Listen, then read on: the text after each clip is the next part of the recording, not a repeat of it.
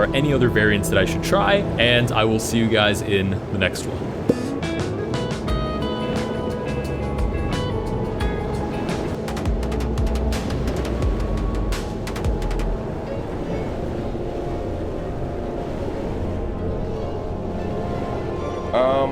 Against Death Knight.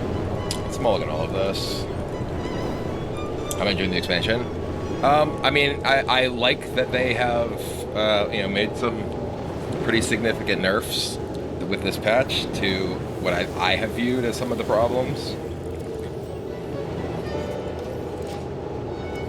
I'm having fun. I was having fun before. Like, I was playing Imbue Priest successfully, I might add, before any of these buffs. My record over like 70 games pre-patch was just shy of 60%.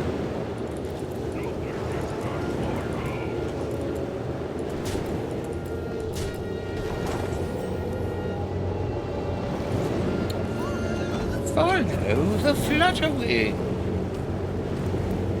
So now that it's buffed, you know, as long as I don't just keep playing as Protoss Mage Colossusing me, I think we're in good shape. More with the nerf, there are a whole bunch of them. Mostly StarCraft cards. StarCraft cards, Husk.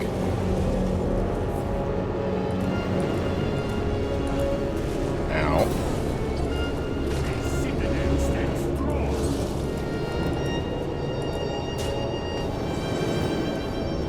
Alright, I'm gonna use this so that I can power and shield this guy. This is one of those games where, like, Parasanctuary is absolutely amazing. It's such a strange card in the deck because, like, there are games where your hand would not function without it, and there are games where, like, it is absolutely useless and just taking up a card.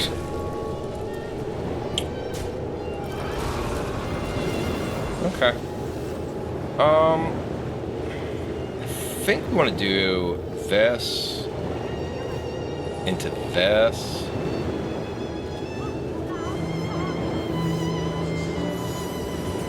Kill one of these.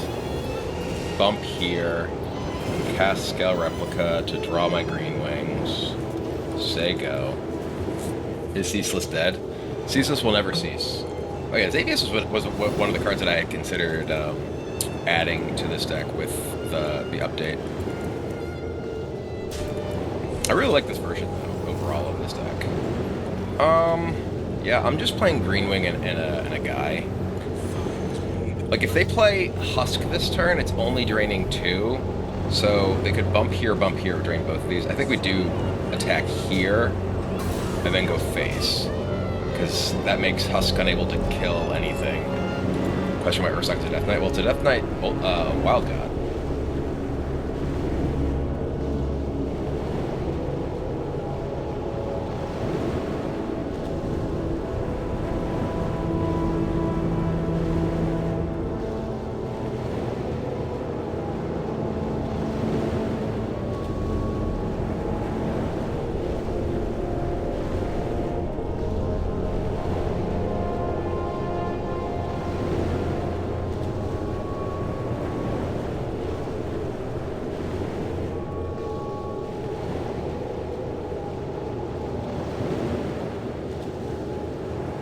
Apparently, it had warrior like card lines.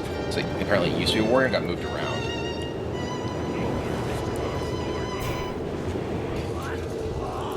Order. Is Xavius good? I think Xavius is pretty good. I think it's better in decks where you know, getting like charge is super strong.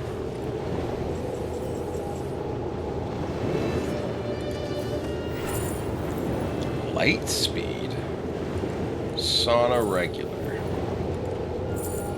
I've cast this once. This already has a 3 discount. Light speed would... Good Greenwing, light speed. I can also just Nightshade Tea, Hot Coals, clear your board, hit you for a bunch, and play the Sauna regular. The minion is pretty bad into a Corpse Explosion. I can also just cast this a bunch. I can cast this 3 times. Yeah, I'm doing that.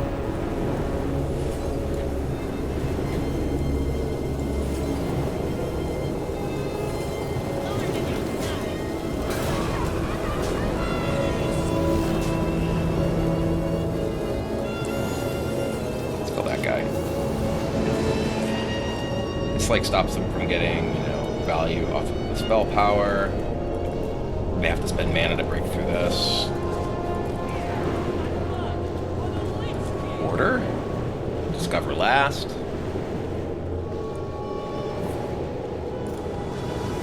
Okay.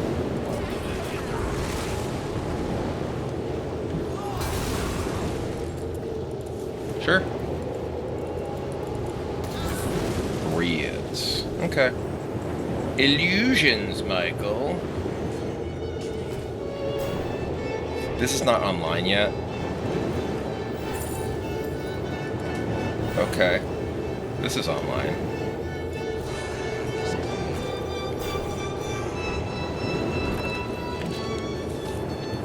Stream title is goat. Oh yeah. Airlock breach. Okay.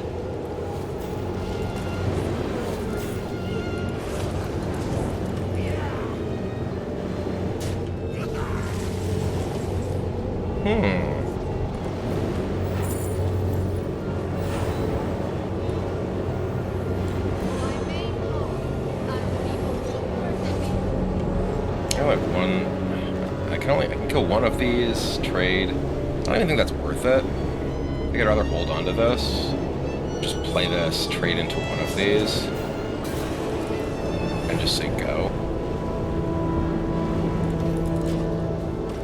What is the parent location for? Reducing the cost of battlecry minions. The deck is full of battlecry minions, and it aids in your curve significantly over the course of the game, especially when it allows you to play stuff like Flutterwing on 3. As I mentioned this earlier, like, it is one of these cards. Ooh, Ursak, okay.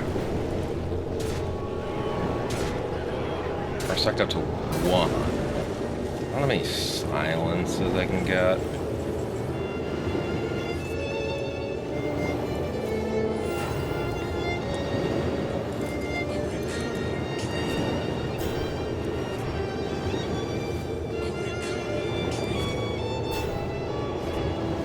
So this has 5/5, Ascara, and Greenwing.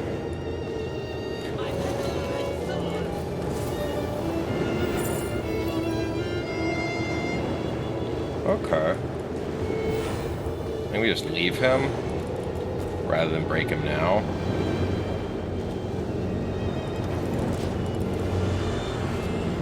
Yasandra. Huh. Okay. Sure.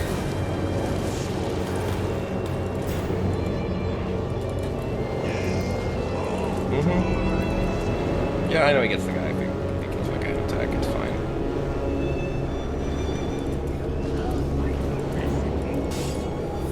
It's sick.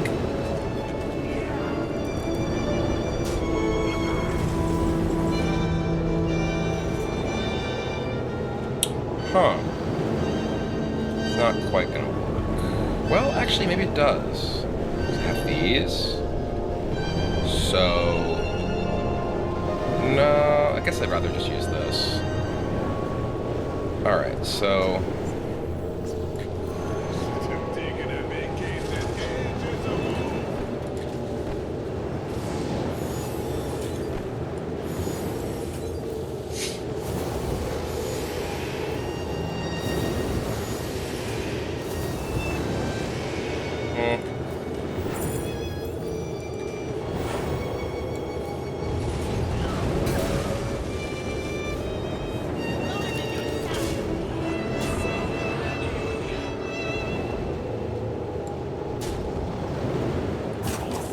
I'm just hitting you in the face.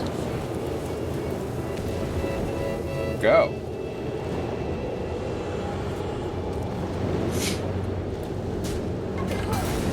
Uh-huh.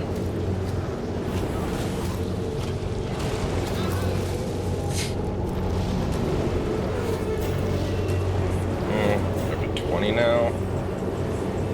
Illusions. Alright. We'll play Lauren. Yeah, maybe I do this first. I'm gonna do this. Ashamane. And... ooh. This one's too sweet to give to pass up.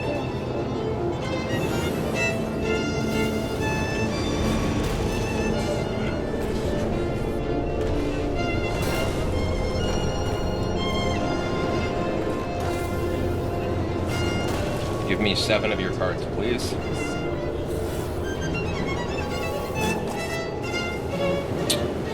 It's weird that they don't...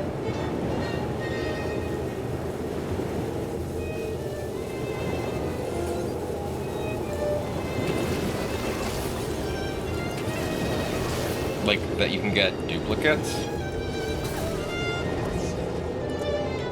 It's interesting. Notably, if I become the Headless Horseman, I don't think I can go back to this. Jeez. I'm glad that's nerfed.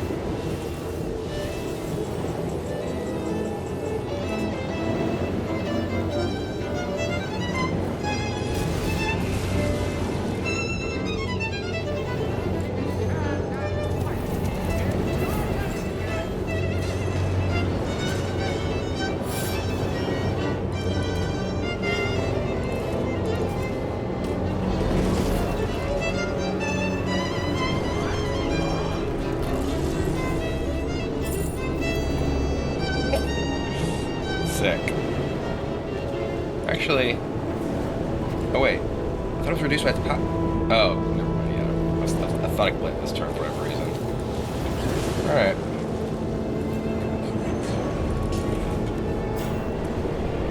No, these make them seal 2 now rather than 3. Mm-hmm.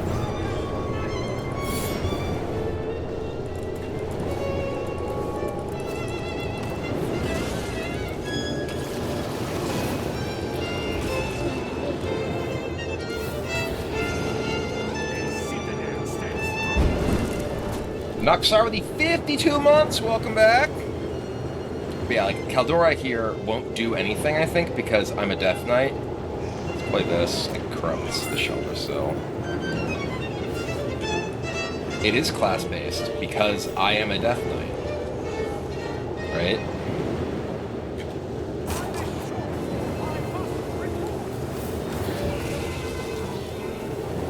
I mean, I guess we'll test it. I don't think this, like, does anything, because I am a Death Knight now. Yeah, it doesn't do anything. My hero power remains unchanged, which is what I expected. They have a Shelter Sill. Okay.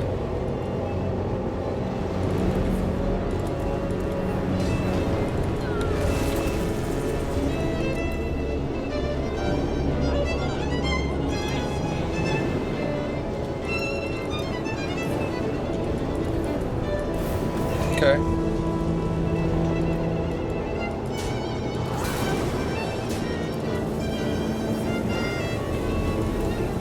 What?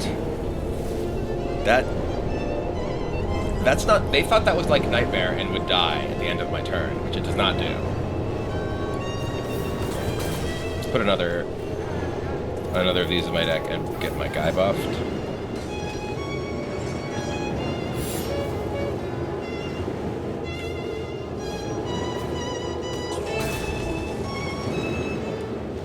I will play my Shelter Sill.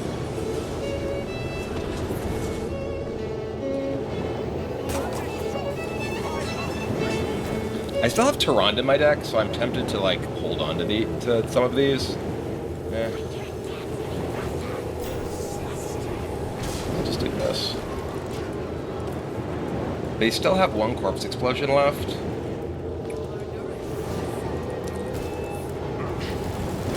Okay, there's the X.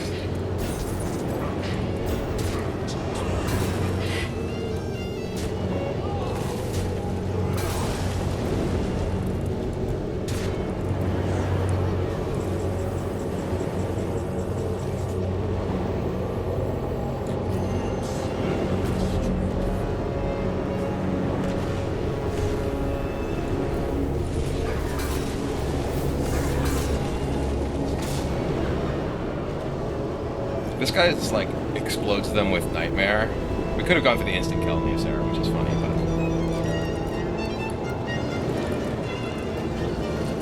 Okay. Rude.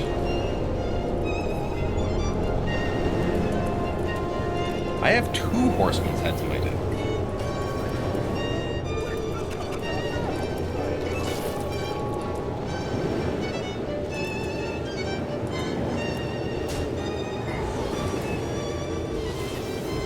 Okay, so they drained me for 2 more. Wow, very rude that I still didn't draw it. Okay, I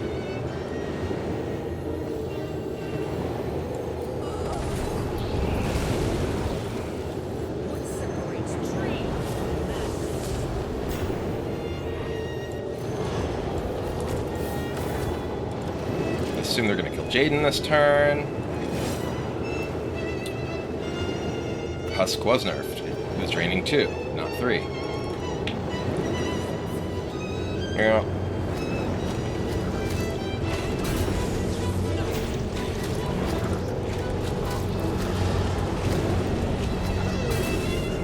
Yep.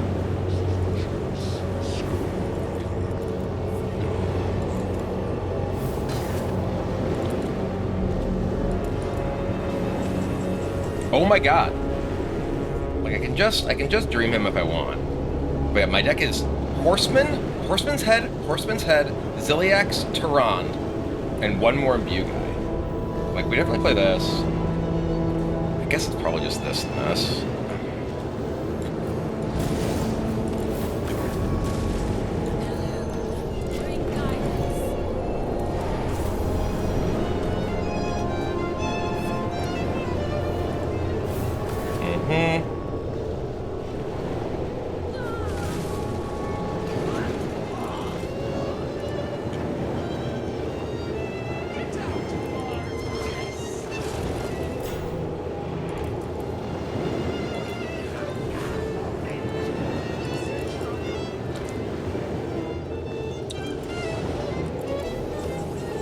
Oh my god.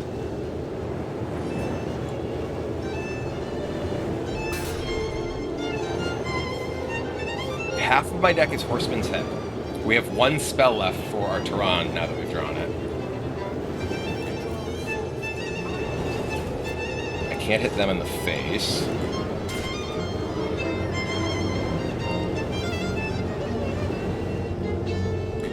I'm not getting my Imbue Hero power back because switching to Horseman means that I am a Death Knight now. Which would be great if I ever drew Horseman's Head, but they drew Head despite me having 2 of them!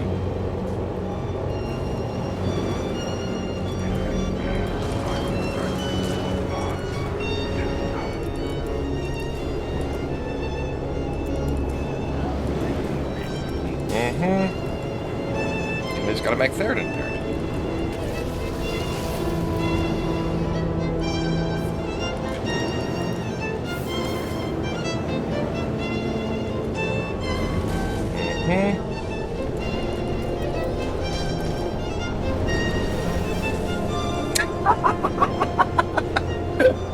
The last 3 cards in my deck are Horseman's Head, Ziliax.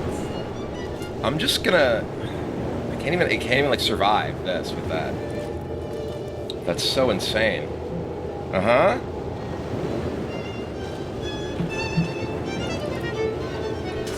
Ow.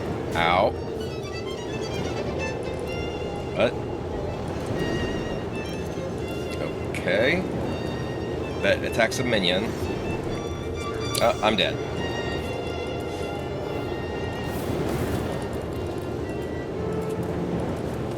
Wow.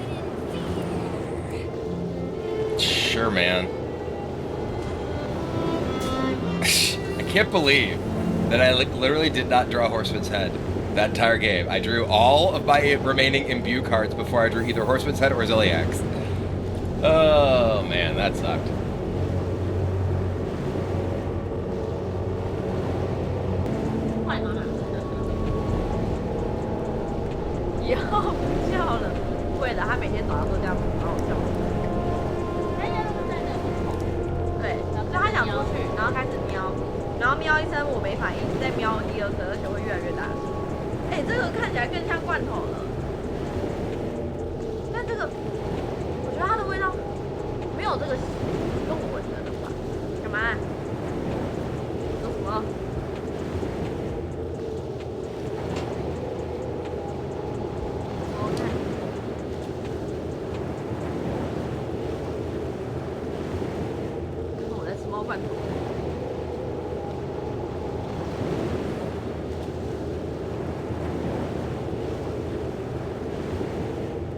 我觉得它吃起来尾鱼跟台湾的尾鱼有种不一样的感觉，就是它给我一种多了一个不太会形容的味道。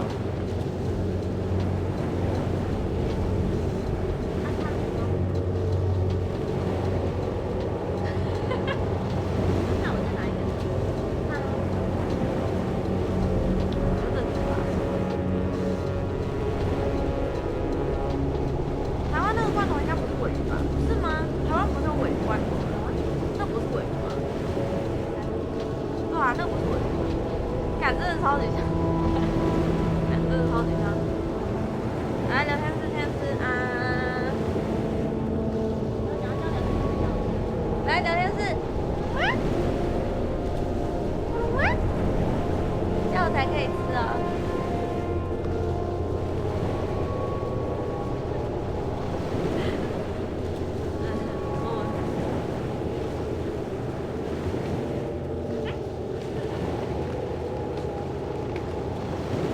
把尾鱼抹在嘴角吧，怎么样？那你觉得好吃吗？你觉得刚不刚？看接受。对，有胡萝卜吗？哎，它是胡萝卜叫的，对不对？它没有胡萝卜，它是有哦对，哎对，它有胡萝卜。玉米跟胡萝卜。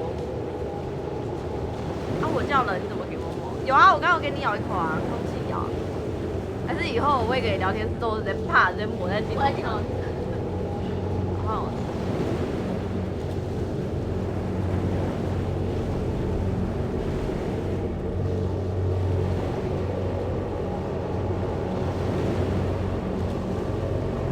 它真的有种吃猫罐头被子的感觉。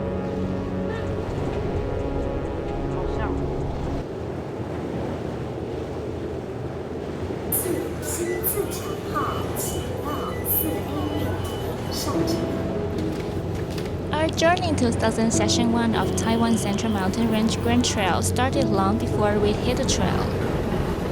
The night train from Taipei to Taidong Chishan was quiet.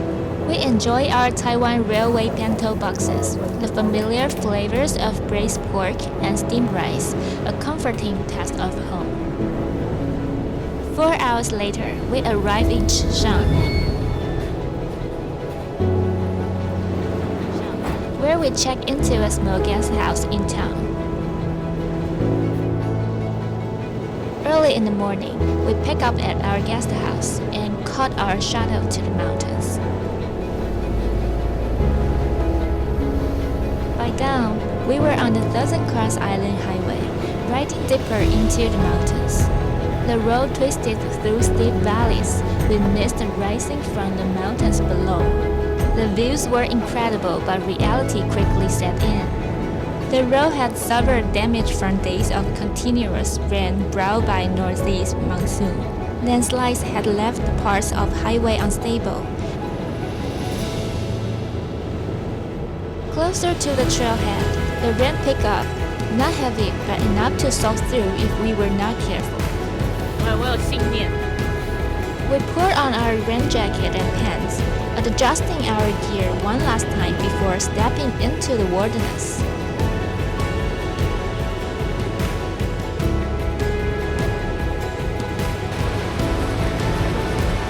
Let's go.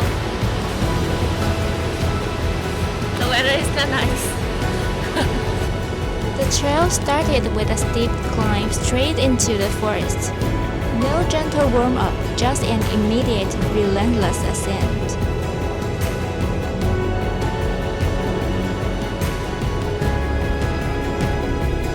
The damp air clung to our skin, and within minutes, we were sweating inside our rain gear. Each step felt heavier with 6 days' worth of supply on our backs. A seemingly endless staircase stretched ahead, with slippery wooden steps and patches of mud mixed in.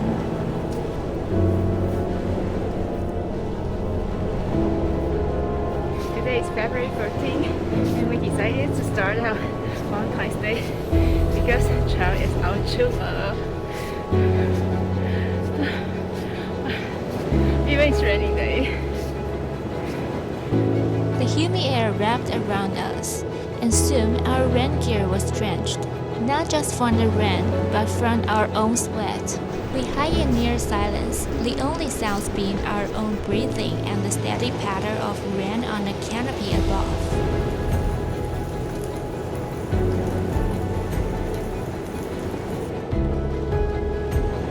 Despite the discomfort, the forest was beautiful. Towering trees, leaves glistening with rain, and a thick mist weaving between the branches. After hours of hiking, Kuha-Nuoxing mountain hut finally appeared. This was the only mountain hut on our entire journey, and we were lucky to have it when we needed it most. We desperately needed to dry ourselves off, take shelter from the rain while having our lunch. We set out our sleeping bags.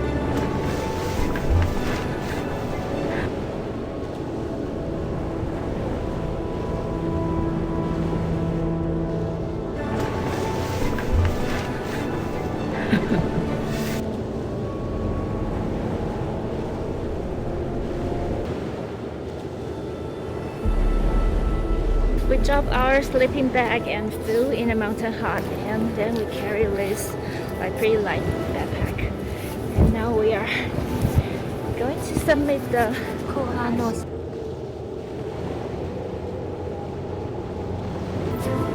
The rain has not stopped yet, so the road is quite muddy. Despite the rain, we decided to go for the summit. Walking through the light drizzle, the damp soil beneath our feet was slightly soft, but the trail itself wasn't difficult.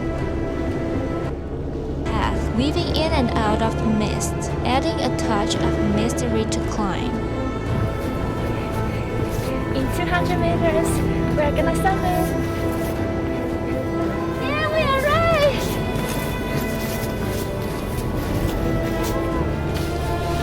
Reaching the summit, we could barely see the few meters ahead.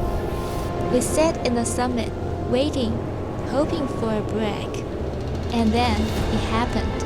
The clouds began to shift, slowly at first, then all at once. The sun comes out. Peaks started to appear through the mist, ridges stretching endlessly. This is our first summit in this hike. Yeah! The sun's warmth evaporated the lingering moisture, making the treetops glisten as if dusted with crystals. On the way back, the sky changed again, this time into something unreal. The sun broke through just in time for sunset, casting golden light across the mountains. Clouds drifted and swirled, filling the valleys between the peaks, transforming the high mountain into islands floating above a glowing sea of orange and pink, illuminating the entire sky. For a moment, we just stood there, taking it all in. This was why we were here. As we made our way back to the mountain hut, we couldn't help but think, the first day always feels the hardest, especially with rough weather. But still, we love every moment out here in the mountains. And just when we least expected it, the mountains gifted us this sunset. A surprise we never asked for, but one we are so grateful for. Watching the sky slowly fade into shapes of purple, we couldn't help but feel thankful. By the time we returned to the hut, darkness had settled in.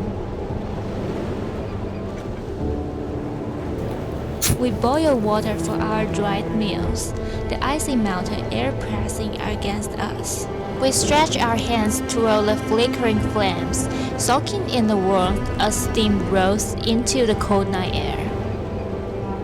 We poured the hot water into our dried meals, watching as the steam curl into the night. This type of dried meal is easy to find in Taiwan, and the kimchi flavor is our favorite. We like adding actual water to turn it into a comforting rice soup. In the freezing air, every bite of warm food felt like a small victory, filling us with a comfort after a long day. With our stomachs full and the cold settling in, we crawled into our sleeping bags.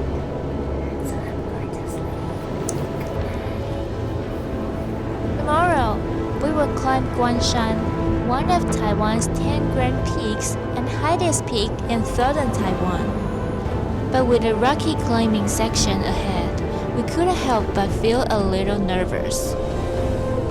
The thought of scrambling up steep cliffs stayed in our mind as we lay in the dark. Hope for good weather and a smooth climb. Fingers crossed for tomorrow.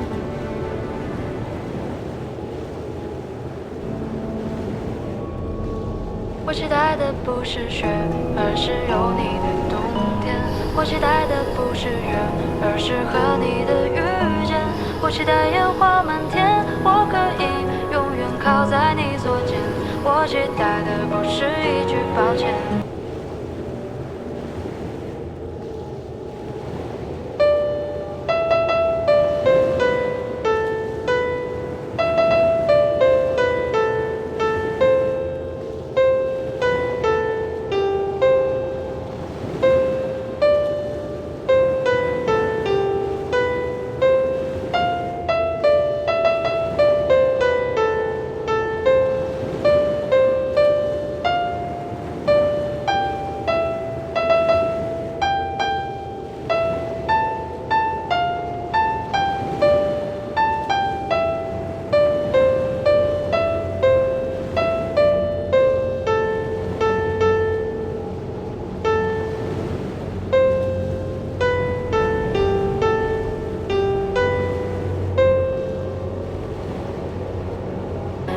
靠在你左肩，我期待的不是一句抱歉。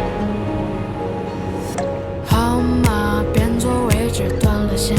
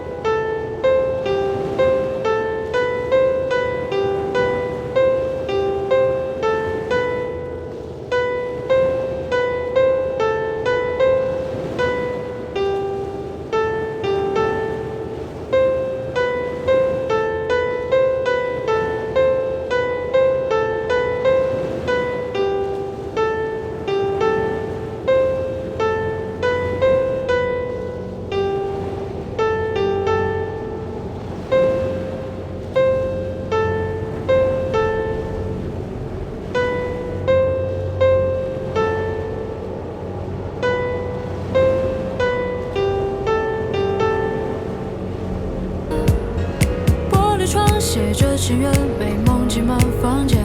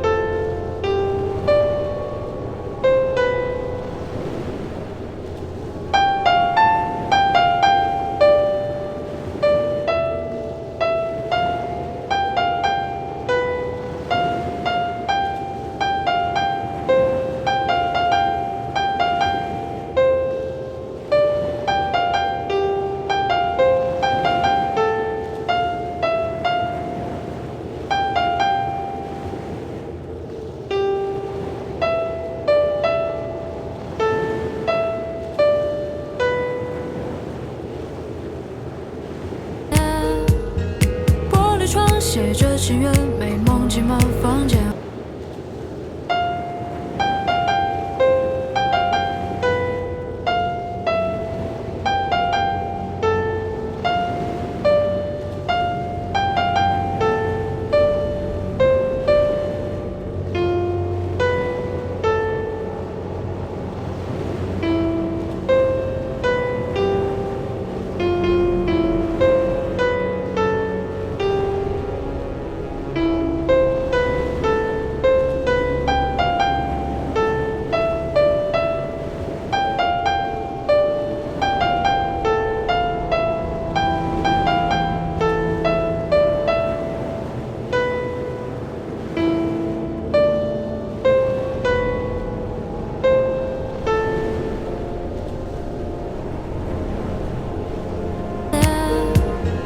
玻璃窗写着情缘，美梦挤满房间。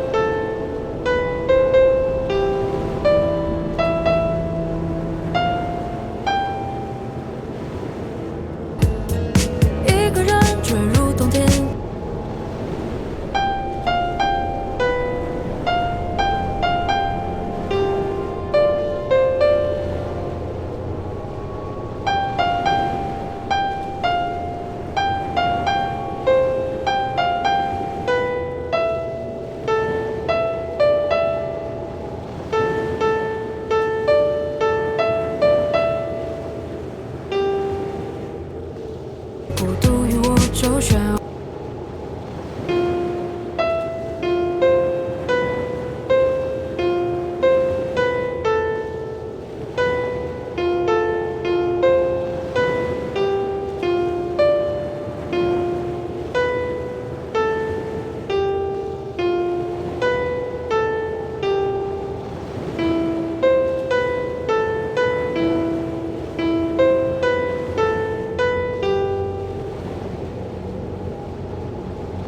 漫天的雪不及再看你一眼。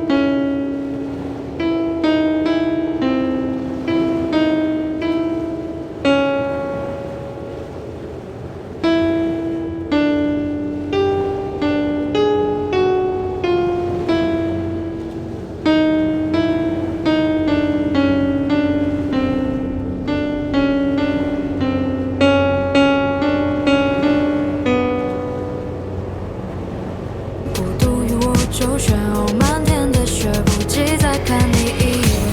我期待的不是雪。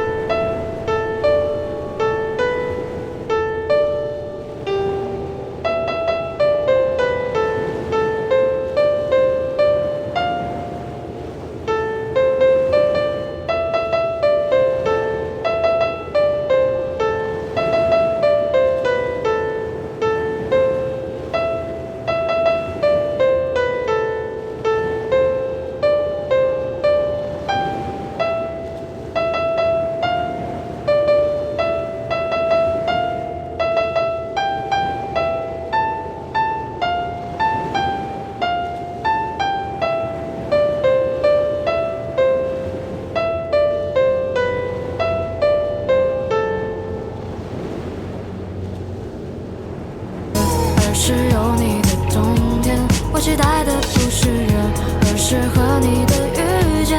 我期待烟花满天，我可以永远靠在你左肩。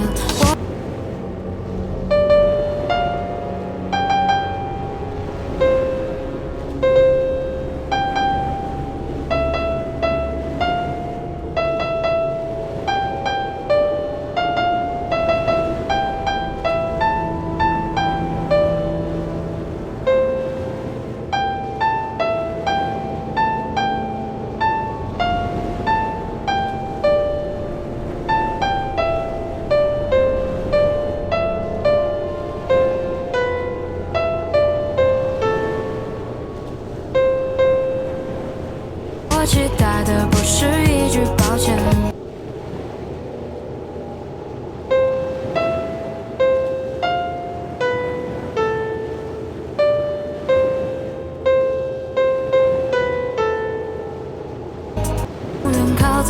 所见，我期待的。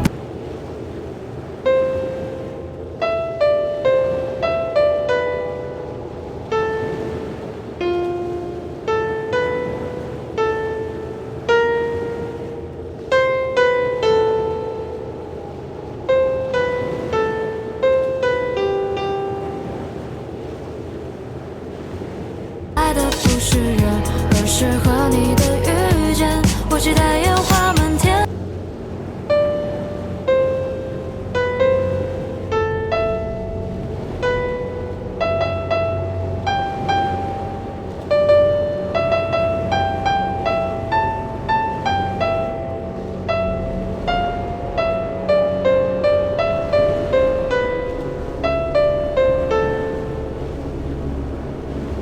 我可以永远靠在你左肩。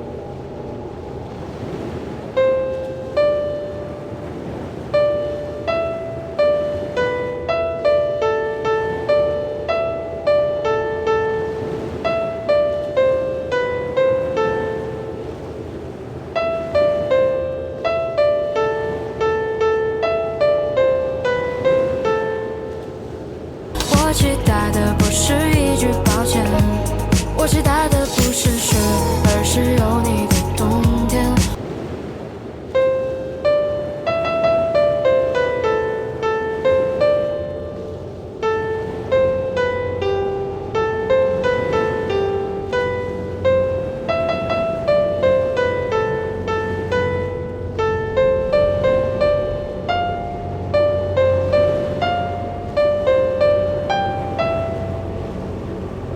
我期待的不是风，而是归根的落叶。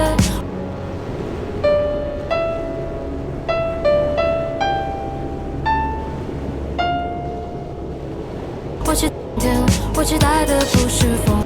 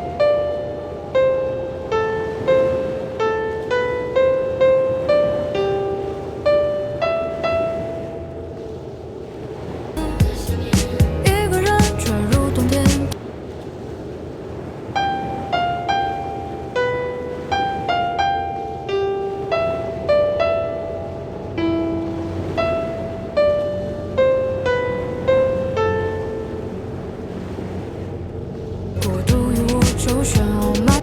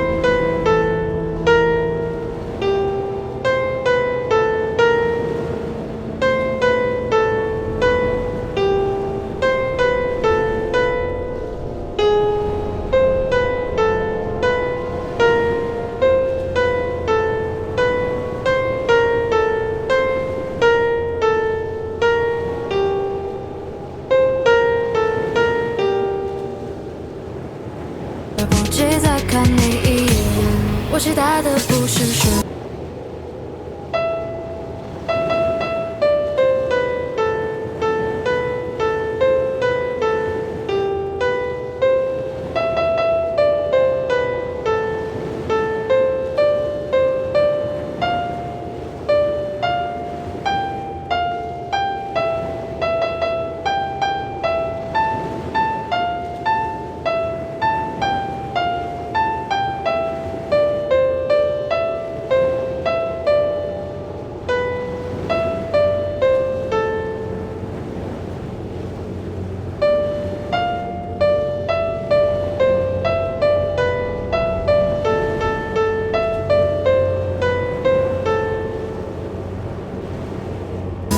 是有你的冬天，我期待的不是人，而是和你的遇见。我期待烟花满天，我可以永远靠在你左肩。我期待的不是一句抱歉，我期待的不是水，而是有你的冬天。我期待。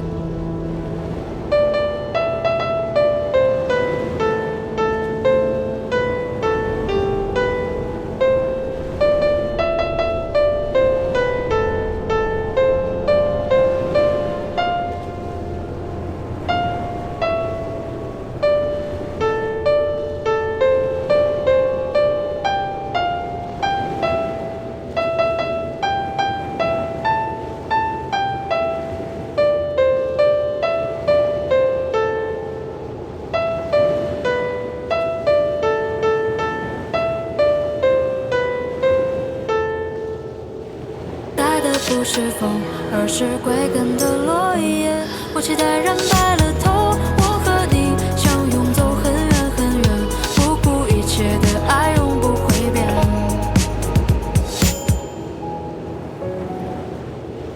不顾了头，我和你相拥走很远很远，不顾一切的爱永不会变。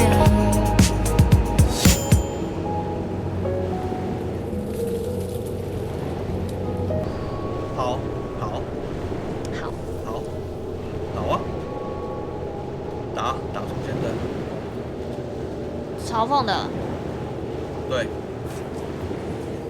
还有6费。下一个佐伊吧，加天神机。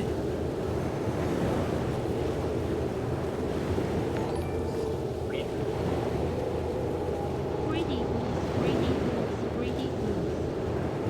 谢谢嗡嗡嗡的6个月，感谢。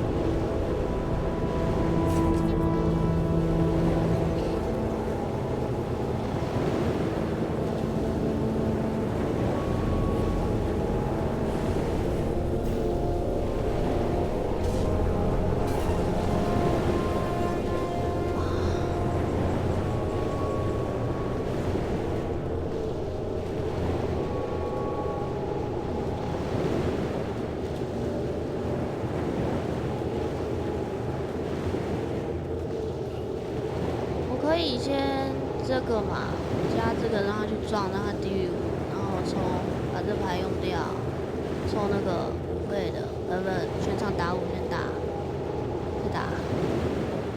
啊？野性之力加17的那一张。加17。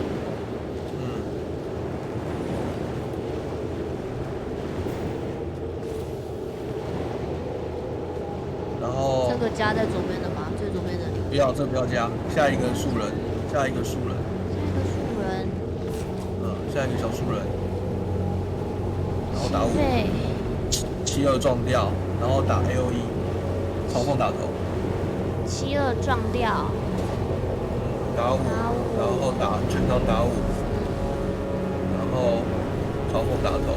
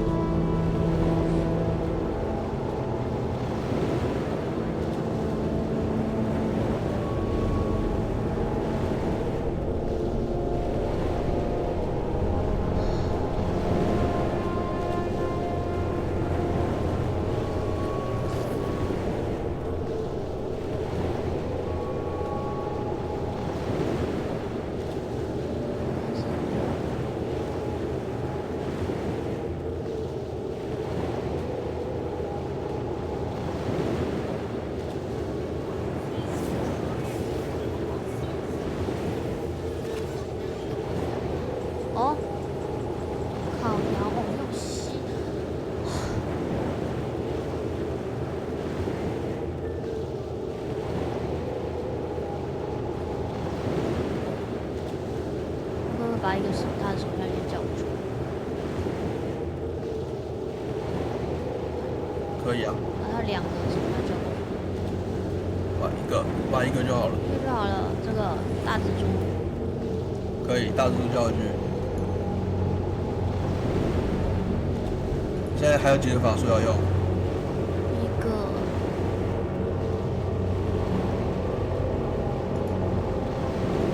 再叫出去。不要。不要。不要。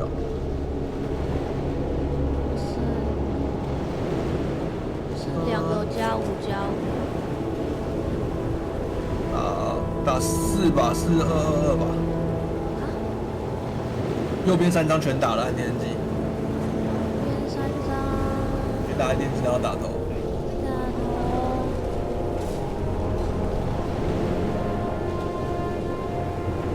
这个丢出去只是要站场面吧？这个哪个？ 476。对啊，站场面啊。还是刚刚？哦，没事。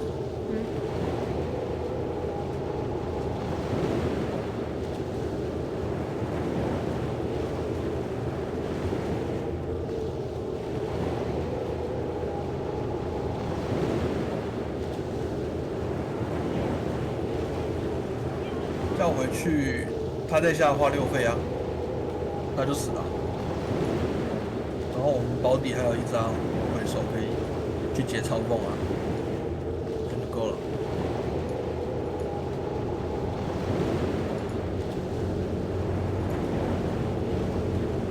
然后留一张解嘲讽。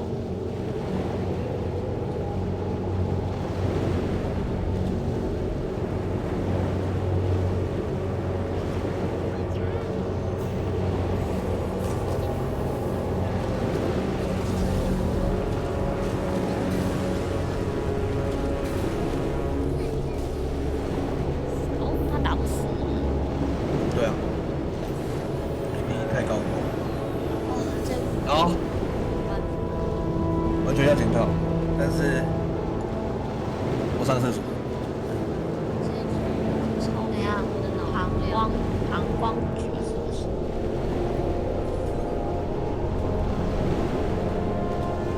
用法术成长我们的电震机。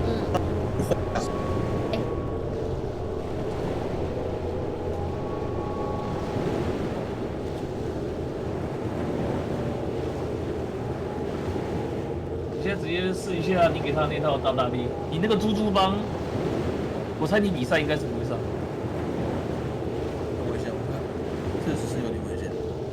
但那个他妈是超级做老局，然后打跳来完全打不了。跳完现在就胜率最高的、啊。我跳崖是现在全牌组胜率最高吗？对啊，我看数据是这样啊。跳崖好打那个吗那个？BBB 那些的吗？跳崖屌打 DK 啊。真的假的？是屌打吗？对，然后就跟龙会被收回去。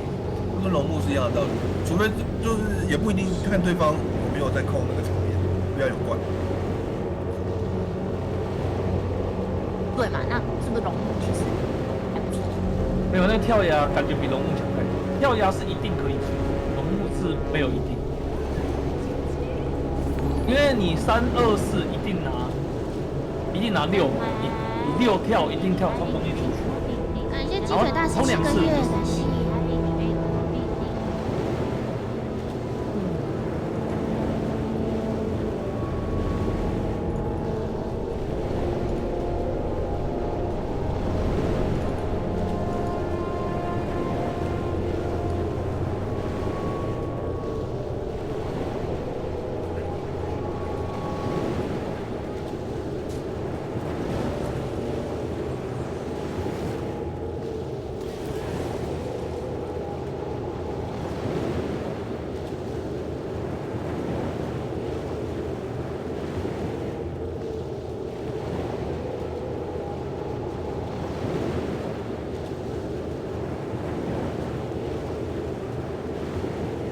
打错，王总不用在那边吃鸡肉。那、这个人也是怎样？也是常常偷看 ROS， 这个人也带红牌，到底是怎样？大家现在在抽超的。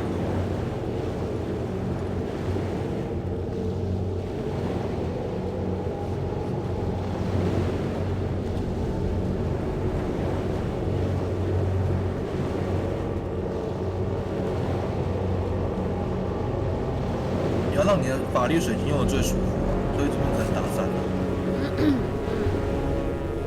我刚刚只是在算，如果丢新人的话，可以干嘛？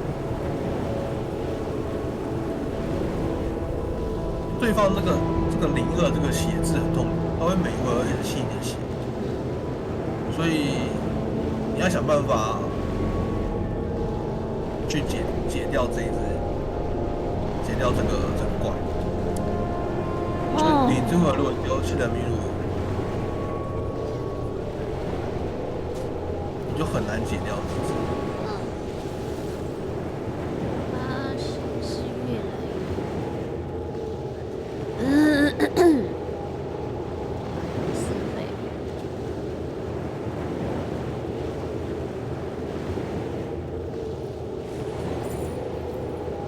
等一下，我已经丢了，哦，OK，因为我其他没有可以打他的，想说找一个可以，没有，你床上电视能动，不就可以打他？好像就是能动，确实。这个通常都是选最左边。你说这个传单会变成抽2个手下，下回合会变成抽2个法术，然后会降倍，记得吗？有点忘了，但我现在是不是应该就直接丢这个了？看一下，不对，你打新人迷路啊！要打谢尔米鲁，你这样，对你这样打就只能打新人迷路。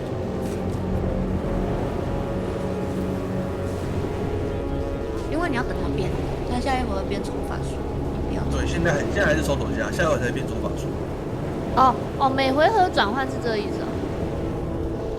对啊，每回合你的每回合转换嘛。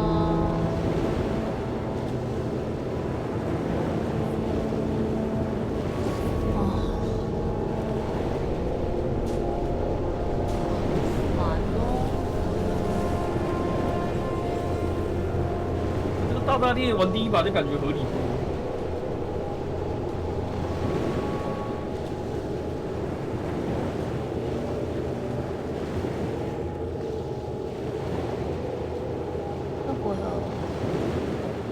这回合这样是不是绑定一定要开始？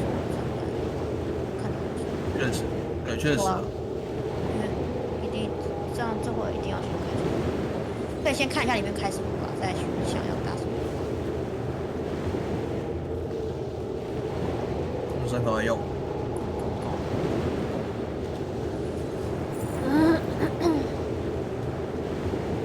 全部2点吧，把那个心情来掉。对，没错。也是很痛苦，赶快剪掉。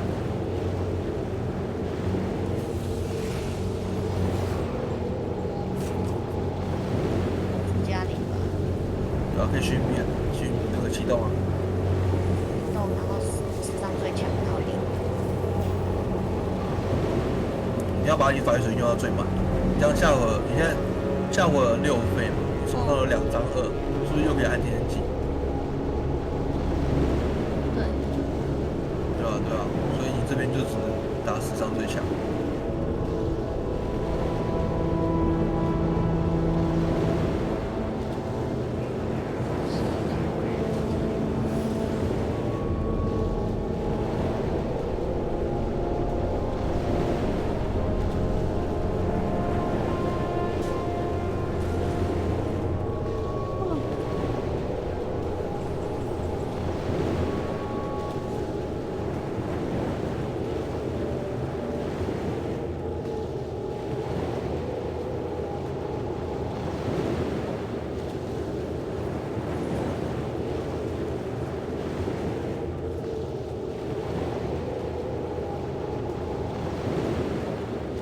先攻，赶快攻！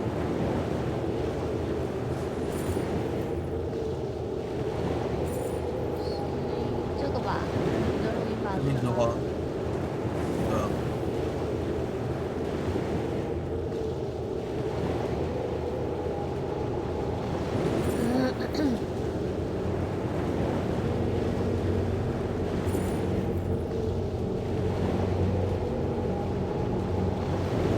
嘲讽熊。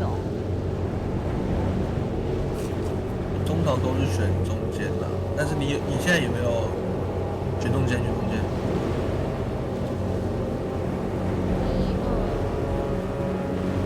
可以这个老爸加这个吗？好，你先天生技全打头，天生不要用，天生技全打头。不要用，你按天生技不要用，我已经按掉了。OK。刚刚把它丢回去，结果它可能感应到。好，等一下看到这回合。我刚刚幸运币是要丢回去的，是那个启动。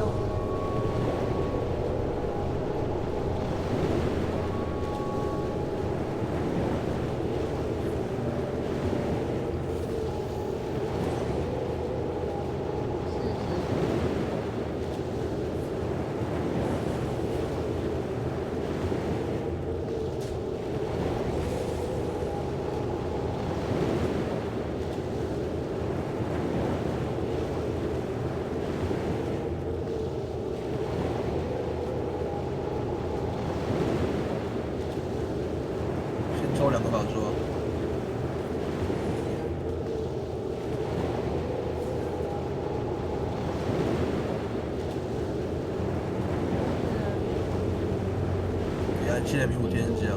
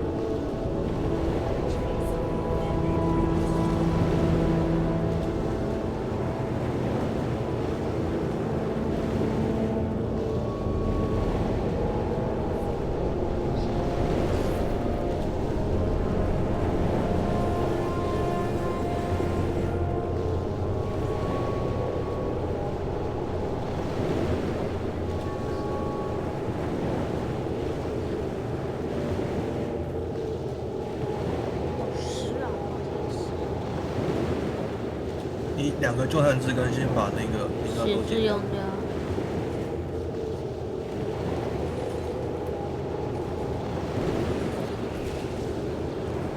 我可不可以恢复生命？可以啊。我抽牌，1、2、3，然后是6、2、4。你打2，嘲讽。可以打222啊。老爸，田真纪。不要出老爸。不要出老爸。打左2。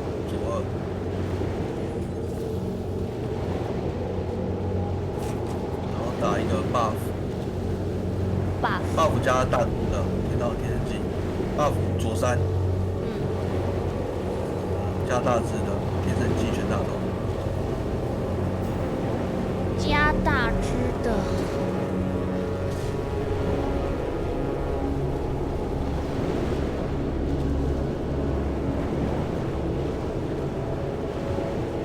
开始算，下一回赢了没？如果他没有打死我，你活一只怪有没有赢？好险！10嘛。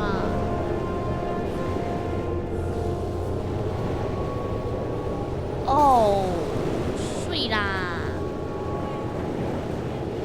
睡了什么意思？他把我解掉了。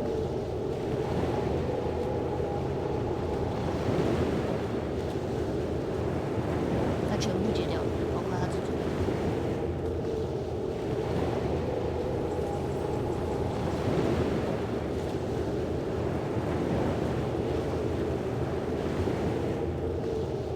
先看一下天气1。有水晶。可以先愤怒抽一张。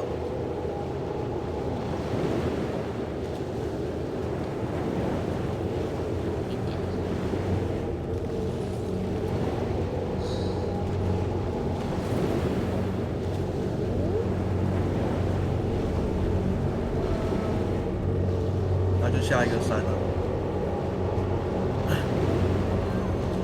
OK， 这个是这样啊，下一个3，然后右1打在这个猪身上。右1打在，对。打在猪，这猪哦。这是猪，对，这是野猪了，猪。然后老爸加天真纪。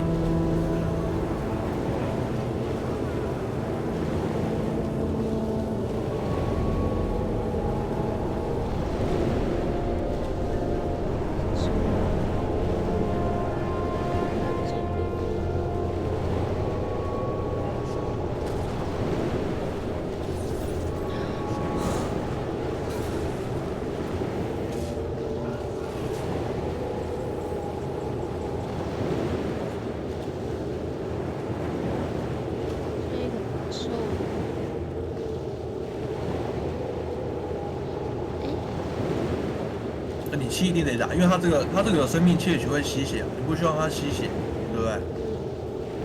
那你7就一定得打。我在想，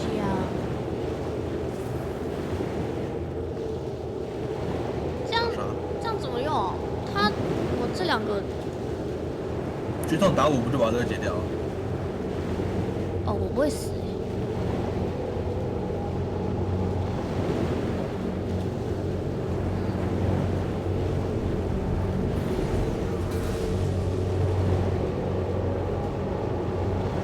我可以用这个一费，然后再交一只。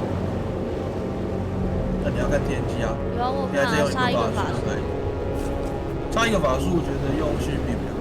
为什么？幸运币出235，2费的法术，然后再天机，然后全打头。哎，哦，再按这个。对，全打头，赶快，有没有打到头？有。该做的要先做啊。有打到了，都要先做啊。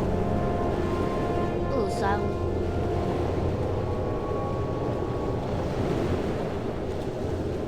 没在记期有什么？在记啊，在吵什么啦？哦，在记的是你吗？看一下，在打你的是你吗？还记得吗？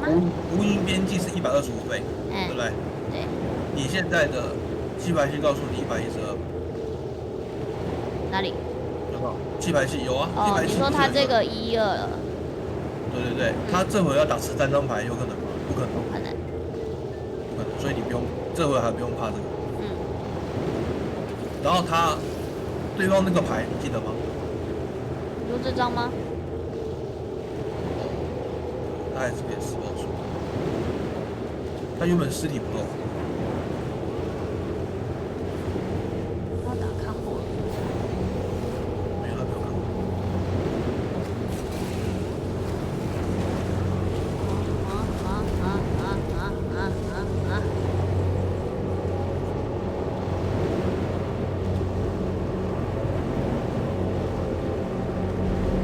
先抽牌，哎呀。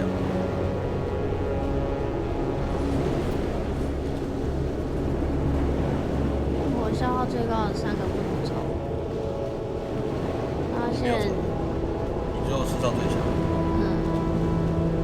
风浪直角先看了。再拿一个7。可以。哦，剩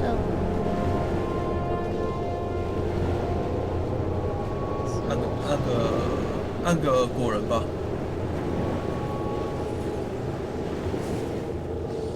我一个大大力完全没抽到 buff 是怎样？然后再一个左移，然后再一个树人，然后按点。哎，不，没办法下树人，等，没办法下树人，忘记。只能直接下天生技。对。那不应该。等下刷牌的。好。OK。10费的太多了。10费太多了。等下是13块。超大菜菜13块，这样不能用吧？哦，它出来了。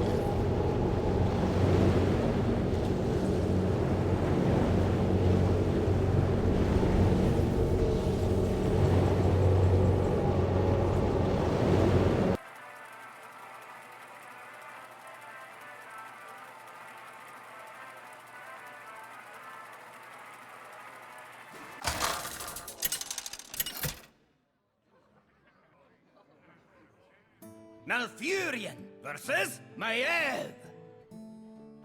None can escape my fury. I must protect the wild.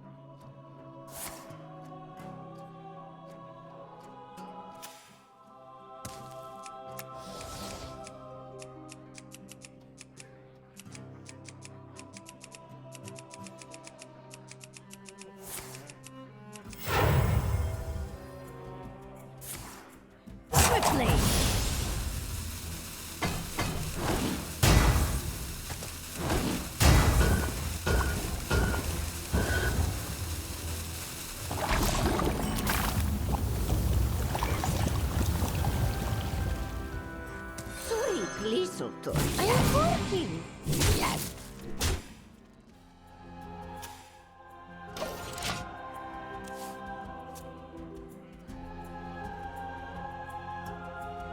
This ship would fall apart without me.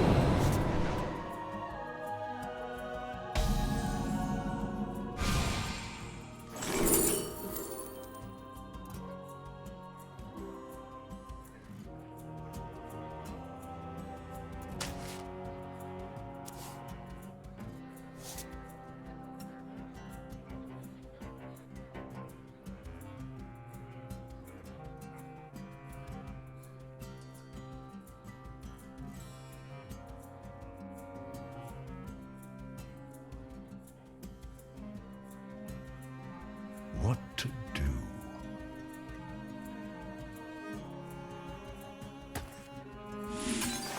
Follow the flutter wing!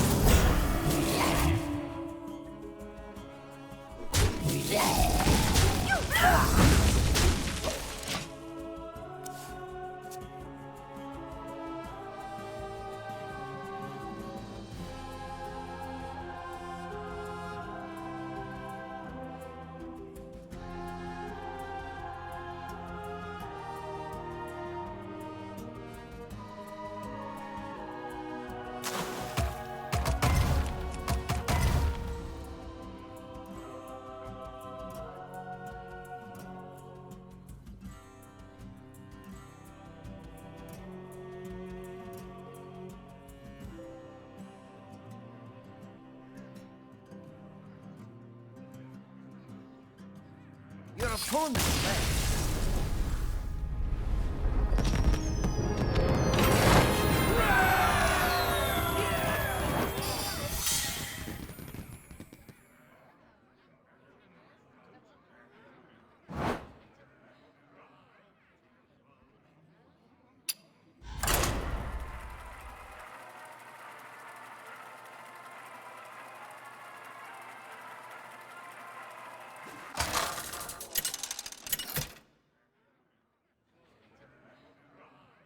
Malfurion versus Morgul!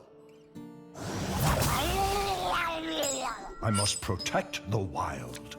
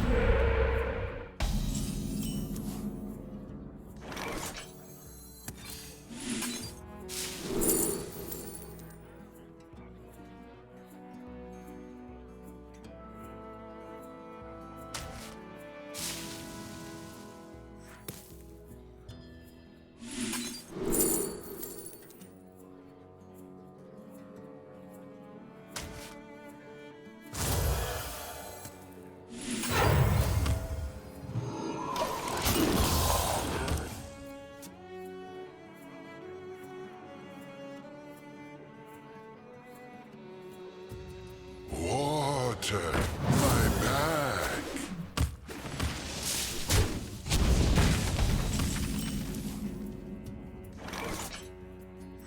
Out of my jungle!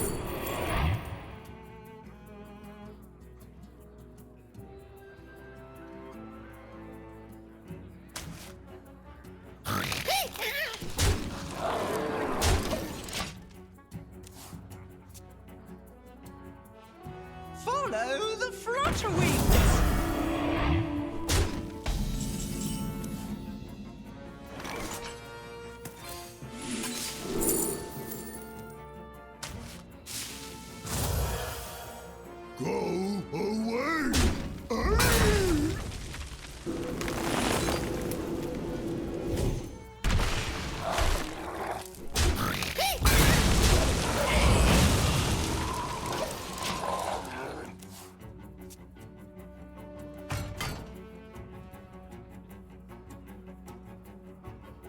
Follow the flutter wings! All right, Flippy, after me!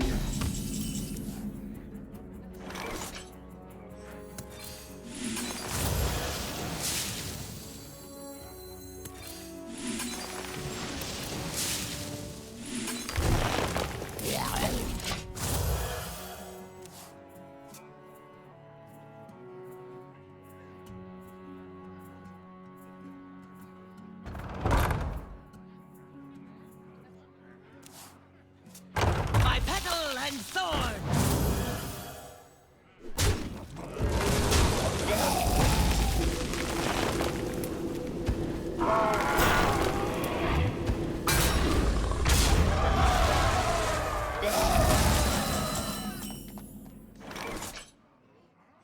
Follow the flutter wings!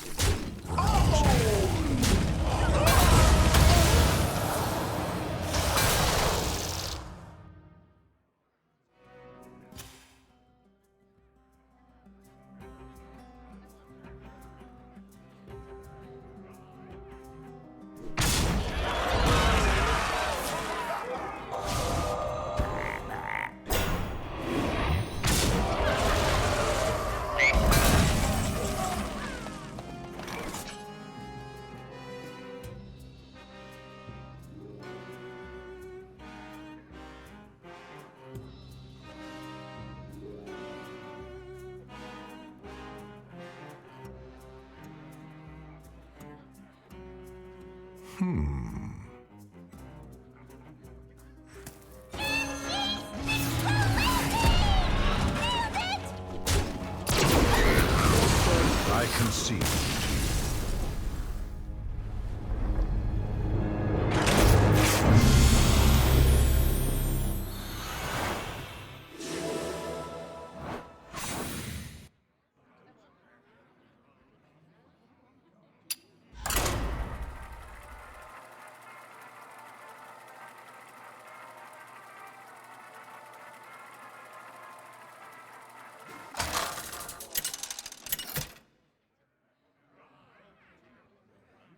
Malfurion versus Maiev! None can escape my fury. I must protect the wild.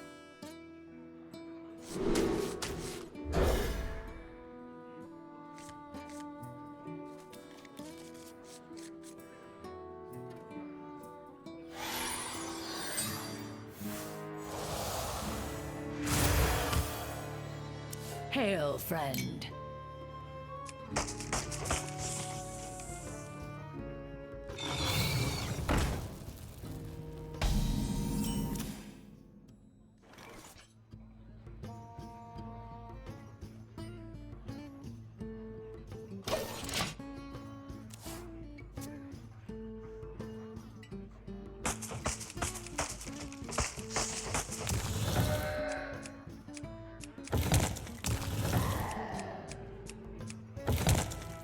Arise, twin shadows.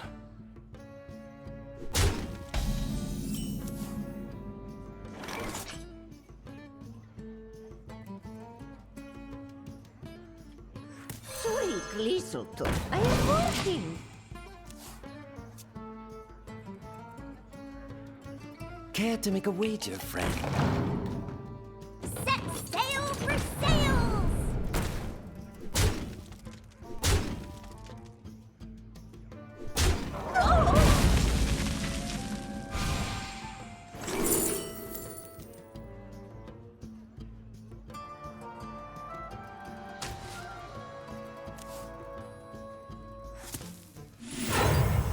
Find me in the dream.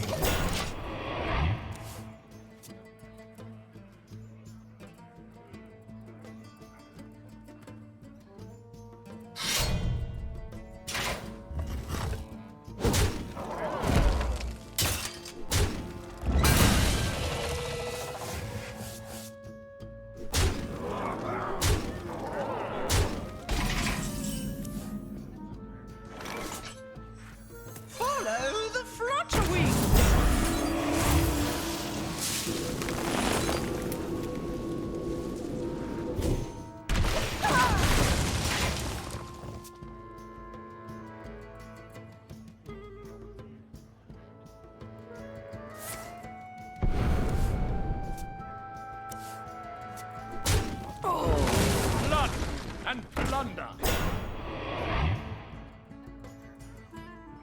This is our town, scrub. Yeah, beat it.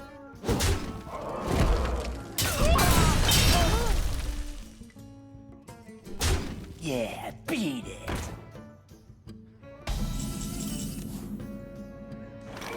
Stop and smell the flowers.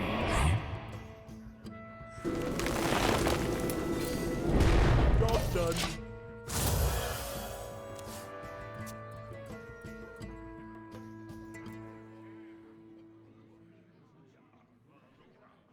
Rot number 802, welcome to the collection. Set sail for sails!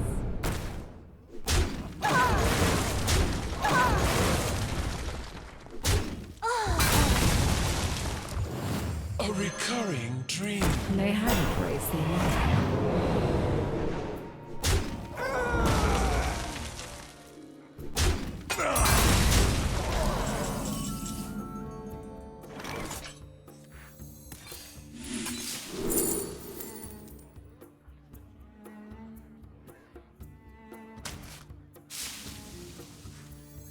Out of my jungle!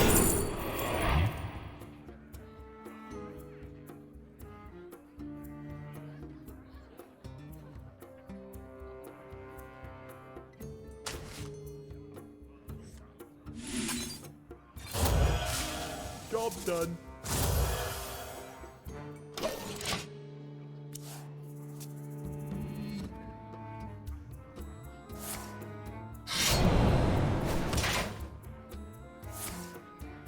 Remain silent and unseen.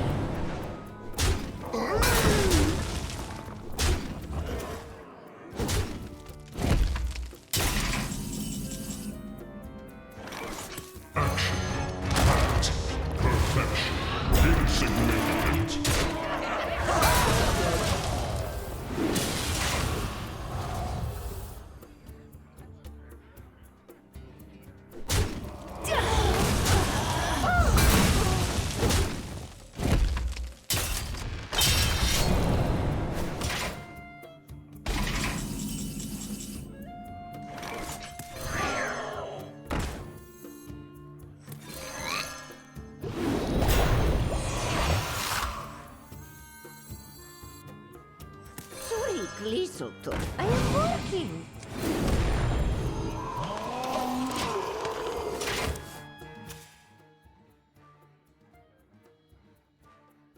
Rot number 802, welcome to the collection. Arise, twin shadows.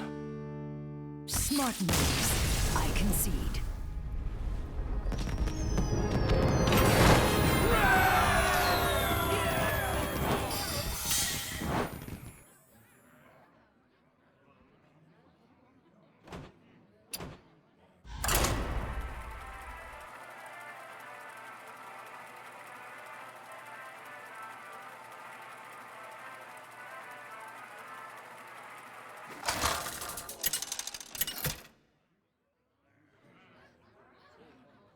Malfurion versus Magni. I've got the roast with the most. I must protect the wild.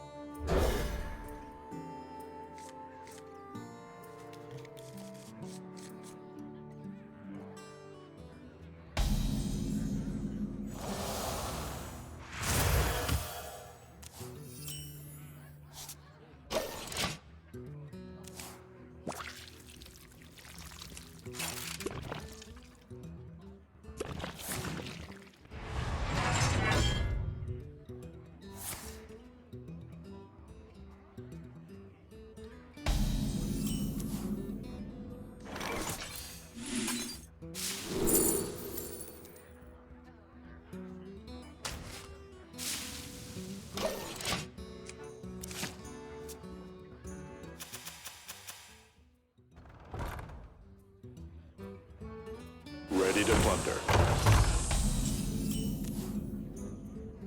Stop and smell the flowers.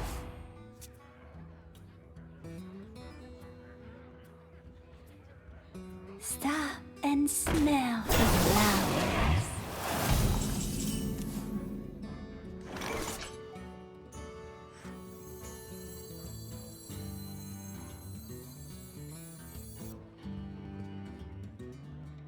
Follow the flutterwing!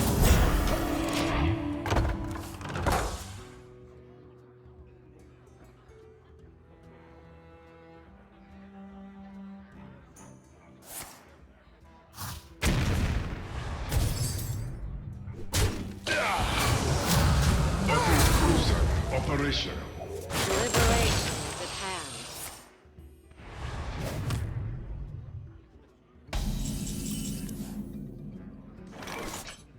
In any form, we defend the cream.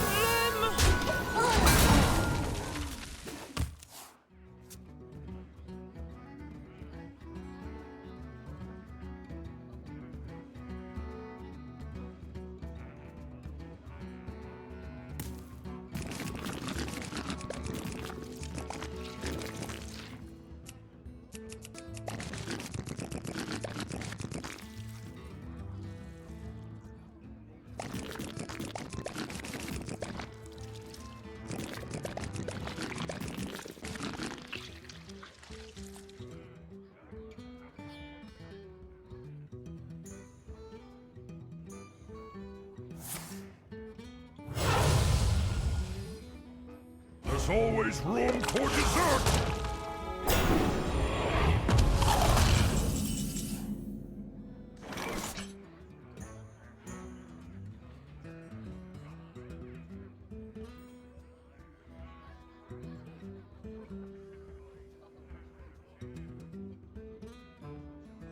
My collection is ever growing.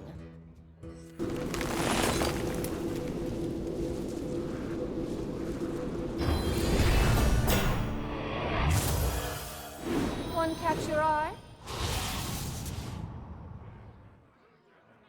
Bring violence! Swarm them!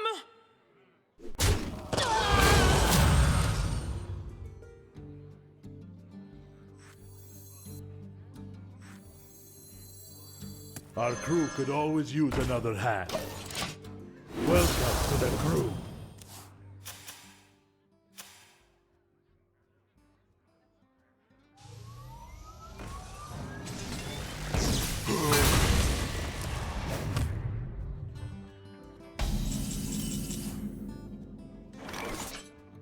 Swarm them!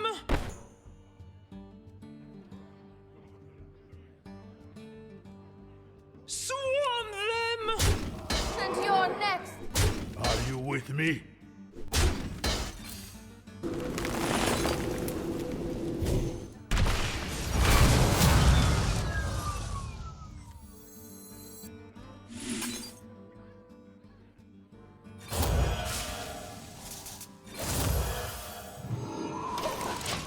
Welcome to the crew.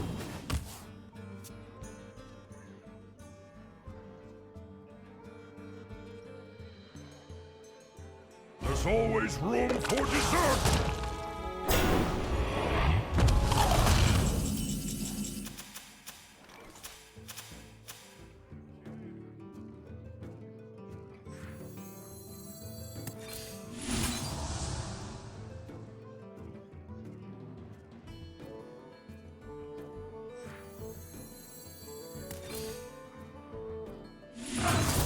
For the wilds!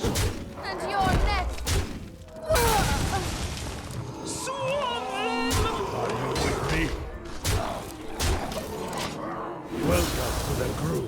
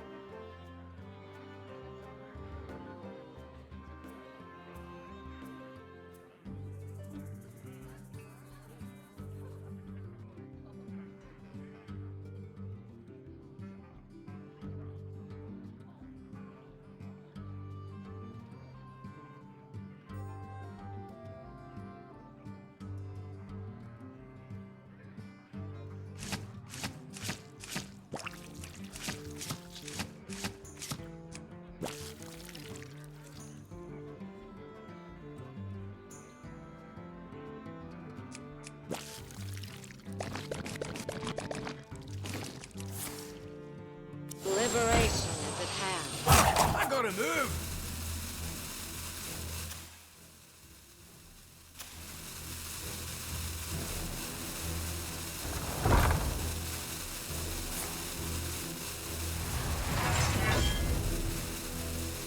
Ready to plunder.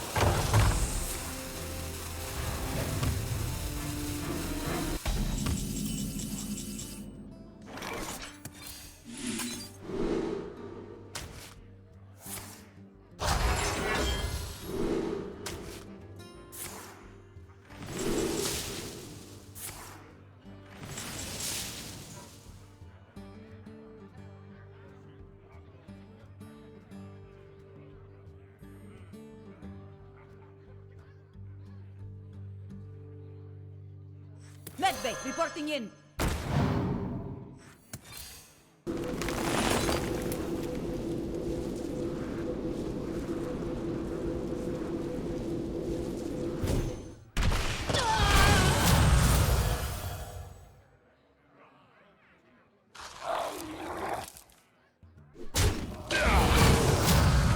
Time waits for no one.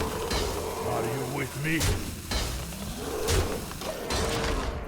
Welcome to the crew.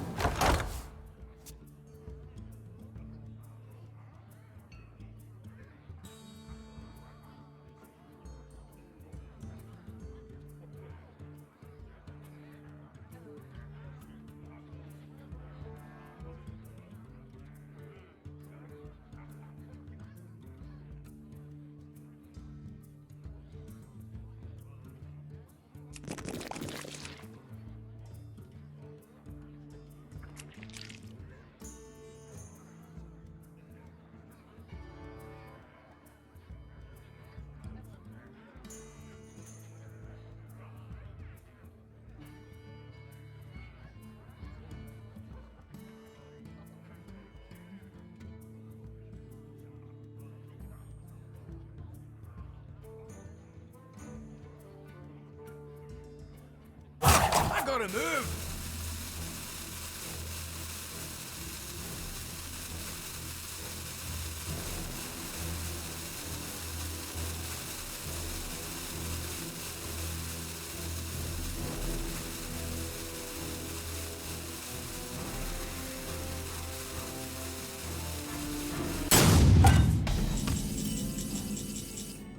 Swarm them! Are you with me? Medbay ready.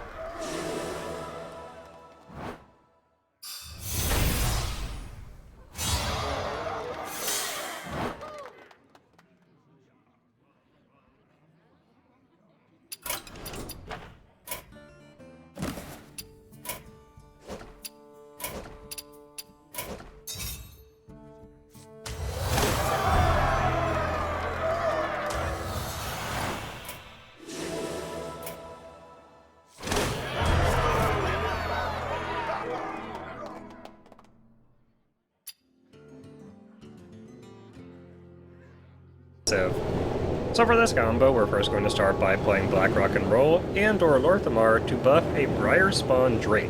Now on the combo term, we're going to play a Drakari Enchanter and the Drake for the OTK. And if we happen to need more damage, we also can copy the Drake with a Battle-Worn Faceless. So I think that's pretty much it for the deck control this time, guys. I hope you enjoyed this brand new trick. Remember to like and subscribe, and thanks so much for watching.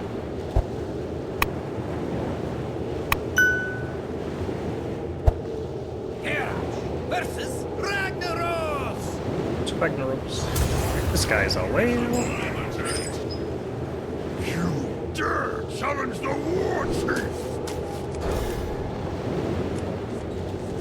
Okay. Very promising. I see you've brought guests. Okay. It's all coming together. Not even Ranthal.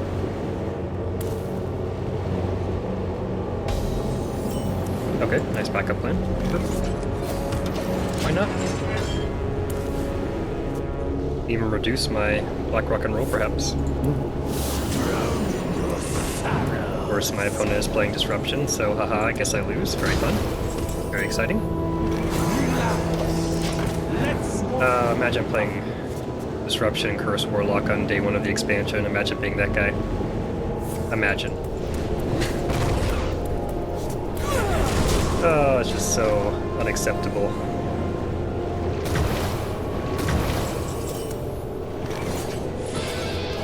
Actually, I have a good draw too, but it probably won't matter.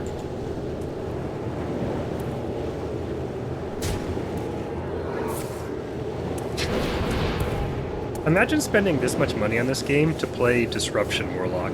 Like, just so unbelievably uncalled for. Like, get a life.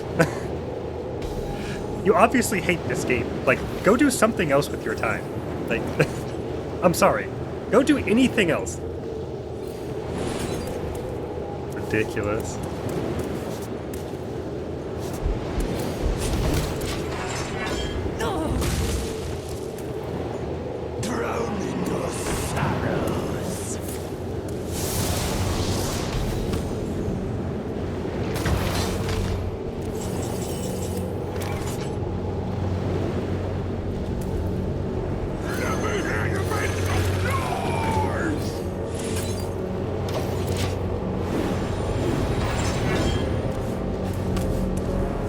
Never Lorthamar, man.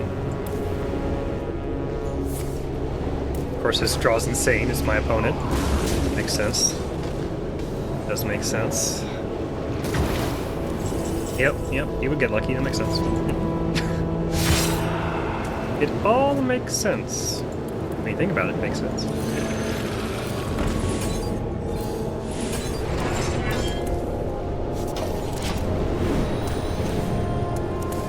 That is important.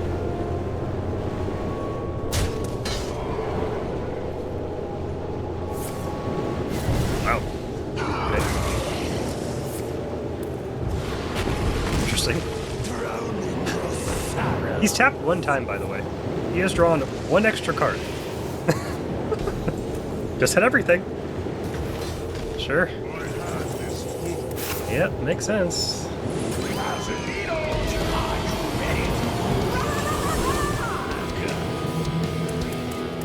Actually, I probably need to change out my ETC, since I'm only running Chemical Spill in there now. I can't really run, like, yeah. The other cards don't really matter, I guess, technically. So, I probably could put, like, Millhouse and Ogre in there if I wanted to. I'm never going to take Battle Warren or Dead Man's Hand.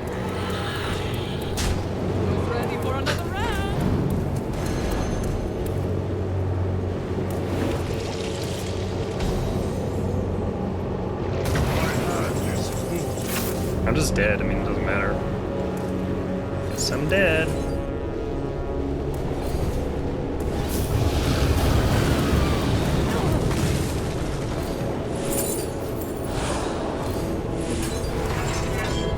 I can't hear. Don't have the Drakari yet. Maybe I can surprise get him.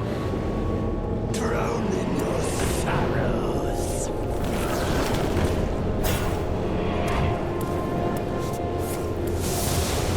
Yep, he's dead. What an unpleasant game. I thirst for battle. You're being shamed. I appreciate the tribute. Gotta be on this guy. I appreciate the tribute. I appreciate the tribute. Bye. I hate that deck so much. That and Mildruid are probably my least favorite decks.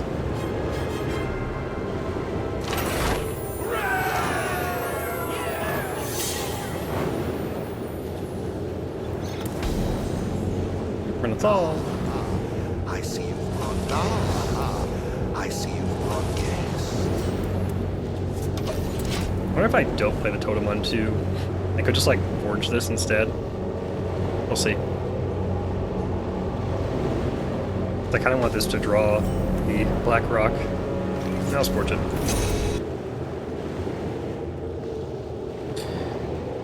Let's see.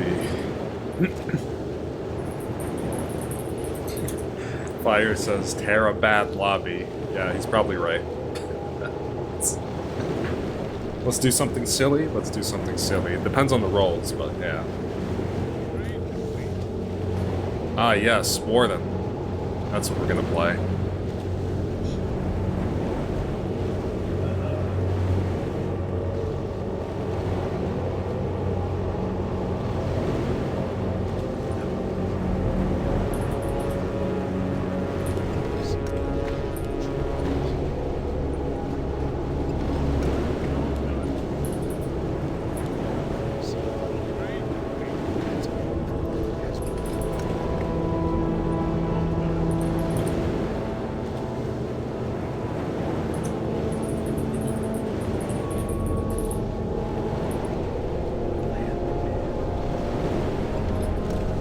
Mass specters.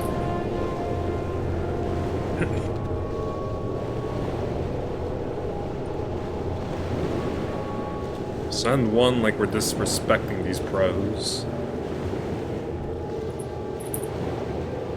Alright, Dino Sun, let's all do it.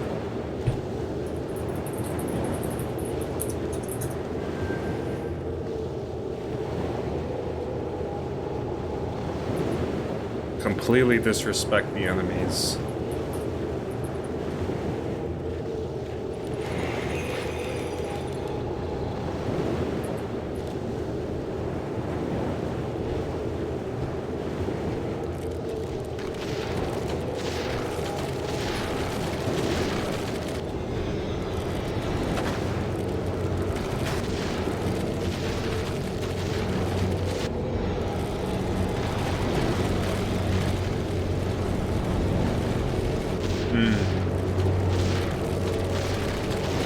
Yeah, I don't believe I pushed late, but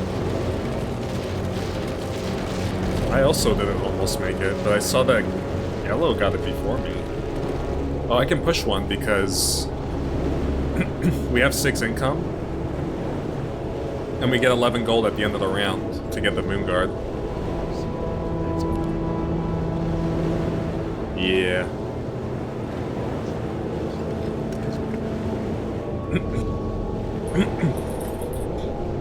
What a...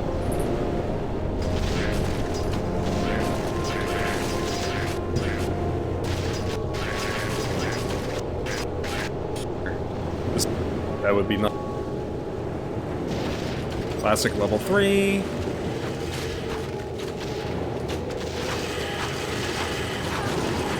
This Jesus, that warden wanted to destroy those archers.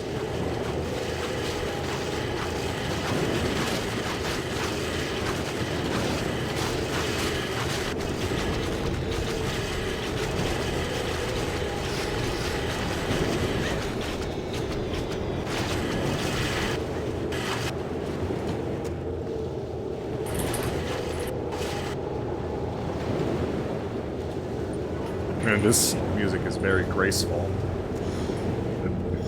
Like right away, but this Warcraft 3 music is very graceful.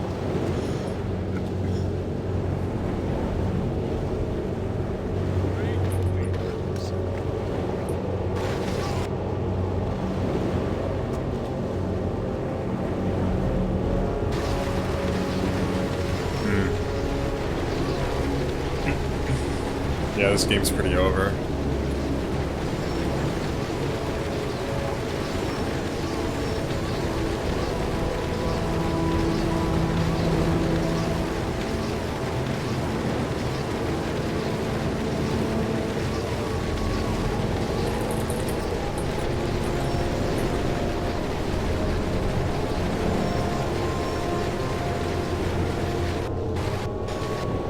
I'm not a dragon.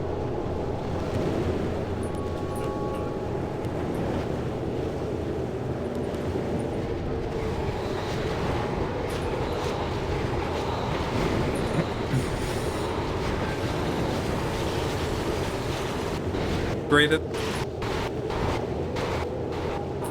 Push.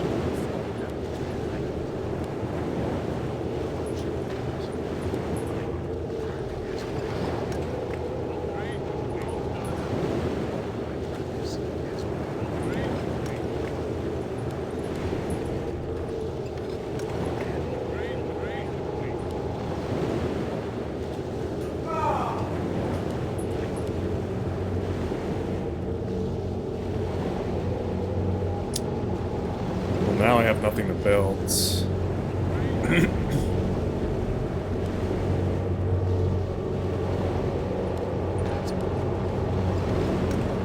think I gave him too much. Maybe I shouldn't have upgraded the flying machine.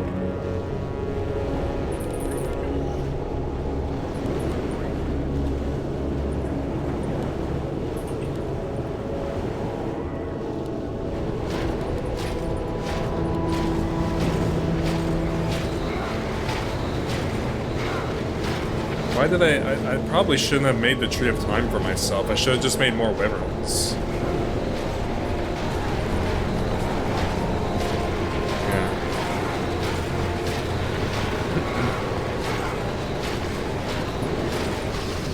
Yeah, I mean, he leaks anyways because he made too many blasters.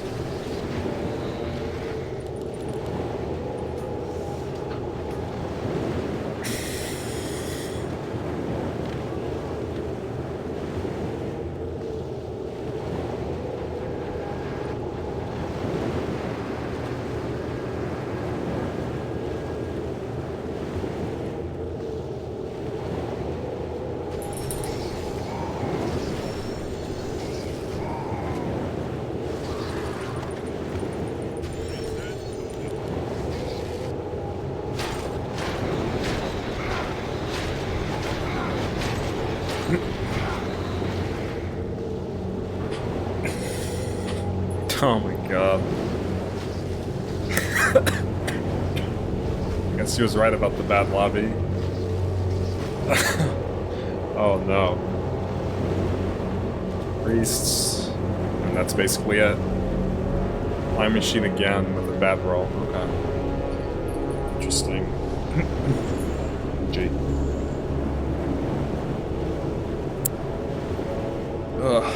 I've been a big fan of this red shirt that I've been wearing. Just some colors look better on me than other colors. Of course, I get something a bad roll. Okay, it's not a bad roll, but like a bad starting roll with low push is what I mean.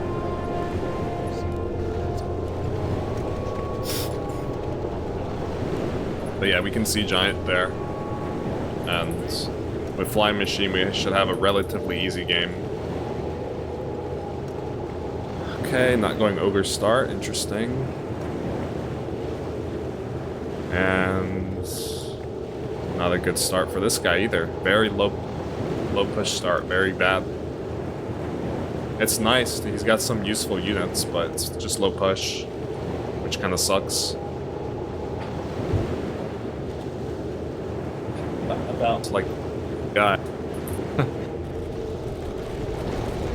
Okay, Hermit Sands. I don't know if I hold. Should hold. We have really good split. Yeah, this is really good split.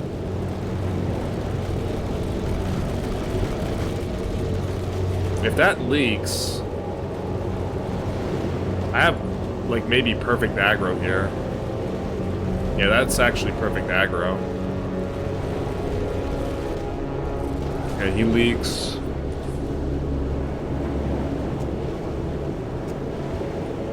He should have just done Ogre start. Because sometimes when you build your peasants like that, it messes the aggro up. He's pushed a lot, so he might even... Oh, he's still pushing. Yeah, he might even leak level 2. He doesn't have an easy roll here for early game.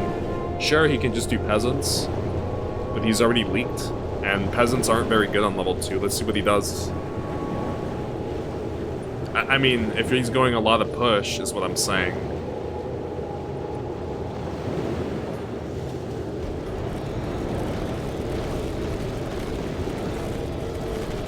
I don't get a sea giant, do I? Yeah, the turrets eat everything there. Unfortunately, the other guy got all the feed. But it's fine. It's actually, well, it would be better if I get it. To be honest with you. Let's build that there. Actually, let's build it like this. We're gonna go maybe we're gonna have a few sea giants here.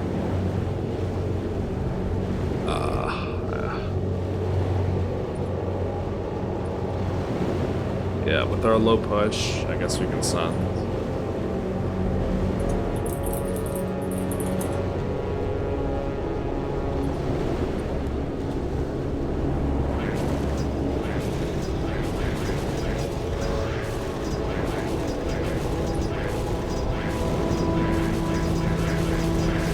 But they clear really fast.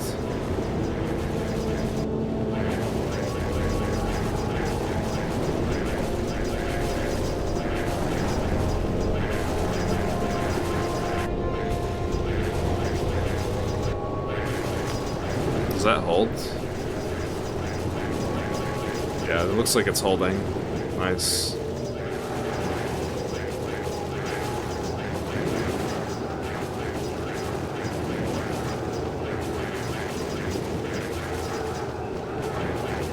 Ooh, is it leaking? No, it's holding. It's close to leaking.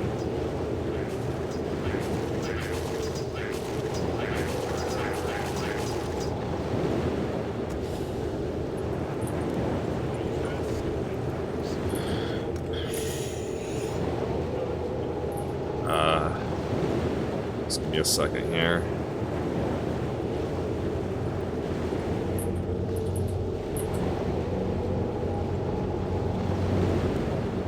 Built that for level 3. Yikes. That's peasants. At some point he's gonna need Dark Priest and Troll Fighter.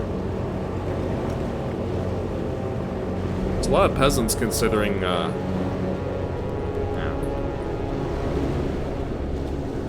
Considering they've sent a lot. Or they've sent on level 1 already. They might not resend. Who knows, maybe they do resend. They saw watchers and turrets. Oh, they don't. Okay. It was possible to resend. Since they saw watchers and turrets.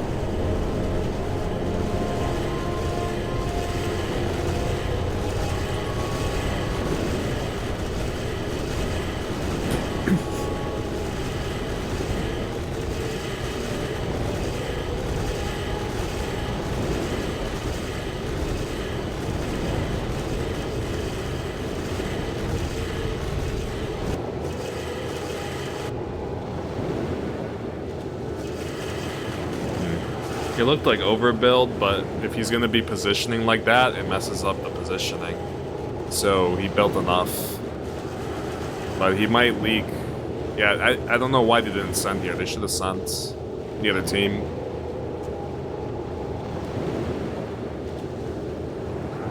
They can go level 6 now.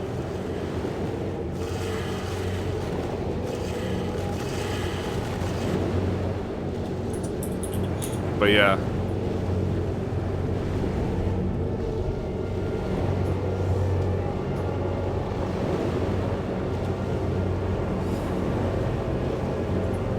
Okay, well, I'll hold. I think. Either that's... No.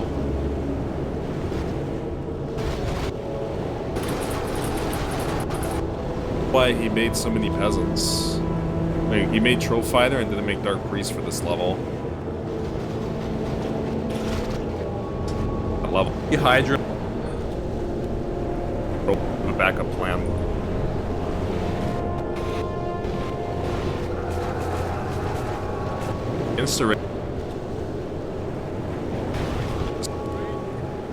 And I don't have to give him Flying Machine now, because he has one.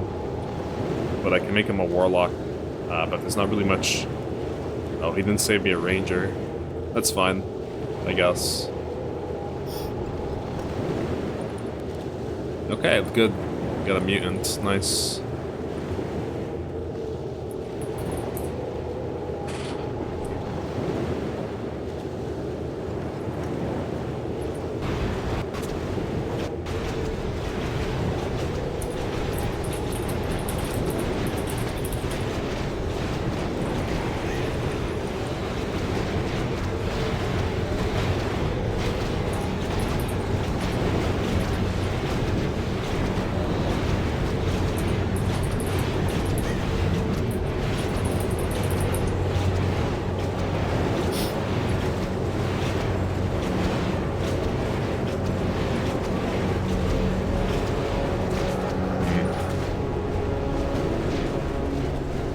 Plus he gave me the healer, so...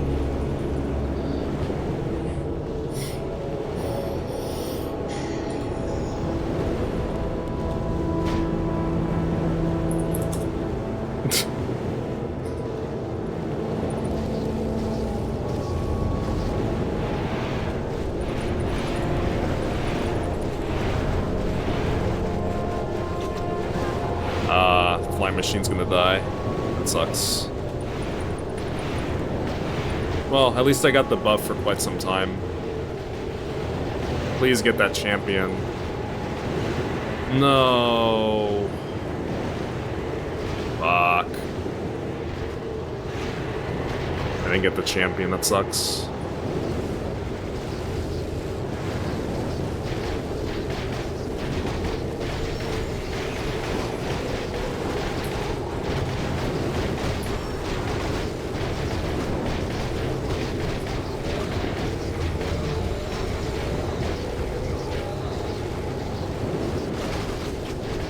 What was it, Stomp?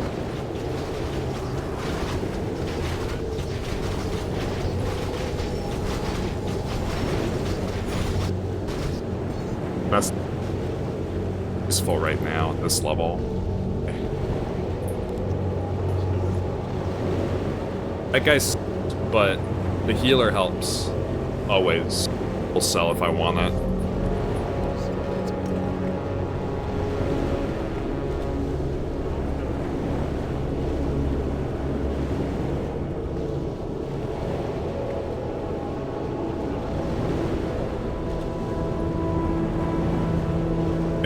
Attacking my big Hydra, not the little ones.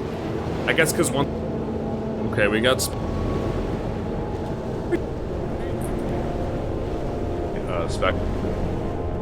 We got something better? I don't know. Maybe I can save it for that.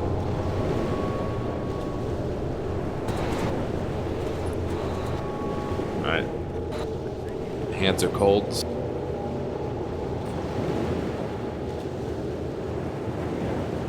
Just do Pudge.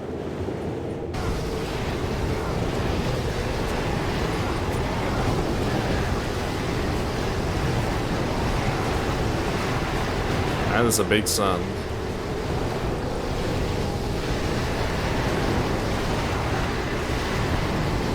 Good job, Blue. Fucking gangster.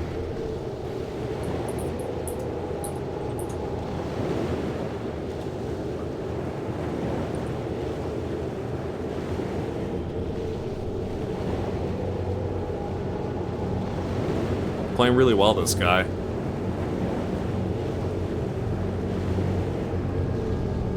Well, this guy, nothing he could do with that start that he had.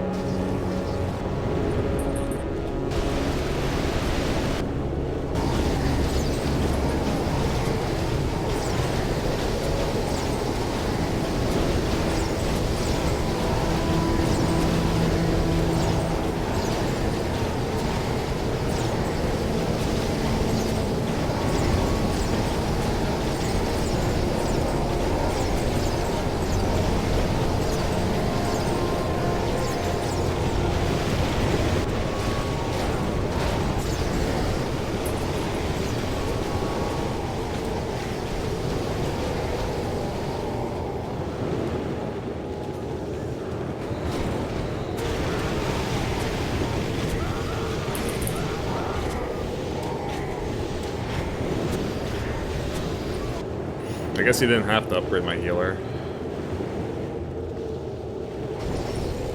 Oh, they had presents? How'd they get that?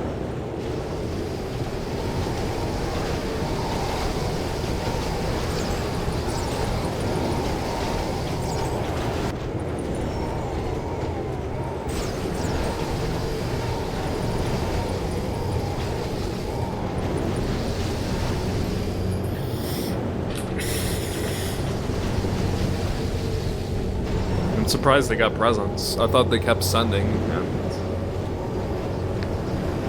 yeah.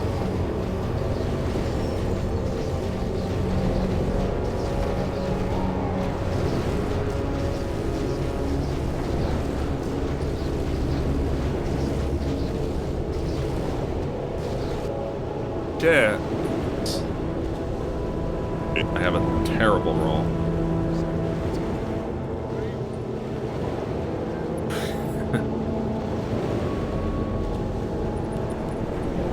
I do a reroll.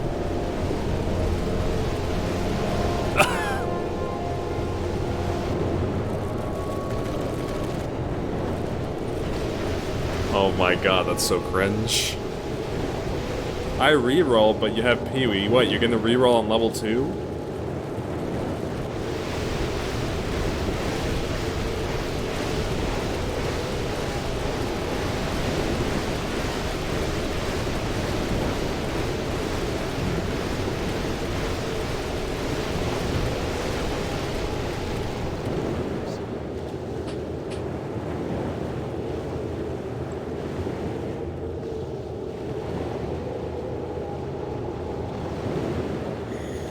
Oh man, gee, especially if I don't have an aura. I don't more than yet. You can set it now.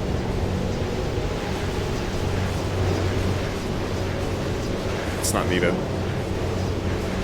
We want the tanks to do their job, and then we can send the warden to tank.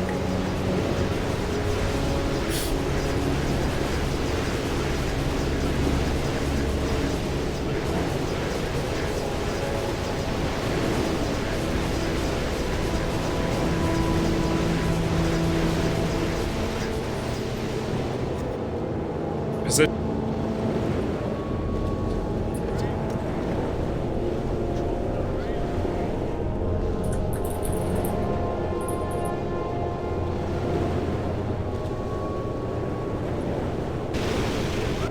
Need more.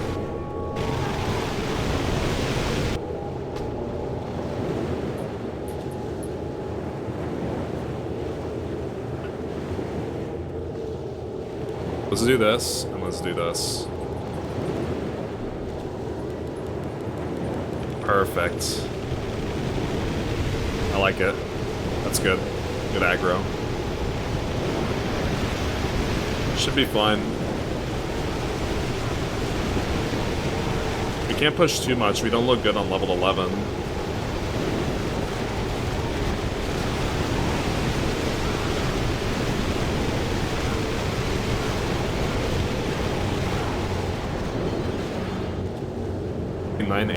Fucking full health those.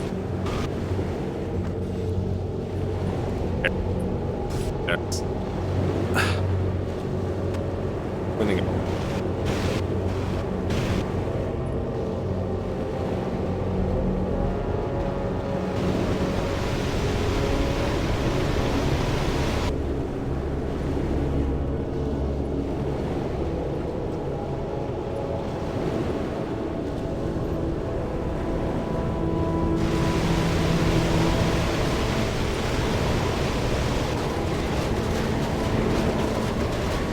I could have upgraded his mermaid, I guess, with that gold that I didn't build.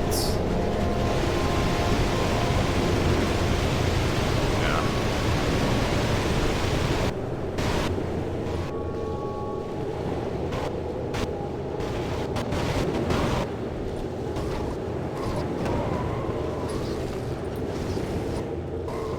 Send some gargoyles, knights will hurt it. I don't know.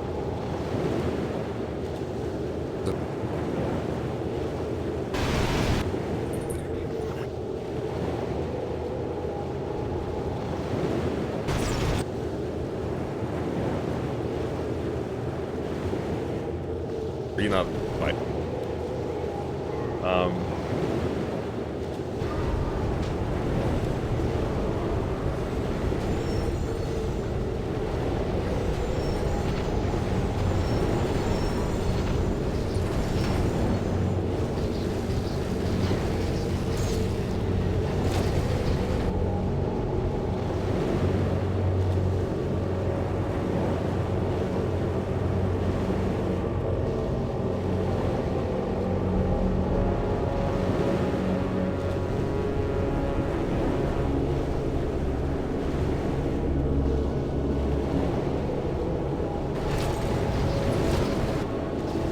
And I didn't have leak with plague.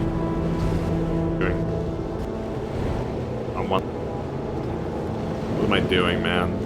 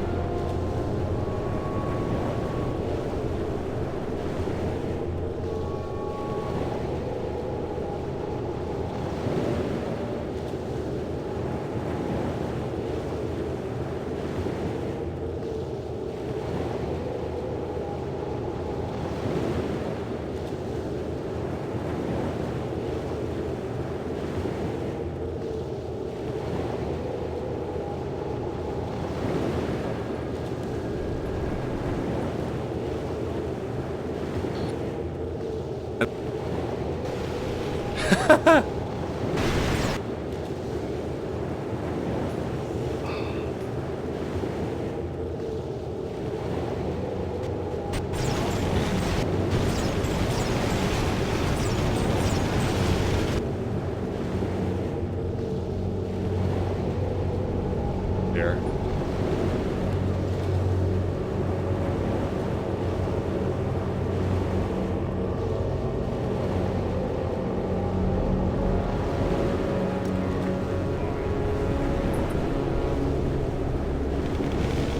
I know I have Dark Ranger, but I don't have anything else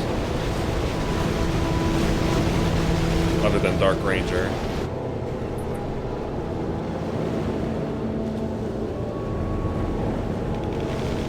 I know I have Dark Ranger, but I don't have anything else other than Dark Ranger.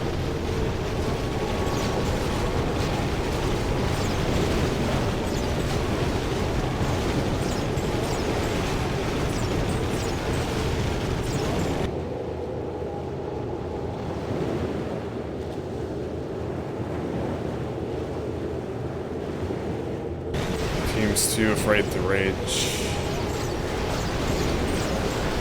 Yeah. Oh my god, we all surged? Shit.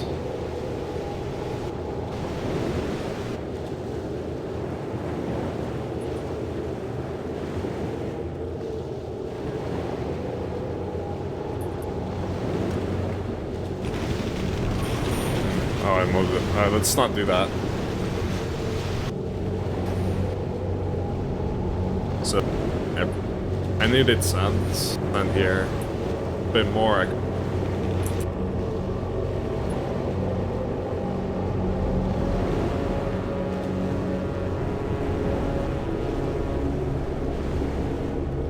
But he searched the ridge.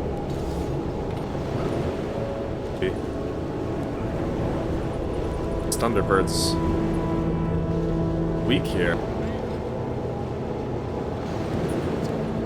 And we make tanks for this level. Weak here.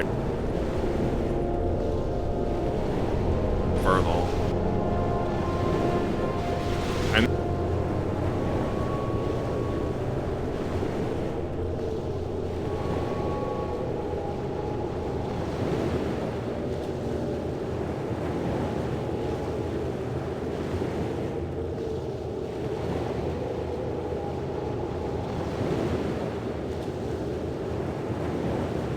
I needed sands, but we still have to send here.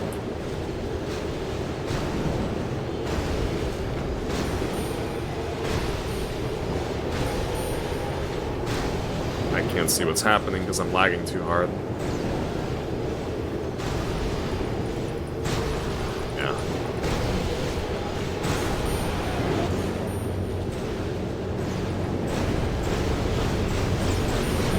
Looks like I'm holding.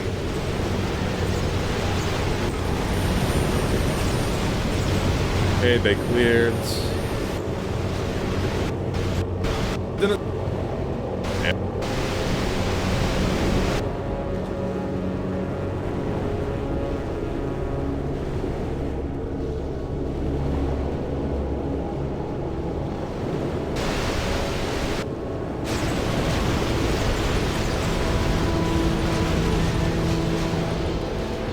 I would just surge and try to win there, I guess. That was the play. I mean, level 20, I had Dark Ranger, but like... I had, like, no armor reduction units. I feel like sometimes Colts are not enough. But I guess one thing I have to understand when you go Dark Ranger, the creeps are going to be dealing less damage. So the revive won't die as fast. It probably survived, actually, the survive.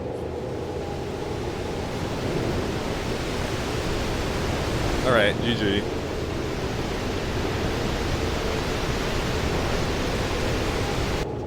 What did I get? Ice Troll. Nothing, basically, in my last roll, so it was fine to abuse that one roll there. Yeah. It's hard to say, I mean... I wasn't sure how good my team would be. So, that's why I surged. I basically panicked for nothing, but... I mean, it's not really a panic, it's just... I saw myself, even though I had Dark Ranger, I saw myself as weak. With tanks and no armor reduction units. I saw myself as weak. But at least my revive was good. My revive is strong. Zeus revive is always strong. Because it has really high range. It doesn't have to move anywhere. It just deals tons of damage. Yeah, I'm not gonna play another one though.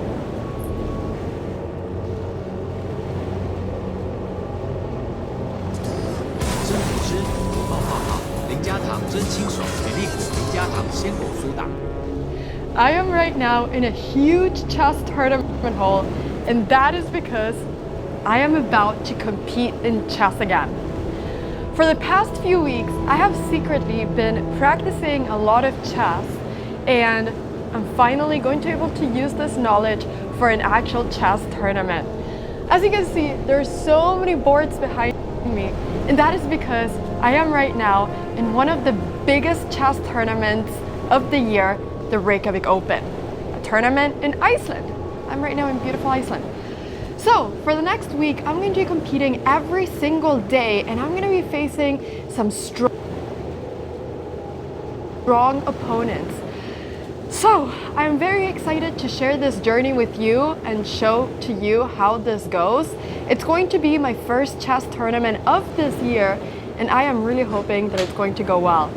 Every single day, my mother, Grandmaster Pia Kramling, will be commentating on all of my games, so you're going to be able to watch my games live both on my YouTube channel and on my Twitch channel. I'll be posting the schedule somewhere around here, or at least the link, so that you can check out what times the games are starting. But my very first round 1 game is starting in just a couple of hours from when this is getting recorded. So I am very excited. Wish me luck. 9 rounds of chess. Let's give it our very best. Wish me luck. I am right now in a huge chess tournament hole, and that is because I am about to compete in chess again. For the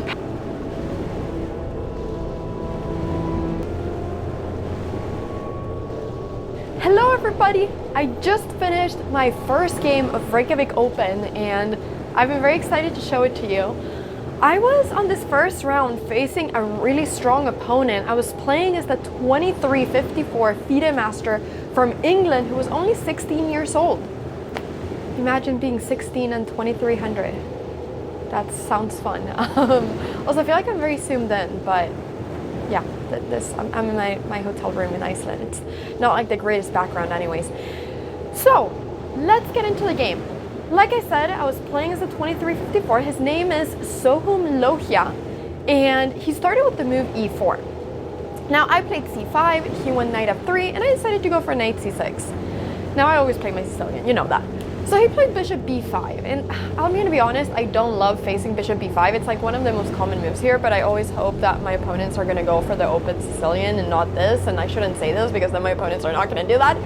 But one girl can dream. So I wasn't really that happy when he went bishop b5, so I spent just the 5, played the Hey Anna, what happens here if your opponent just takes, what happens if your opponent just takes here and then takes this pawn? Well, the idea is that they cannot take this pawn here because I have the move queen d4, threatening both the knight and this pawn, and this isn't really that good for them. So that's why they can't take the pawn. But now that my opponent has castled, they are a little bit threatening to take this pawn, so I want to defend it. So I decided to go for bishop d6, which looks a bit strange, but the idea is that the bishop is going to be more active here, and even though it looks as if it's blocked by this, that now I cannot really take back, and you know, this is hanging, and so it becomes quite a complicated position. Apparently here I should have taken with the knight. I didn't do it because I thought that my opponent couldn't. I think that my move was fine, c takes, and now now my idea was to go queen. Actually, the reason I went bishop b8 was because e6, so play better if I just play happily and I don't feel like this immense pressure. So, also, have I been sitting like this the whole time? I look so small. Okay, this angle is not great. Okay, I'm sorry. Anyways, yeah, I'm just gonna have fun, play as good as I can, and see what happens. And I really need to bring this mentality with me for the whole tournament if I'm gonna perform well. So I'm just grateful that you're all watching my games, that you're rooting for me every day. I saw a lot of you watching live the stream. So thank you so much for doing that, and tomorrow we go again for round 2. I'm excited to play. Thank you so much for watching this video, and wish me luck for round 2 tomorrow. Bye-bye!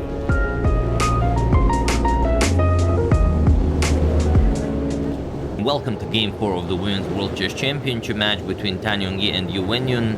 We already seen 3 games. First game ended in a draw. Tan Yongyi took the lead in Game 2, and then Yu Wenyun retaliated in Game 3. The score is now a tie, and this is now Game 4, where I was very happy to see that they have chosen the English. For the past few days I've been studying up a little bit on the English. I've never done it in my life, so I thought, you know, it's as good time as any. So yeah, I was happy to see that it was played in this game. So let's check it out, and also let's check a nice photo of the match. Let me just bring it up. There we have it. So this is the handshake before Game 4. Let me just make that a little bit bigger. There we have it. No beverages at the start of Game 4. We've seen in Game 3 that Tan Yongyi had some sort of a mug or a cup with maybe a coffee or tea, but for the moment nothing out of the ordinary here. As usual, there is no eye contact between players during the handshake, which I always thought was weird. You know, whenever I shake my opponent's hand, I always, you know, go for the eye contact, but you know, I don't see other people do that all that much. But yeah, let's check it out. Tan Yongyi with white opens with pawn to c4. We have pawn to e6. This is the Agincourt defense, and usually the English is met either with pawn to e5 and knight to f6. Those are the top 2 replies, pawn to e5 being the most played line. Pawn to e6 is the third most played option, and it can lead to pretty much anything, so you have to be ready for it. And here Yu Wenyun is testing to what depth Tan Yongyi prepared this.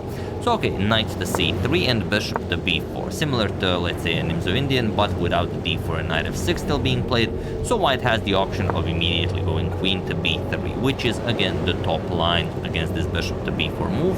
And here we have bishop to a5. Now anything can be played here. a5 can be played, c5, knight to c6. The bishop can retreat. You can capture on c3. But here we have bishop to a5, and there is only a couple of games in the database at the very top level. For example, in 2018, Anish Giri has defeated Vladimir Kramnik in this position. Kramnik went for this bishop to a5 line, and Anish defeated him. So okay, pawn to g3, pretty standard idea when playing the English, I believe, in most lines, as you've already put a pawn on c4, so you can just bring a bishop to c4, and okay, you can't jump over the pawn to go to b5. d3 looks weird, bishop to e2 could be a little bit passive, so claiming this long diagonal is the way to go. Pawn to c5, keeping the keeping it symmetrical a little bit. Bishop to g2, we have knight to c6, and now there is one game where knight to f3 was played. The legendary Anthony or Tony Miles played it in 1991 against Lembit All, but he lost that game. Here we have pawn to e3, which is in fact the top move recommended by the engine, and it is not as of move 6 that we have a completely new game. So you can see that they're really trying to surprise one another. Every game in game 3 we've had a completely new game already on move 7, and it's pretty much I'm seeing this everywhere. And if you take like maybe 5 years ago, before neural networks, then we had known theory for the first 22 moves, 25 moves even, and then players went out of theory. But nowadays, everywhere, you can take your opponent out of book even by move 3. So okay, knight g to e7, preparing pawn to d5, maybe pawn to f5 in some lines. Knight g to e2, same idea, d4 and f4 can be played. Later on, maybe you can play f3 g4, bring the knight to g3, maybe h3 g4, bring the knight to g3. So this is everything is open. We have castles, but some players castles, pawn to a6 and pawn to d4, striking in the center. And we have a trade captures. We have pawn to d5 and captures. So everything gets traded off in the center, and we have this sort of symmetrical, not a structure, everyone has a pawn, but not a lot of action happening in the center. So okay, we have bishop to e3. Bishop to g5 is a little bit more active, and also you could go for knight captures on d5. It is possible, but after knight captures on d5, and bishop captures on d5, you'll see knight b4, putting pressure on this bishop, and then once the bishop moves, let's say to g2 or f3, then bishop to e6, and black gets a lot of activity, will develop the queen, and then the d4 pawn will be attacked throughout the game, and eventually black should win. So that can be played. But here we have bishop to e3, and now bishop captures on c3. Now the idea is that the d4 pawn is defended.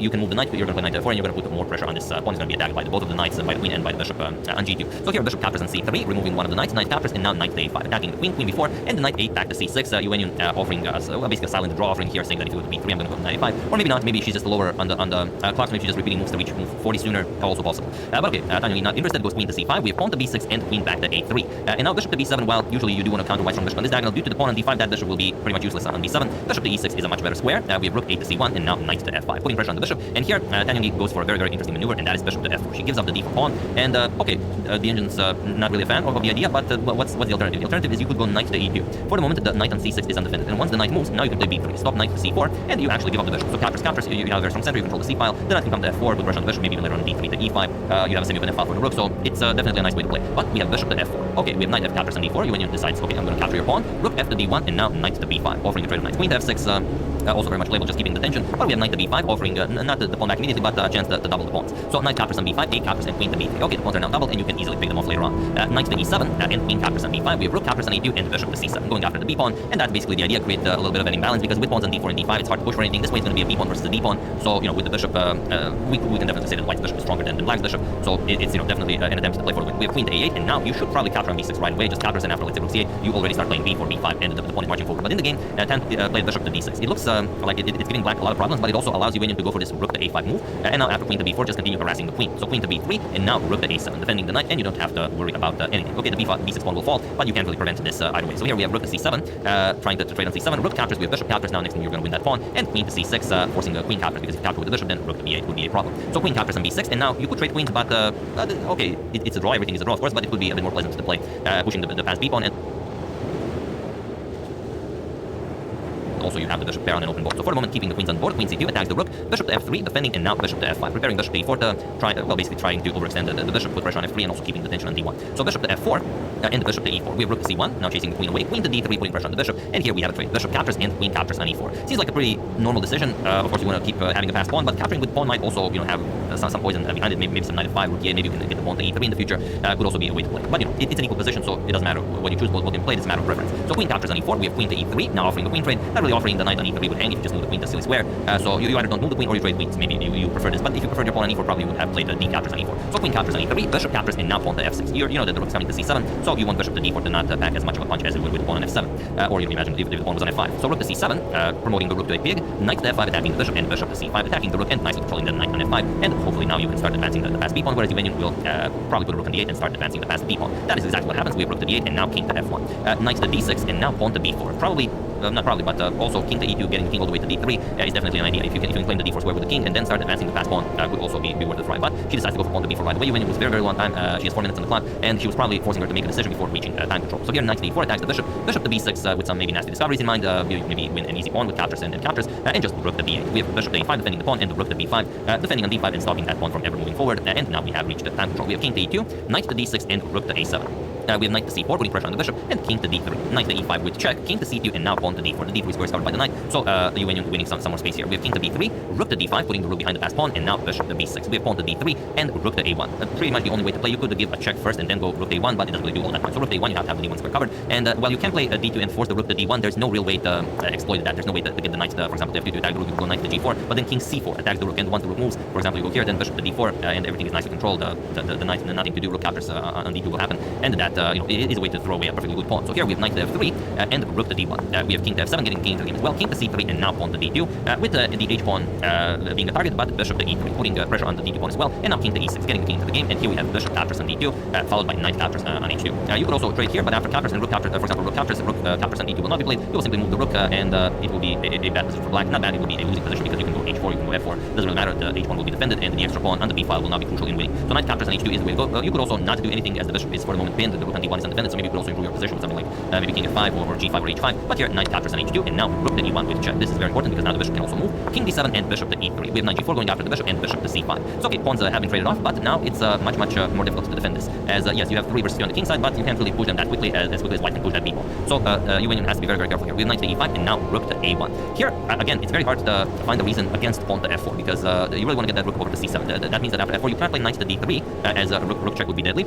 So after pawn to f4 you would have to go knight to c6 to stop rook e7, and then you get the king into the game, and then you play rook a1, and then you go, for example, king d5, you go after the knight, or you grab the back rank, you go after the king side pawns. That would be a very nice way of how to gain activity. But here rook to a1 was played at once, and now king to e6. And the problem here is that yes, pawn to f4 was played, but now well, now again knight to d7 was played. Again, knight to d3 would have been interesting because okay, you're putting pressure on that bishop, and if you go rook to a7 now, try to go after the pawns, it doesn't really do all that much. You're going to capture this pawn, and after b captures, rook captures comes with check, and after king d4, you will play rook d5 check. And okay, now the king moves, doesn't really matter. You will block the rook, and you end the variation being the upper pawn. So yeah, also definitely a possibility. But knight to d7 was played, and now we have rook to e1 with check, king to f5, and now king to c4. So again, not simple, but not that many squares for the rook. Rook to d2 is your only square, so you have to play it. Rook to e7, finally going after those king side pawns, and now knight captures on c5, b captures on c5, and pawn to g5. We have f captures on g5, rook captures on h7, and now rook to c2 with check. We have king to d4 and rook to d2 with check. King c4, rook to c2 with check, and now king to b5, rook to c3, going after the g pawn, and pawn to c6. So the c pawn now marches forward. Rook captures on g3, material balance has been restored, and pawn to c7. We have rook to c3, putting the rook behind the fast pawn, and king to b6. You have to first defend the pawn, but now king to f4. And the problem with this position is that even if you promote this pawn into queen and black has to give up the rook, you will also have to give up your rook because that pawn, the white king is not close enough to help the white rook to stop the pawn and also do some damage to the black king. So rook f7 check, king to e4, we have rook to g7 attacking the pawn, and king to f4. We have rook to g6, and now rook captures on c7. King captures on c7 and pawn to g4. So this is what we've discussed, and this is exactly what happens. And doesn't matter how you play it, it always will end up in a draw. So the pawn is pushed, and at some point the rook was sacrificed, or you wait for black to bring a queen, and again then you capture the queen. All in all, it is a draw, and in my opinion, the best kind of draw, a draw by insufficient material. That means the players did absolutely everything they can, exhausted every option available, and in the end it was still a draw. So there we have it. Game 1 ends in a draw. Game 2 and 3 were decisive. Game 2 was won by Tan Yongyi, and Yuan won game 3, and game 4 now ends in a draw. So we'll see what happens in game 5. What will Yuan try? Will we have an English? Will we have an e4? We'll see what happens. But yeah, for the moment the match is a tie, and it seems that the players are definitely here to fight. The game took I think over 5 hours, so it's not like they just played out the opening and agreed to a draw. They're here to fight, and the bare naked kings are a testament to that. So that's the game. Hope you guys enjoyed it. I'd like to thank Peter Van Dost, Derek King, Charles Benjamin Flynn, Dan Schwartz, and Delia Matson for a contribution to my channel. Thank you a lot. I really appreciate it. As usual, you can check through my previous videos here. Thank you for watching, and I will see you soon. Continuing to check any more suggestions and whatever else happens in the chess. Thank you all. I will see you soon, and have an excellent rest of your day. 太实用。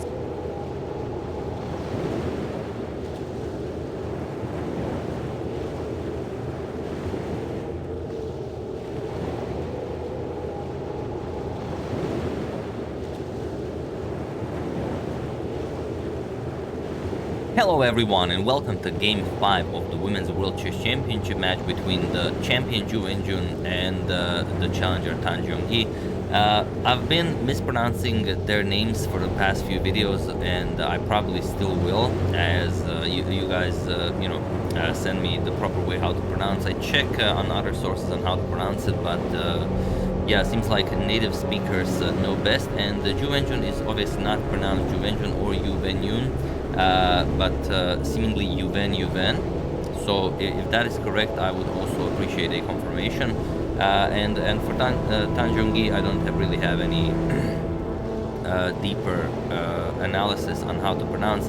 Tanzongyi seems to be the way to go. But yeah, if you guys are native speakers, I would very much appreciate it. There are still you know, plenty more games in the match. I would really love to know how to pronounce it most properly. But okay, we'll make do for now. So this is game 5. Game 1, as we know, ended in a draw. Then Tanyongi went for the win. Then UN retaliated.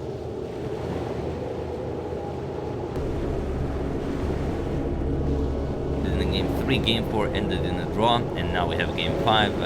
UN wielding the white pieces. Let's see what happens here. We have a very nice, exciting variation of the Sicilian defense, the Khan variation of the Sicilian. So yeah, let's check it out. Pawn to e4 by the champion, and pawn to c5. The Sicilian defense from the challenger. Knight of 3, pawn to e6, d4, captures, and pawn to a6. The Khan variation of the Sicilian. Bishop to d3 and bishop to c5. Challenging the knight, we have the knight to b3, and as you've already put all of your pawns on light squares, you want to really safeguard this dark square bishop, so bishop all the way back to a7. We'll be controlling this long diagonal. We have castles kingside, knight to e7, and now queen to e2 is a bit more popular here. We have pawn to c4, grabbing the d5 square completely, knight b to c6, and now knight to c3. We have knight to e5, extremely rare move, so rare that there is only one game in the database from the Amsterdam Interzonal Tournament of 1964 between Bela Berger and Francisco Jose Perez, where in that game king to h1 was played. But here we have pawn to c5 by UN, and it is not as of move 10 that we have a completely new game. So okay, the bishop is now for the moment out of the game, but you do lose some of the control you had over the d5 square. You gain more control over the d6 square. So let's see what the champion had in mind. We have knight 7 to g6 and the bishop back to e2, saying that okay, you didn't want to capture on d3. Well, I could go for activity with f4, maybe f5. I'm gonna save the bishop for now. So bishop to e2, pawn to b5, and now pawn to f4, striking against the knight on e5. We have knight to c4 and now pawn to a4, and objectively the game is already lost for black.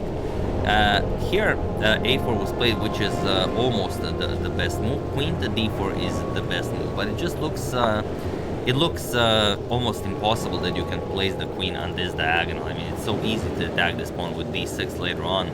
But the point is that after, let's say, castles, because the g7 pawn is hanging as well, castles, now you undermine the knight with pawn to a4, b4, you trade knights, bishop captures, b captures, and now you just continue attacking f5, and if knight to h4, you will go b captures and c3, and if something like pawn to d6, you don't care, just g3, and after, let's say, rook b8, trying to capture the defender of the c5 pawn to play bishop captures on c5 and win the queen, cold-bloodedly just go bishop to e3, and there's nothing here for black. White is completely winning.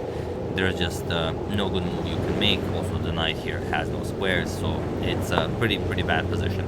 UN went for pawn to a4, and now pawn to b4. Bishop captures on c4, b captures on c3. We have b captures and bishop to b7.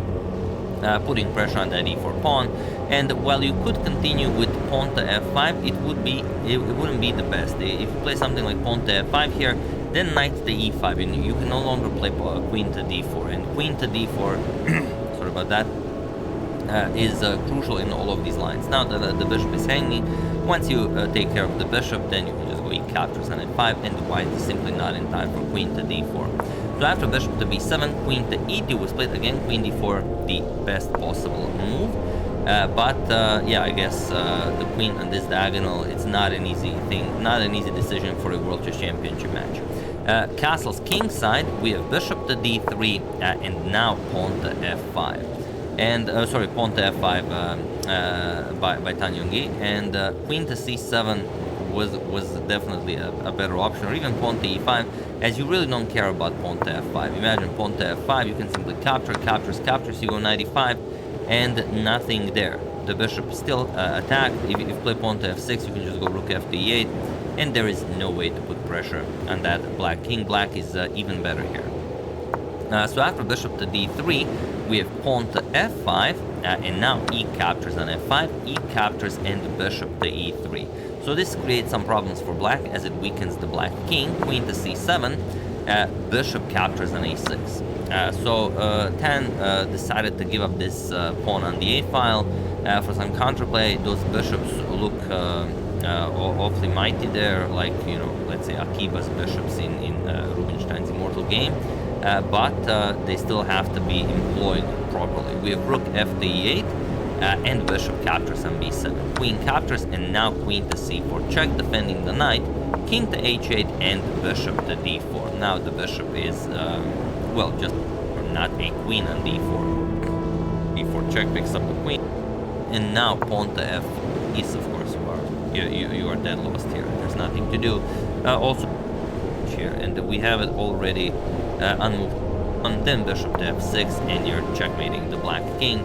Not much you can do about this. Queen to e4, maybe to guard this square, but then you play queen captures on e4, so basically there is no way for you to guard either of these two squares, and that is pretty much it. So yeah, after 97, a very fine finishing position. But yeah, what a crazy game. You know, it's not every day that you have. What do we say? This was like. Let me just quickly go through this.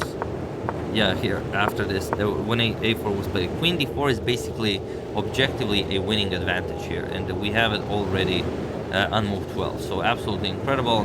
Well, it wasn't played to perfection because yeah, it also required to take a lot of risks to calculate, you know, burn a lot of time, but this was obviously sufficient. And Yuen, the world champion, takes the lead again in the match. Not again, she actually retaliated in game 3. She takes the lead for the first time in the match, and we'll see what happens. This is the, as this will be a first half of the match will be played in Yuen's hometown of Shanghai, and the other half of the match will be played in the hometown of Tanyanggi. Still not sure how to pronounce it, Choqing, something like that. But yeah, obviously.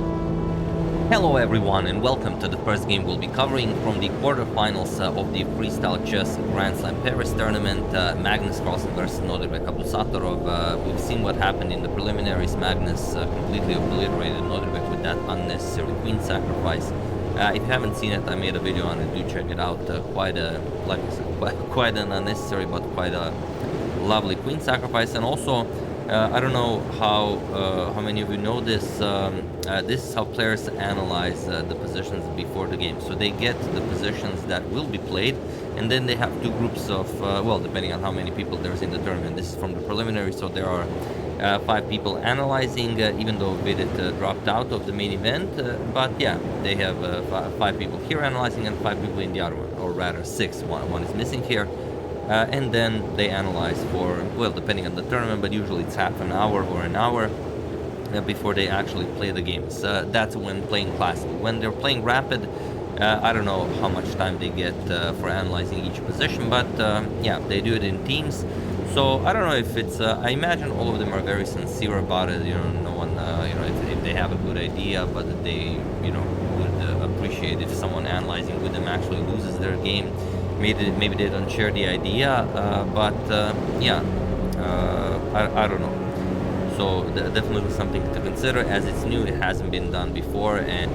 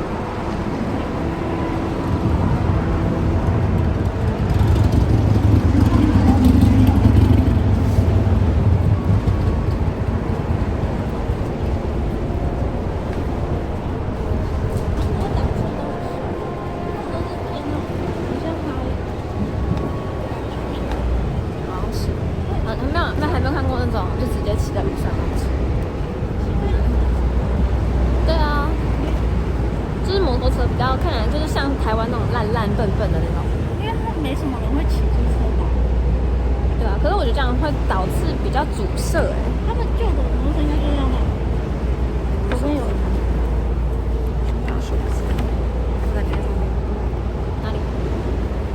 那还有一个，我蛮常看有人骑脚踏车。这边有一个骑，这里，看到了，看到我这里看到了、啊，好像那个一般的摩托车，对，这种啊，有这种，在路边的，它很多感觉都是这个，就是要手套的，对，然后有挡风玻璃，哦，那风很大，可是这是那个我是白精彩，哦，我都还，我还很多汽车，哦，真的哦，汽车好像很多都红。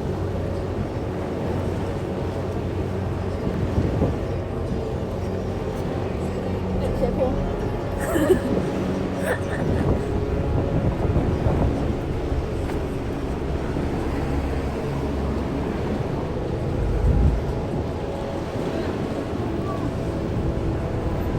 累哦。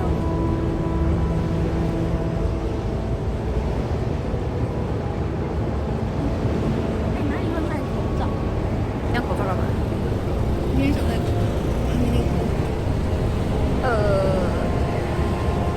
药局吧，药局之类的吧。而且那个风吹的有点好。哦。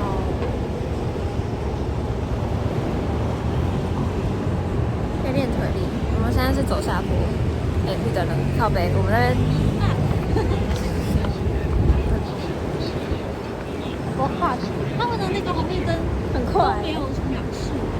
有啊，有些大条都会有。但他们的红绿灯秒数很快，大概20秒吧。对，20秒就让你过完。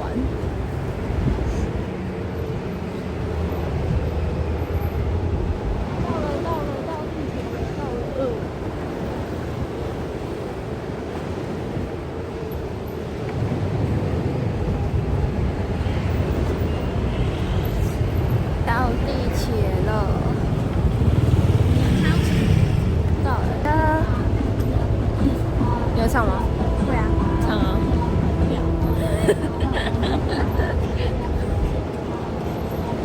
因为那间接唱我给你。没有啊。不想唱，有人给我看那个歌词吧。东北的。我背不起来。超混。那边应该是那个才是酒吧区，这边看起来比较小。哦。应该是。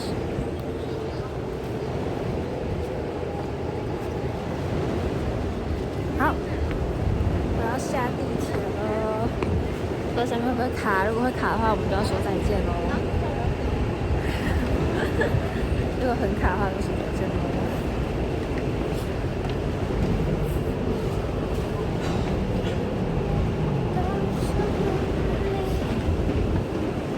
一体卫生棉，不一样的黑洞吸收力，采用一体材质，一吸到底，反锁大流量，吸后依然轻薄，不一样的超吸干爽，一体卫生棉全新上市。哎，这里。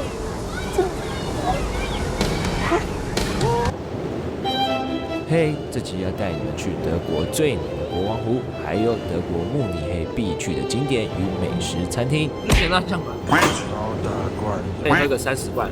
留下来，好喝吗，栗子？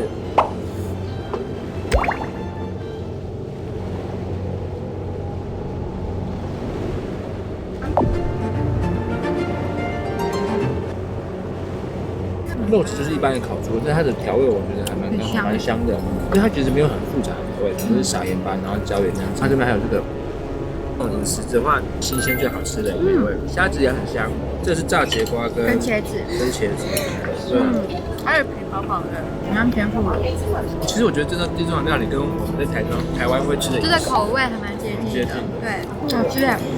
皮塔的皮塔算是希腊特色的，长得蛮可爱的。它有选口味，我们选的是大蒜口味，就是有点像面包的饼，对，有点像披萨吧。对。然后呢，我们在这边其实真的很常每餐都会点无酒精的啤酒，都蛮好喝的。今天这2杯也是蛮特别的。那这间希腊的圣托里尼餐厅推荐给你们，推荐给你们。超找到钥匙了，找到钥匙了！这个钥匙也是很厉害，藏在那个脚踏车的下面。欢迎回来，寻宝达人。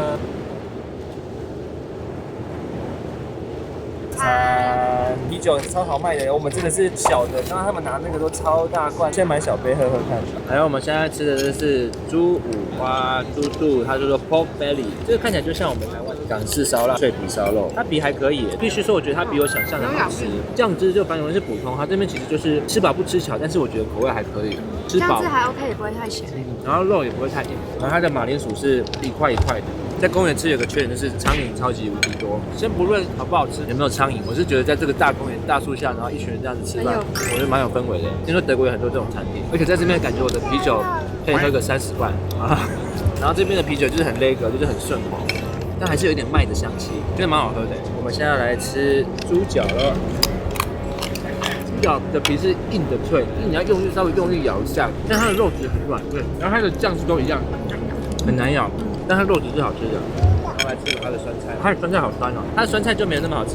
德国真的很喜欢这个，它这个叫饺子的那个马铃薯团，但是我吃不太习惯，其实也蛮推荐你们来这样的公园吃一吃午餐，很棒很酷的体验。我来吃这个冷盘哦，香肠冷盘，圆圆的可可爱爱，蛮简易的，它不会太咸，还有一点葱的香气，很爽口。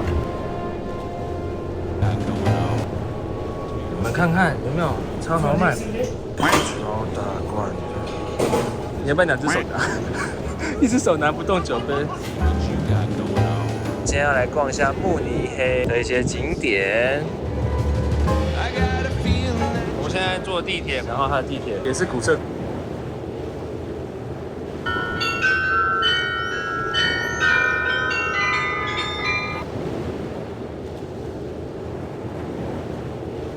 太好了，我觉得你可以点黑皮。这是猪肩的位置，它算是很嫩的，它的皮好硬，皮很晒，跟好硬，难咬，切不断。好像说越南部的皮会越硬，越有嚼劲。对。那我想要补充，我觉得这间它的服务态度比较不好，店员都超臭，问他什么问题他们都不太理我，而且超凶的哦。值得推荐是它的餐厅很大，然后古色古香，吃下它的酸菜哦，酸菜如何？它蛮酸的。好像后面你们最近吃的都比较酸哦。盐水猪脚。它的皮好 Q， 很有咬劲，味道是比较清爽的、淡的，没有什么特殊的调味嘛。肉质也是。美丽果林家堂鲜果苏打，一秒尽自然。真果汁，林家堂，真清爽。美丽果林家堂鲜果苏打。你一直在寻找有效的美白淡斑吗？德国100年科学护肤，10年研究，万中选一，全面淡化10大斑点瑕疵。妮维雅 L630淡斑焕白精华。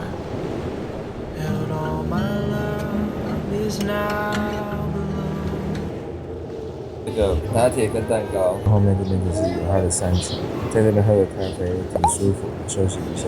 你看他的眼睛张太大，他眼睛超大，灯超大，好好笑。这料倒是没有到想象中的那种爆浆，猪排是好吃的，好吃吗？还不错吃。我们点了2盘综合的，然后其中这个综合上面有这个春卷的。And there are no openings here. Any opening you get, you're ready to create before the game actually starts. So, let's check it out. Magnus with white opens with not pawn to f4, the move that you'd be expecting. He actually opens with d4. Pawn to f4 also makes sense because it opens up the bishop, opens up the queen. You already have a rook behind the f-pawn. G4 also makes sense, but he decides to go with pawn to f4. He wants to play slowly with f3 and e4 and grab the full center. But Norderbeck strikes with pawn to f5. He opens up the bishop, the queen, and the rook on f8. We have pawn to f3, g5, and pawn to e4. By Magnus now grabbing the full center. Knight to g6 and knight to g3. We have knight to d6, and Magnus could advance the pawn to e5 to grab more space, but then maybe knight c4 can be a little bit annoying. With control over that e3 square, and if you want to kick the knight away, then the knight gets the b6. So it's possible Magnus decides to play b3 first and simply take away the c4 square from the knight. Okay, pawn to e5, Magnus grabs more space, pawn to d5, pawn to h5, and now pawn to c4. Magnus sort of building a Christmas tree here, and I imagine in freestyle or in chess 960 and Fischer Random, you want to have as much space as possible. You do want that in regular chess as well, but in regular chess on move 7, your opponent knows how to play the opening. Here I imagine where your opponent has no idea how to deal with this position, it makes sense to control as much space as possible. h4 by Noderbek, we have knight captures on f5, knight captures, e captures, and now knight to e7. He wants to collect an f5 with the knight, not with the rook. We have knight to e2 by Magnus, knight captures on f5, and now bishop to c2. We have pawn to d6, now creating a barrier here. And getting ready to develop. And the one thing that's very interesting about this position is where do you think Magnus will castle and where do you think Noderbek will castle? So Magnus decides to castle queenside right away. Okay, that is how castling is done in chess 960. For those of you who still don't know, doesn't matter where the rook and king are. If you haven't touched them, you just move the king, over the rook like you would in regular chess, and then they go into the position they would be if you castled in normal chess. So in normal chess you would have a king on e1 and the rook on a1. You would put the king on c1 and the rook would go over the king on d1. So that's the idea. We have b6, pawn to h3, and now bishop to g6. We have bishop to f2, just nicely developing. Bishop to f6, Noderbek does the same. Rook f to e1 and queen to g7. Now Noderbek's bishop's looking really awesome here, putting pressure on Magnus's king side, or rather queen side, but there's a king there. Some of you also ask, should we call it a queen side because the queen's not really there? I have no idea. We could call it queen side, we could call it whichever piece is on the left side of the board. I don't know, I think it's a bit more normal to call it queen side. We have bishop to e4, pawn to a5, and now knight to c3, with ideas of maybe the knight coming to b5, but also just having that e4 square in mind. We have knight to d4, and bishop captures on g6. We have queen captures and knight to e4. You have to be careful if you play a silly move. Queen to c2 is checkmate. So knight to e2, and pawn to a4. We have pawn to b4. Of course, Magnus does not want to open up the a file for Noderbek's rook. Pawn to b4, we have bishop to g7, not allowing knight captures on f6. For the moment, it's not possible, but of course, you will get the queen into the game, you will develop your rooks, and then the bishop, it's better that it's not, it's better that it's out of reach of the knight. So queen to f1, of course, going for queen d3, we have pawn to a3, and finally queen to d3, so checkmate is no longer a threat. And here Noderbek could play, and it's a very tricky position, and Noderbek has 20 minutes less, but he should play something like queen to f7. And for the moment, there is no clear way for Magnus to break through. c5 will probably be played at some point. First, you probably have to move the king, put rooks on the b file to put pressure on that black king. There is no doubt that white is better here. But Noderbek went bishop to h6. He just gives up the e-pawn, and Magnus doesn't spend all that much time. He spends a minute basically, and he decides to capture it.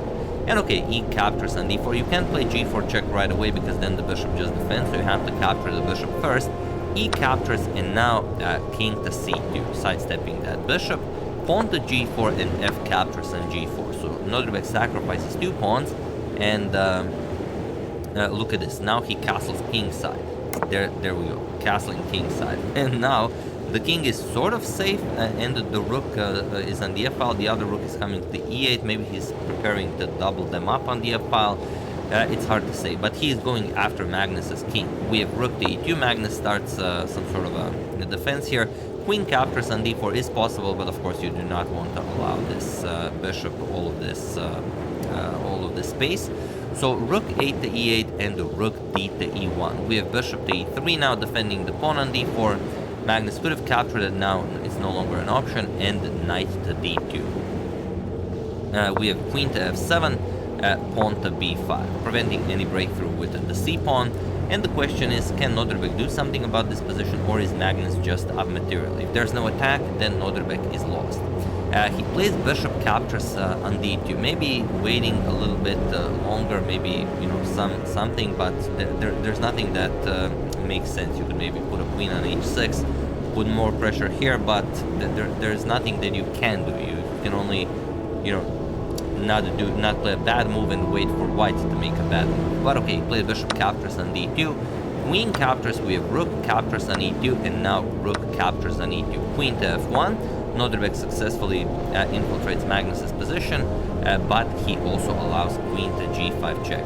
Queen to g5 check is the only winning move for Magnus, but it's not difficult to understand why. You will grab the h-pawn with the check, and then you will go back and enjoy your extra material. King h8, queen captures with the check, we have king to g8, queen g5 check, we have king to h8, and now queen to h6 check. King g8, queen to g6 check, and here Magnus won some time on the clock, and he now decided that of course the queen cannot end the game by herself, so queen back to d3.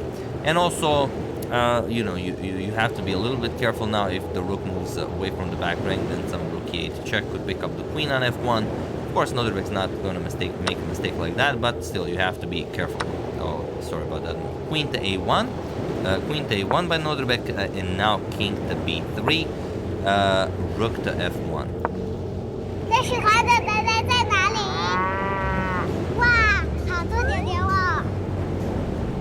So is there a way for Nordrbek to go after Magnus's king? Well, there is rook b1, but is it really doing anything? Magnus just plays rook to d2, and it's the simplest possible way to play this position. Just threaten queen captures on d4. You know that if you trade queens, the king and pawn and rook endgame is winning, so that's pretty much it.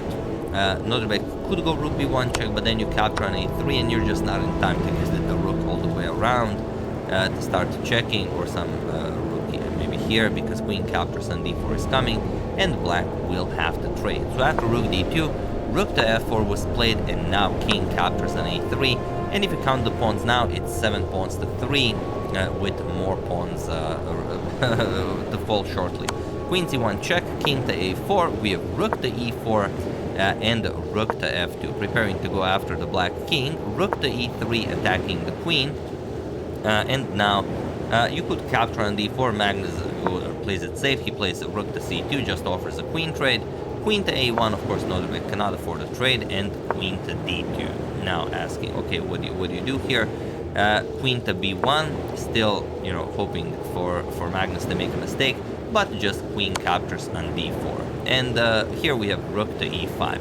King to g8, probably the most resilient way. Then if captures, you have captures with check, but of course very little chance for that to happen. So rook to e5, and the rook to e2. Magnus ready to collect even more material. King to g8, and now you could capture, but then you allow queen captures on a2, which is still winning, but there's no reason to do it. Queen to d2 was played, now everything is defended, and well, Nordrbek can basically resign, but with rook and queen on the board, of course, you will try everything. Queen f1, and now rook captures on e5. Queen captures on c4. King a3, we have d captures on e5, grabbing the rook, now creating a passed e-pawn. Queen g5 check, king to f7, and queen to f5 with check, king to g8, queen to g6 with check, king to h8, and queen to h6 with check. Magnus giving a few checks to gain more time on the clock. King to g8, queen to e6 with check, and king to f8. We have queen to f6 check, king to g8, and finally queen captures on e5. While Magnus was doing all of these checks, he was calculating also, does he have enough squares for his king not to run in some sort of a stalemate. Queen to d3 check, king to b4, queen b1 check, we have king to c4, queen captures on a2 check, king to d4, and queen to a4 with check. King to e3, plenty of pawns on the king side, and that is where Magnus will hide. Queen captures on b5, queen to e6 with check, king g7, and now queen e7 with check, king to g6, and now queen captures on c7, and now with 4 pawns to 1, there's really not much Nordrbek can do here. He played queen captures on d5, Magnus captured on b6 with check, now it's 3 pawns to 0, and a few more moves were played. Nordrbek declined the queen trade, and here, after h4, queen b4 and king g3, it was in this position on move 70 that Nordrbek Abdusattorov resigned the game, as there is nothing more to be done here.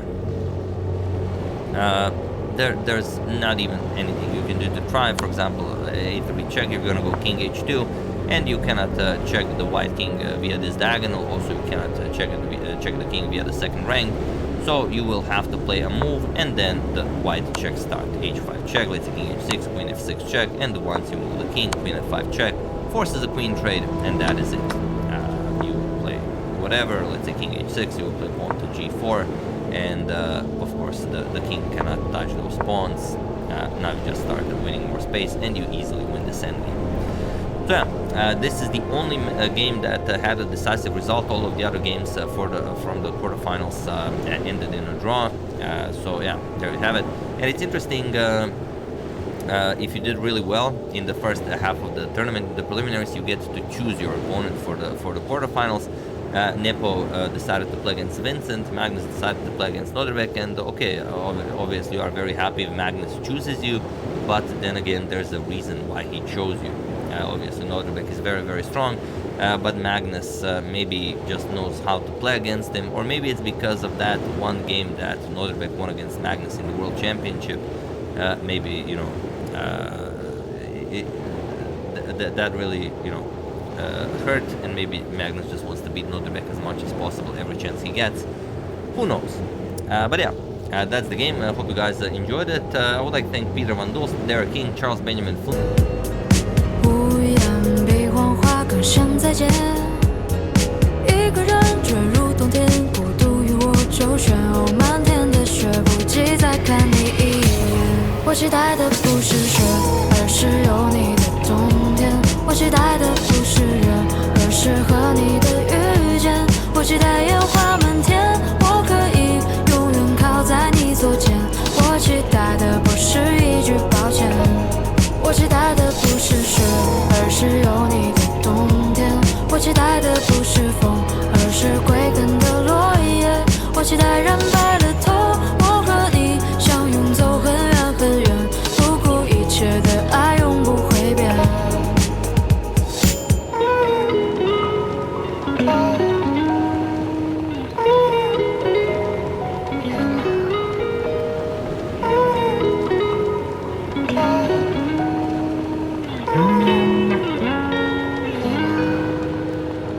你像白月陪伴我失眠，我是和你的遇见。我期待烟花满天，我可以永远靠在你左肩。我期待的不是一句抱歉，我期待的不是雪，而是有你的冬天。我期待的不是风，而是归根的落叶。我期待染白了头，我和你相拥走很远很远，不顾一切的爱永不会变。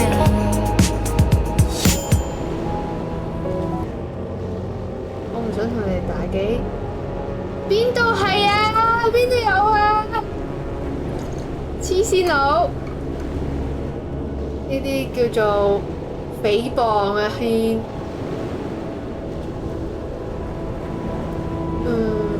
Sleep stream? No, I'm gonna like take my pants off if I do a sleep stream.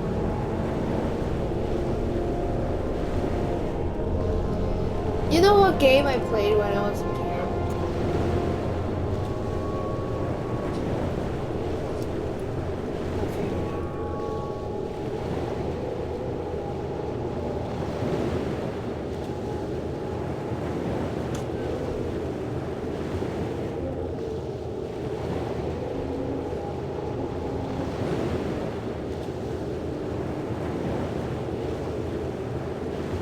Crossfire, man. No, I'm actually gonna watch some Crossfire gameplay and cry.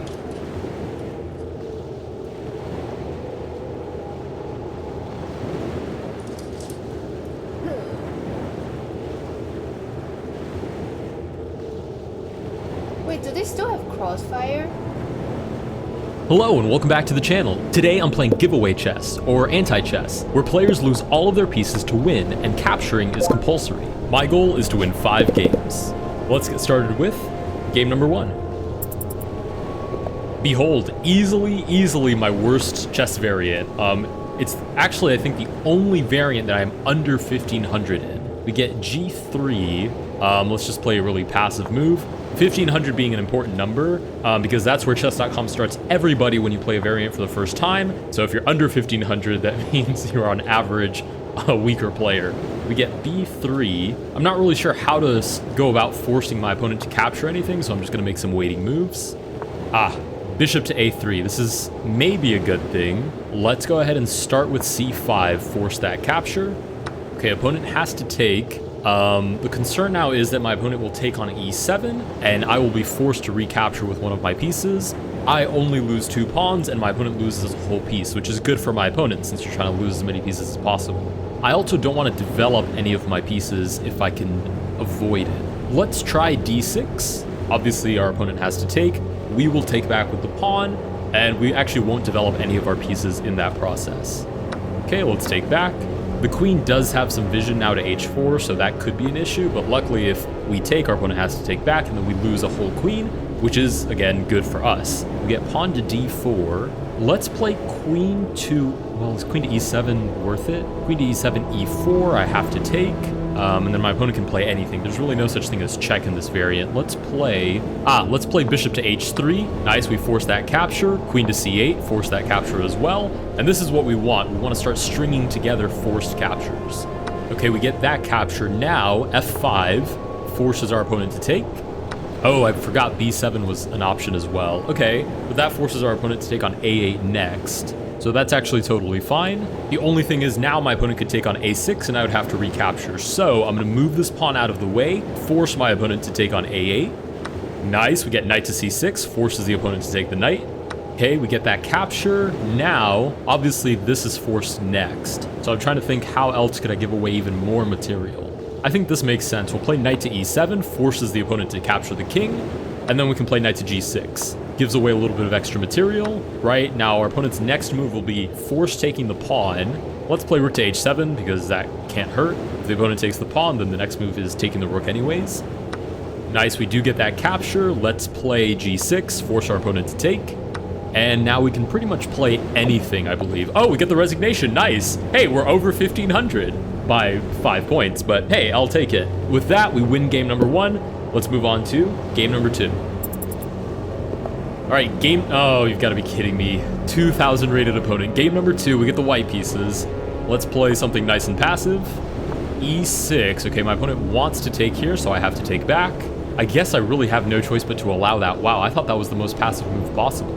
Okay, let's play b4. And then if my opponent takes, I take back, and I'm actually threatening rook takes, where I lose a whole rook and I only win a pawn, which I think is good for me.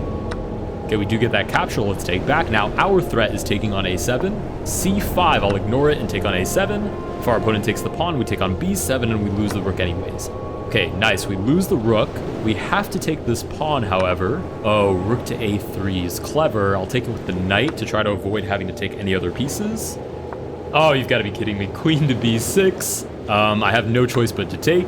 And that should be the end of the road as far as captures go, but... Okay, now our opponent's preparing king to c7. This feels like it's already dead lost, but let's see if we can make something out of it. Let's play e3 with the idea of bishop to a6. Obviously, I have to take the king, and I'm willing to bet our opponent will force us to take the knight as well. Okay, b5. I actually have the choice now of what I want to take. I guess there's really no better option, so let's just take on the back rank, promote to a knight to see if we can get this capture. But our opponent forces us to take. Actually, wait, I can take here on b5, and then our opponent has to take back. I'm going to take with the bishop since it's the stronger piece. Opponent has to take back, and then I take with my knight. Okay, we're definitely worse, but maybe I can scrounge up a victory somehow. e5 forces me to take on d7, then knight to e7. Okay, let's play. Oh, I have to take on e5. Wow. And then I have to take on f7, I have to take on h8, and I'm sure my opponent can string together some kind of force capturing sequence at that point. Okay, I have to take on f7. h4 means I have to take on h8. Surely knight to g6, where I have to take as well. And then h3, I believe stalemate is also a win for my opponent, so I take.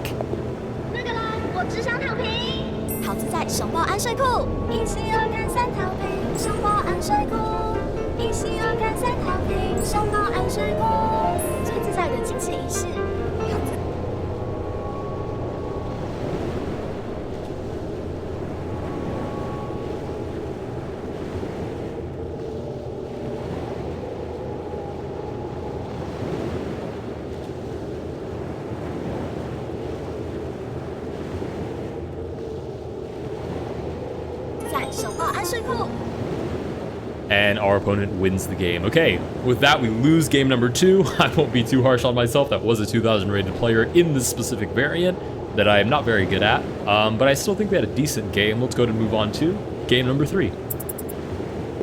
All right, we get the white pieces again. Did not go very well the first time. Let's move this pawn now. The reason I'm playing it again is because maybe I'll have better luck on the king side. Okay, knight to h6. If I play d3, I'm threatening to capture, and it would actually be a fair trade. Let's move. But I still think we had a decent 2000 rated play game. Okay. Stalemate is also a win for my opponent, so I take, and our opponent wins the game. Okay. Maybe I'll have better luck on the king side. Okay. Knight to h6. If I play d3, I'm threatening to capture, and it would actually be a fair trade, so that might be totally fine. And then there's ideas of like g5, I take. Should be okay. Let's play d3. Oh, of course. Okay, we have to take the knight, and surely we get into trouble here again. h5. If I take, my opponent has to take back. I have to take back, and then g6 actually isn't an issue, so this might be okay. Sure. We're only up a piece. Okay, g5. It looks like I have to take with the bishop, but I can also take en passant, force the recapture, drop the bishop, drop the queen. Nice. We're on a roll here. This is okay. This is good. Nice. Forcing this capture next. So how do I set this up properly? Let's start with knight to f3. Forces this capture. Nice. Now, let's play knight to c3. We want to offer, well, do we want that? No, let's play knight to d4. Oh, that's not good either. Okay, let's make a waiting move with the king to force this capture. Nice. Now, knight to c3, force the recapture. Knight to d4, drop another piece. Okay, and this is forced on the next turn. So, let's play g3 to force this capture and then taking on g3. Nice. Now, how do we continue this? Let's go a4, because I need to lose this pawn at some point, and pushing it is probably the easiest way. We'll drop the king next, drop the pawn, and then I assume dropping both of these pawns is worth more to me than just dropping this single pawn. So d4 instead, and we do get the resignation. Nice. With that, we win game number 3, which is our second victory. Let's go to move on to game number 4. Game number 4 against the same opponent with the same rating, the same color pieces actually. Let's play, I think d3 was an interesting idea, so let's play d3. Okay, g5, we'll go ahead and take. And then there's the idea of dropping the bishop, where the, oh, I was gonna say where the opponent has to take back, but I guess I have to take the queen now. It feels like I've just walked into opening prep. Almost 100%, I definitely did just walk into opening prep. Okay, bishop here forces me to take, and then d5. I'll take on b8, opponent has to recapture. Right. Oh, and then I have to take on d5 as well. Ooh, this is nasty. This is already pretty bad. Knight to f6, sure, I'll take. Never mind, we're sticking with that h3 opening next. I don't know why I switched. It worked out just fine for us the first time. h5 forces... Actually, it doesn't force anything, but I'll take the pawn forcing the recapture. h4, take my pawn. Okay, how do I go about this now? Let's try f4, but almost certainly our opponent will take on h2. Sure. And we have a lot of pieces that we need to give away now. Okay, looking for this. I'm going to go ahead and lean into it, allow my opponent to capture. I say allow like I have a choice. And then maybe I can get my opponent to take my pieces with these 3 pawns, but honestly, it's a long shot. That's a tough call. Let's play rook to g2 with the idea of rook g6. Opponent moves the pawn forward. Well, if I stop it in its tracks, then there's king to e6. Okay, let's try knight to e5, forcing this exchange. At least we drop a little bit of material. Oh, there's king d6. Okay, I forgot the kings don't work like normal kings in this variant. Okay, let's launch our own king into a problematic world. b5, a4 forces the capture. Sure. King to c3. Forces a3. King b4 takes, c3 takes. How do I lose more material? Rook to b2? That could work. That might be a feasible line of reasoning. c3. Rook to b2. Nice. And now queen to a1 forces our opponent to take. Opponent considering very cautiously what to promote to a rook. That doesn't seem to make a lot of sense because now our opponent has to take. Okay, let's push our own pawn. Right. Now what do we want to promote to? I guess it doesn't really matter. Whatever we promote to, our opponent can put it in danger on the next turn. So if it doesn't matter, then let's just promote to a queen. So we have the best shot of actually giving it away. Oh, wait a minute. That loses the game instantly. Oh, wait, no, it doesn't. I take, and then my opponent pushes the pawn. Okay, so I have to take here. Ah, A2. Where do I move this queen so wherever my opponent promotes, I can lose it? I guess F2 does the trick. So let's play queen to F2. We get a rook promotion, which means we can drop the queen right now, and we probably should. Question is where? Oh, I guess it doesn't matter, does it? Wherever I drop the queen, my opponent can take, I push the pawn, and then my opponent can just line up the rook next to the pawn. I push the pawn again, and then my opponent drops the rook. Interesting. Wow, if only I could drop the queen on D1. We were so close. Okay, let's try queen to G1. See if our opponent figures out the winning strategy. Let's push. And our opponent immediately understands the idea. And with that, we lose game number 4. Tough game. Let's go ahead and move on to game number 5. All right, we have 2 victories under our belt. Finally, somebody rated closer to our rating. Let's see how this plays out. Okay, D3. What did our opponent play? This? We walked into our opponent's prep, so let's try to just play. Let's play exactly what our opponent played against us. That forces this capture. Nice, and then we take on B2, force our opponent to take our queen. And then, what did our opponent play? Did our opponent take back? No, because then you'd have to take the rook. If you take the rook now, then the bishop takes, and then bishop c3. Okay, yeah, that was the prep. Nice, now you play check, drop the bishop. Let's play it a little bit differently than our opponent did now. D6 to drop the pawn. But actually, our opponent could have taken there on B8 and forced to recapture. Let's play bishop H3, drop the bishop.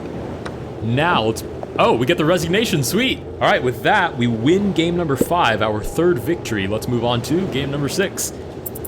With our new opening theory. Nice. White to play H3. Never playing D3 again. That turned out horrible for us the first time. Let me know down below what opening you guys play for giveaway chess. I'd be genuinely curious to know. We get E6 threatening this. So let's play B4, drop the pawn. Okay, our opponent takes. And I think we can do the same thing. Bishop B2. I don't know if it works out exactly the same because we only lose the king, but it might be very similar, right? We take on G7. Then we take the rook. Our opponent has to take on F2. We drop... Wait, why can't we drop the bishop? Is there a legal capture here that I'm totally missing? Oh, I can take on D7. Oh, actually, that's pretty good. Oh, thank goodness it forced me to play that. That's a great way to lose a queen. Okay, our opponent takes. Let's just... I guess I should take a weaker piece. Because our opponent is all out of captures after this. So let's just take on F7, force the king to take. Nice, we drop... Wait, where's the capture now? What am I missing this time? Oh, I have to take the bishop, that's what it is. But I'm so down on material that this should be winning anyways. Okay, queen to F6 forces me to take, but the opponent has to take back. Sure. I still have to be careful. Let's play E3 to try to drop the bishop. C6, nice, we drop the bishop. Now, rook to D1, try to drop the rook. If our opponent places a piece in the way, then we can just exchange, and then we still lose the exchange anyways.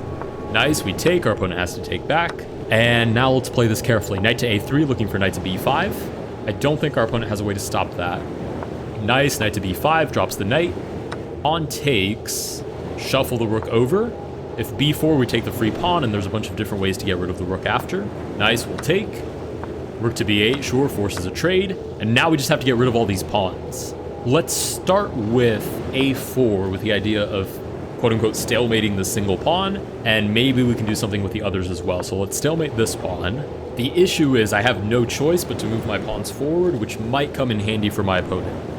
Okay, knight to C6 actually forces my opponent to take, so that can't have possibly been the best move. Let's see, G4 takes, C4 takes, H4 takes, H5 takes, H6 wins the game. Okay, cool, G4, C4, nice, keep pushing. Perfect timing. I mean, that pawn structure, I could not have asked for a better pawn structure. H6 wins us game number 6. That's our 4th victory. Issue is I have no choice but to move my pawns forward, which might come in handy for my opponent. Okay, knight.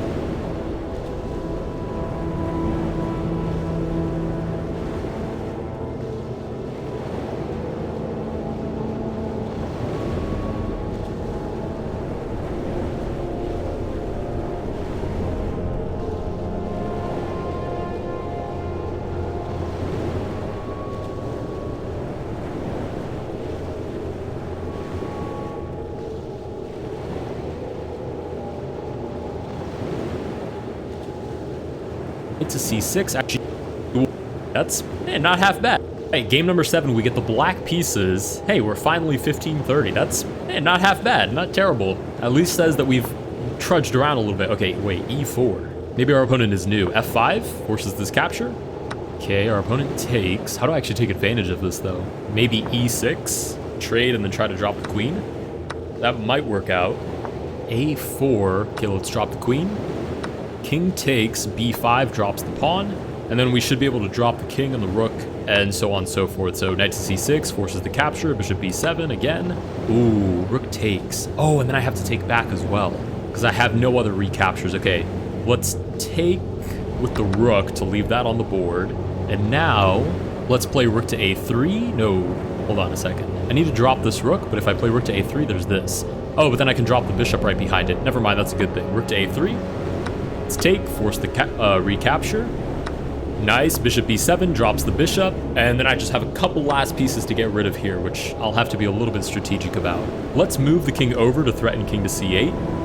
Bishop to B2 is a little confusing, seems to force my opponent to take these two pieces. So let's drop the king first. Okay, we drop the pawn. Oh, and then I actually have to take this pawn. Okay, I may have miscalculated that. Okay, let's drop the knight, drop this pawn, move the king out of the way to force this capture without having a recapture. Let's drop the king, and now we just push this little guy forward. Loses it to the queen, and with that, let's wait for our opponent to take. With that, we win game number 7. That is our 5th victory.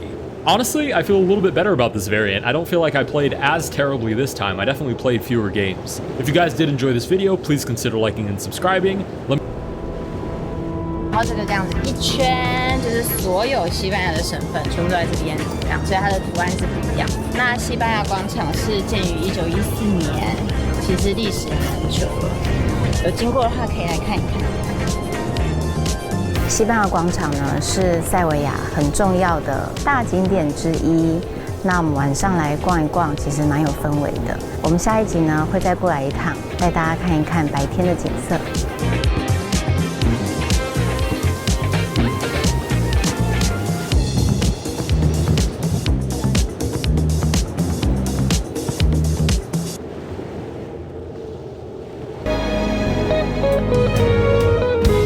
谁不惑？执念荒诞如笑话，本脆弱，颠沛流离的变化，不斗转亦释然，是是非非的过往，放执念化成墙，何必思量？这一抹伤，曾炙热如清凉，向往怎会繁星涂红了眼眶？这一抹伤，铸成了内心的坚强，刺不穿那心底的冰凉。这一抹伤，曾炙热如清凉，向往怎会繁星涂红了眼眶？这一抹伤，铸成了内心的坚强，刺不穿那心底的冰凉。不过是凡尘中的迷茫。哒啦哒，哒啦哒，哒啦哒。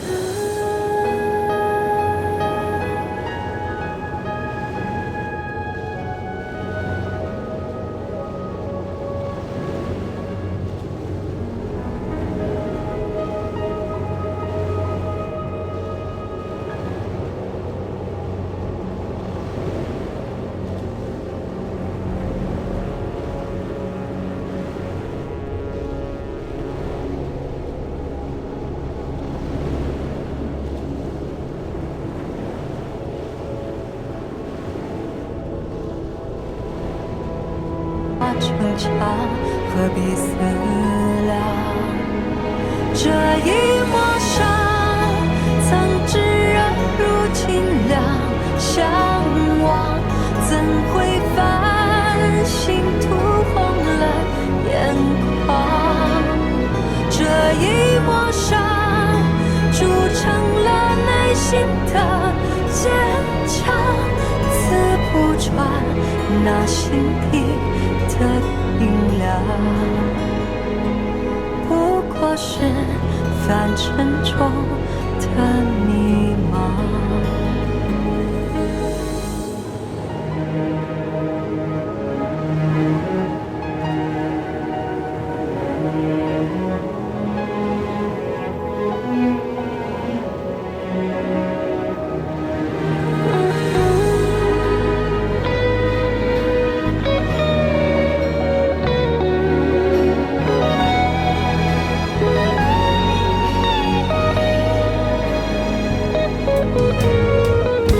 谁顾我执念荒诞如笑话，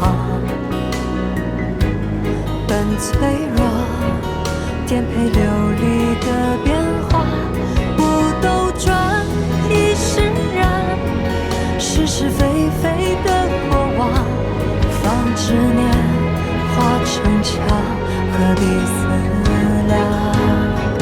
这一抹伤曾炙热如清凉，向往怎会烦心涂红了眼眶？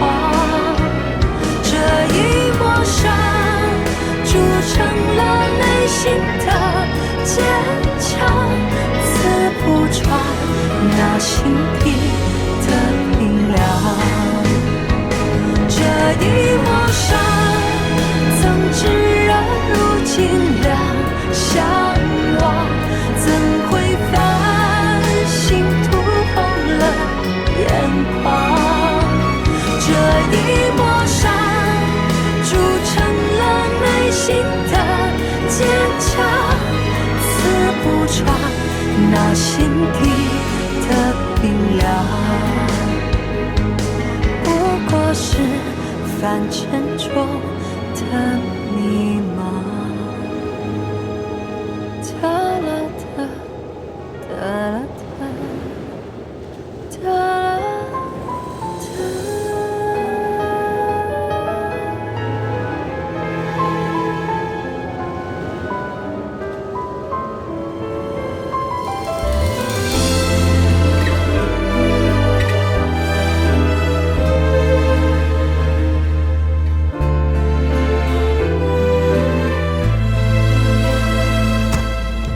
曾经你是我另一半，现与我无关。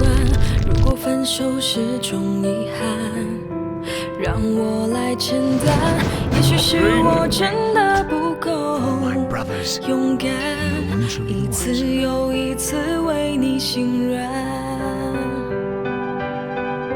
自己享受寂寞晚餐。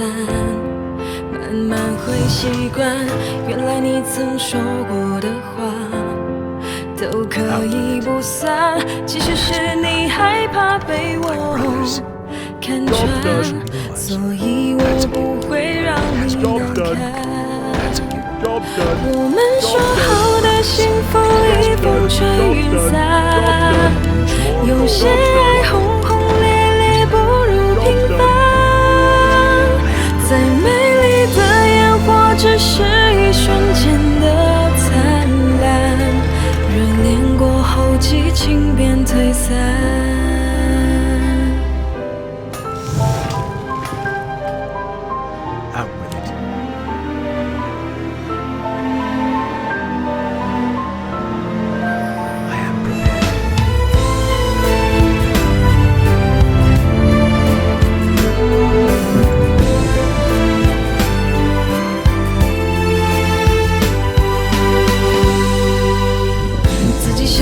寂寞晚餐，慢慢会习惯。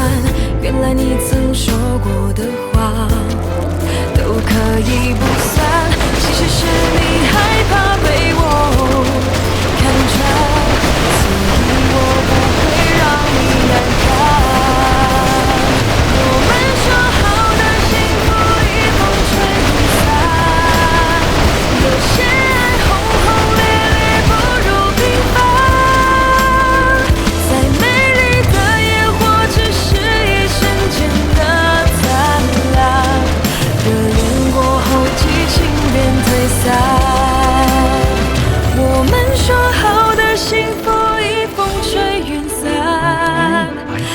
些爱轰轰烈烈不如平凡，再美丽的烟火只是一瞬间的灿烂，热恋过后激情便退散。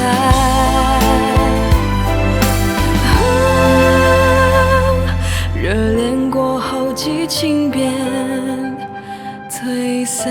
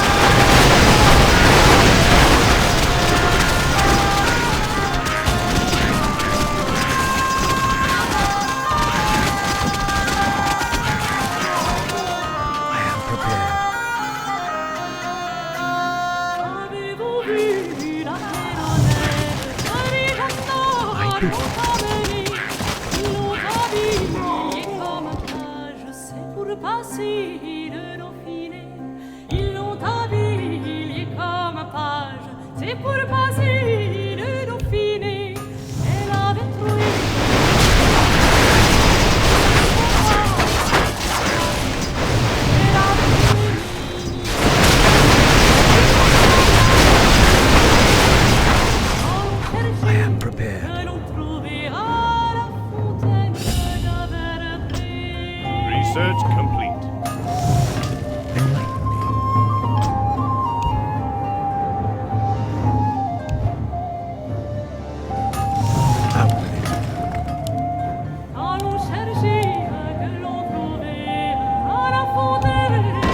Brothers. Job's done. I stand ready.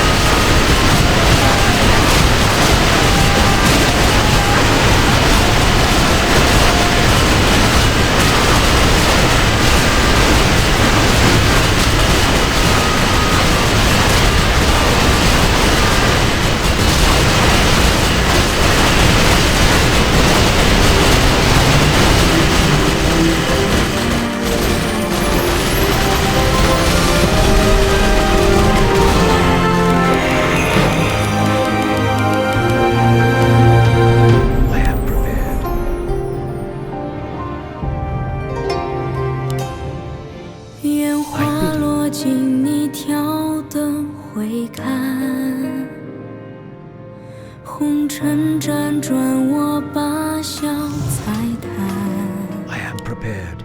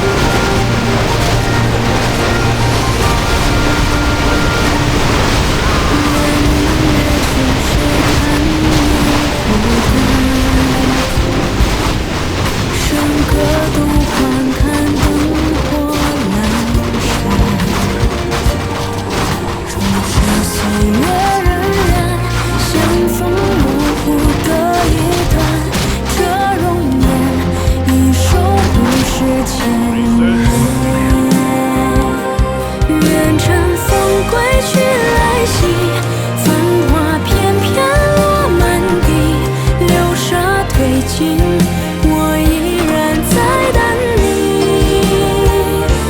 愿随你走遍天际，云卷之后有云起，你的沿途从此不见我不弃。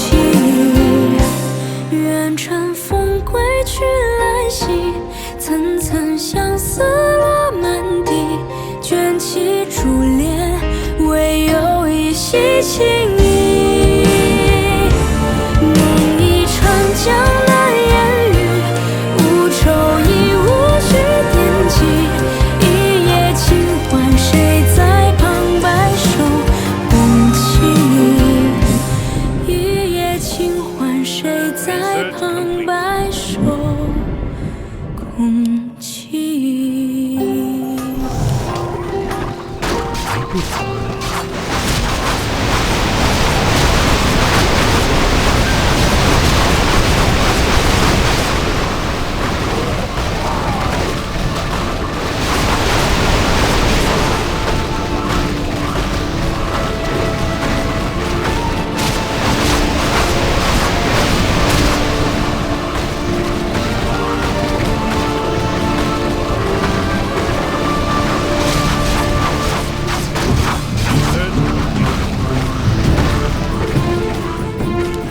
Someone call me the doctor?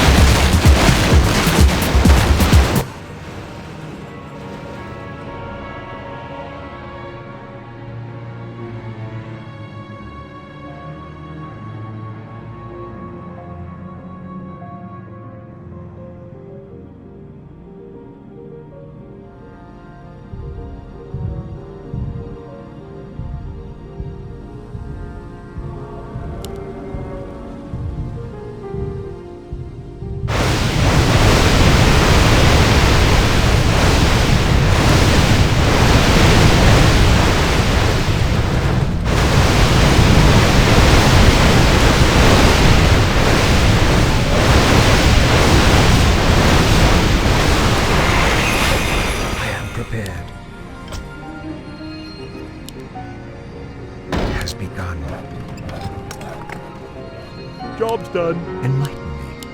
For my brothers. Upgrade complete. I bid you. No one shall be the wiser. Job's done. Job's done.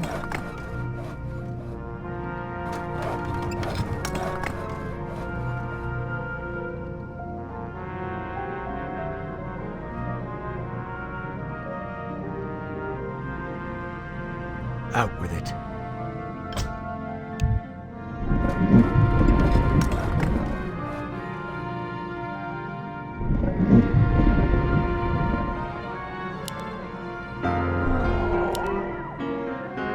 I am prepared.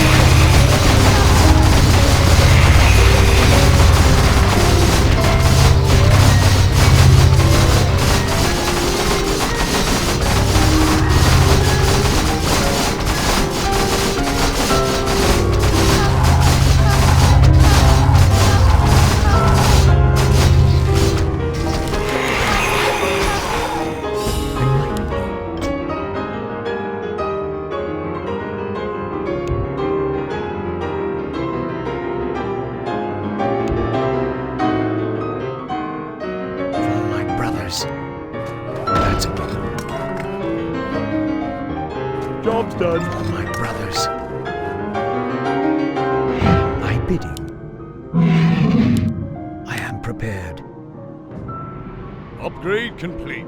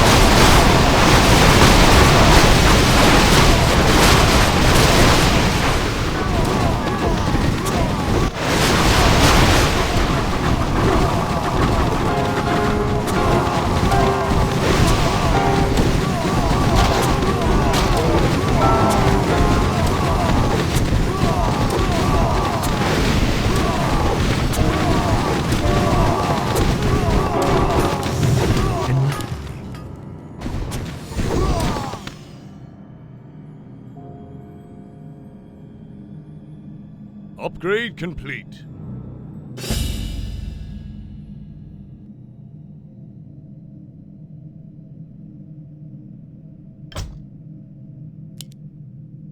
That's a given. Job's done. Out with it. It has begun. Upgrade complete. My brothers. Job's done. Enlighten me. It has begun. Upgrade That's a complete. given. Job's done. 让它牵引你的梦，不知不觉，这城市的历史已记取了你的笑容。红红心中，蓝蓝的天是个生命的开始。春雨不眠，隔夜的你曾。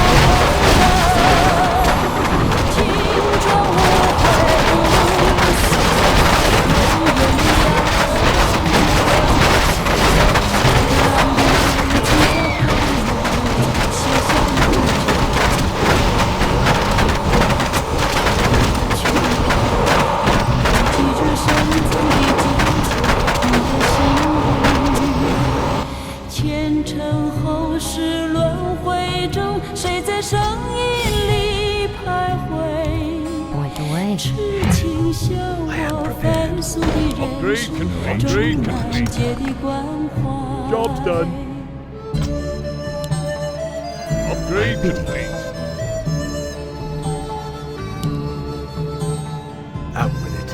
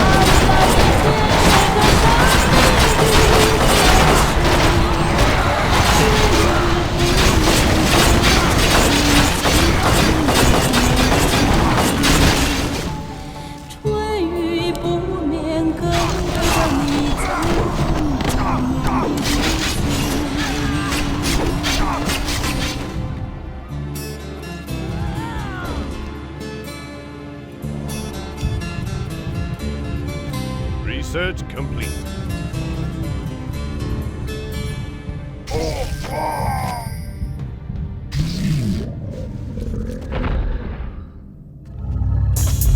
尽情沉醉于喜爱的音乐，离线模式可让你下载音乐，随处畅听播放清单，或重复播放当下爱歌不停歇。Spotify Premium 只给你音乐，拒绝广告干扰，点选横幅广告，获取更多资讯。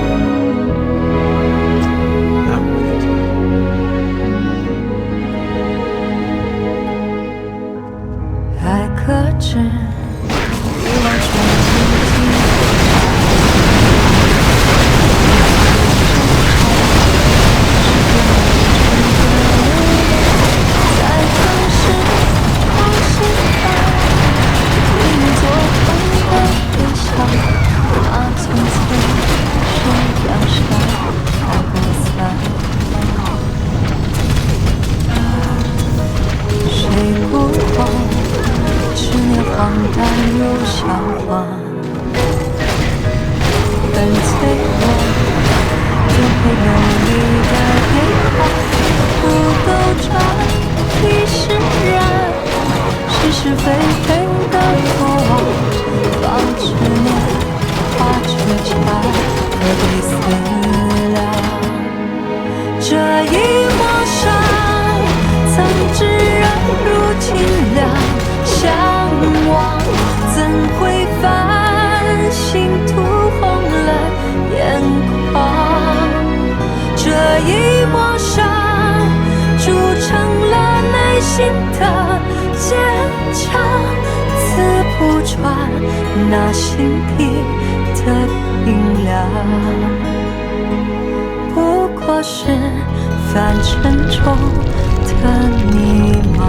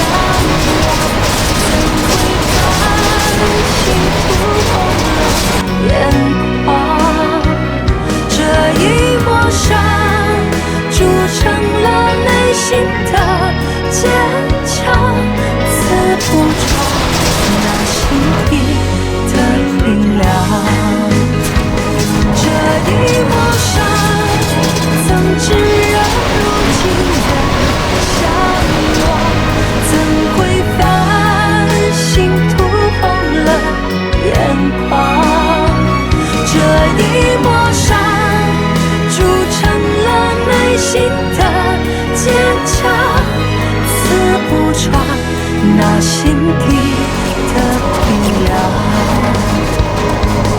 不过是凡尘中的迷茫。哒啦哒，哒啦哒，哒啦。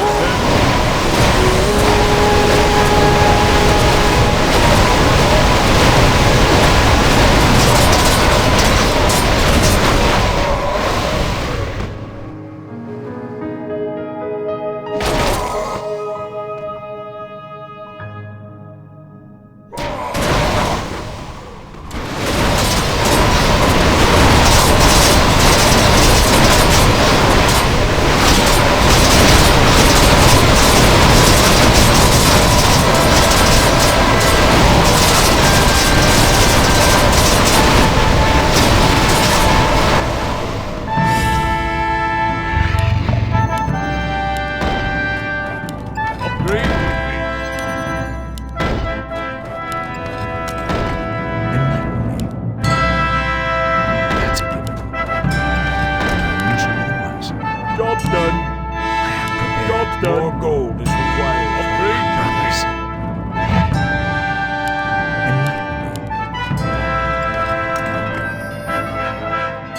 Has begun. Job's done. I am prepared. Upgrade complete. Job's done. Double. I am prepared.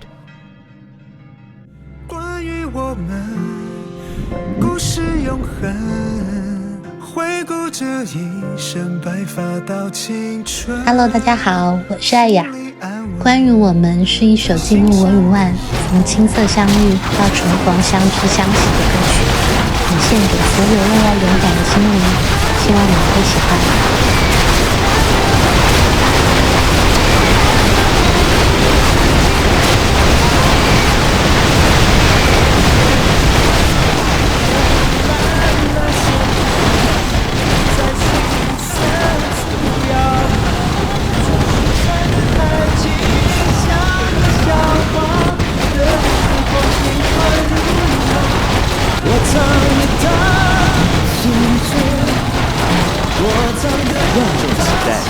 水有演唱会即将登场，金口中的经典，请听 Spotify。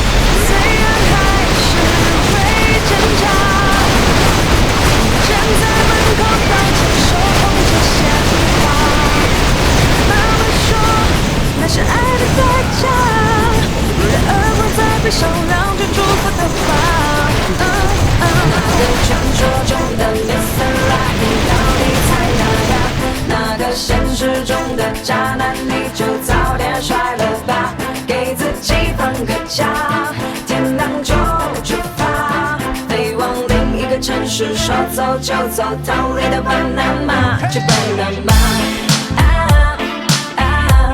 今晚不想回家，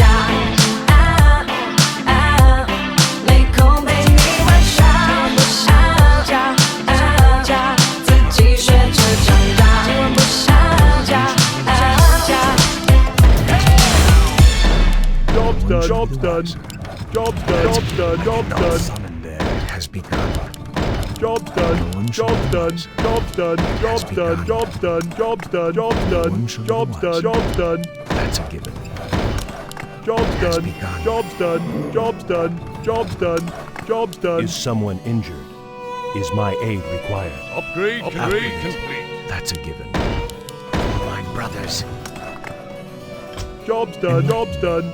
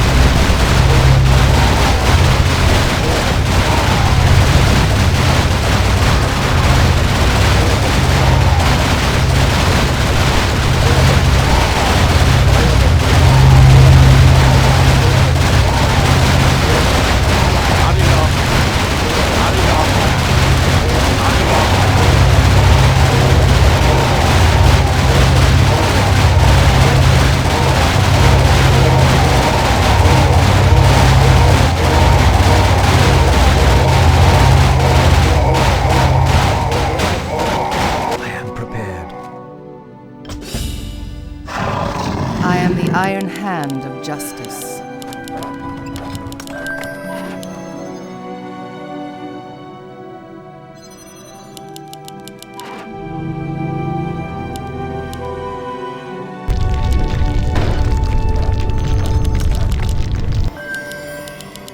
I need orders. Speak, Chieftain. Enlighten me. I need orders. Are there enemies above?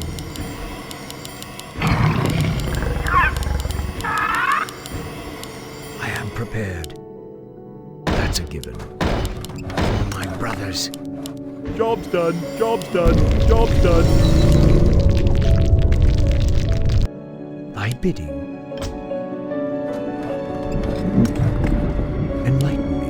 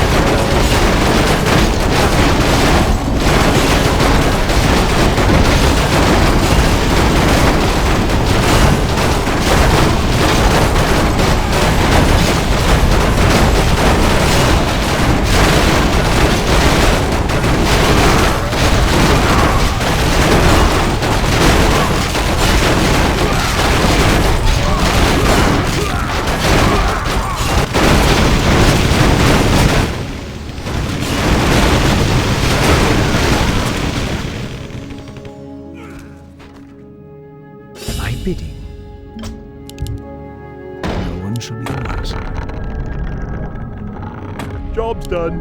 Yes, my friend. Upgrade complete. Out with it. It has begun. No one shall be the wiser. Job's Is done. someone injured? Upgrade complete. Get on with it. You require my assistance. Yes, my friend. Thy bidding.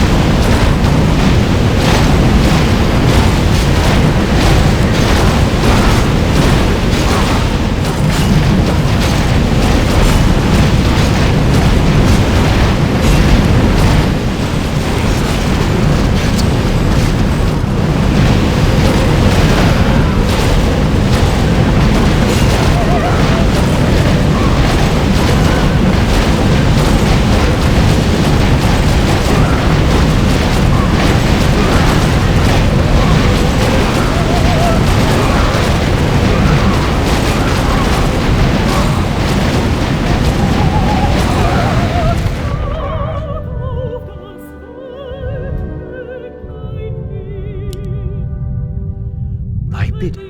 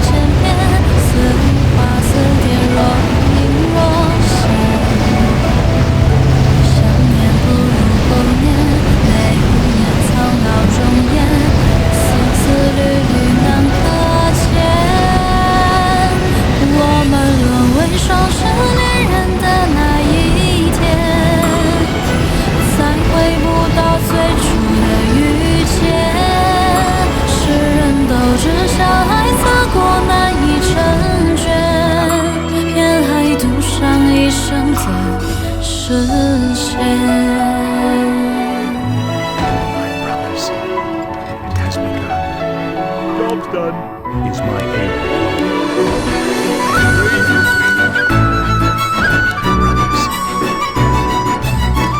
Job's done.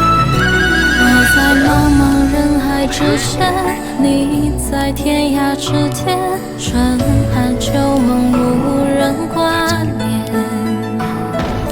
晓风渐入暗夜，桃花又开一年，你我已如风飞燕。遥看窗外飘零大雪，心间梦里渐变，似花似蝶若隐若现。想念不如不念，泪眼苍老容颜，丝丝缕缕难可见。我们沦为双世恋人的那一天，再回不到最初的遇见。世人都知晓爱错过难以成全。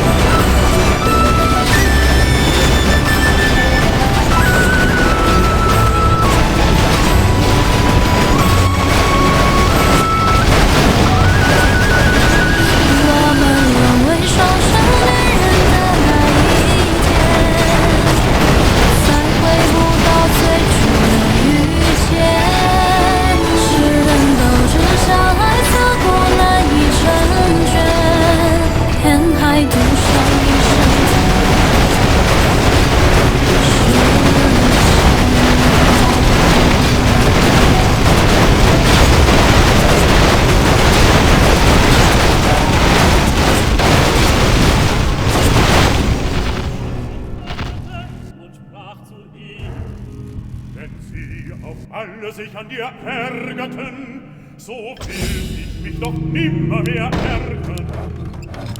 Jesus sprach zu You call to me. What is it now?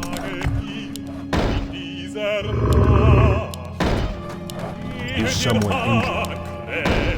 Is my aid required? Yes, my friend. What ails you? Is someone injured? What ails you? Is someone injured?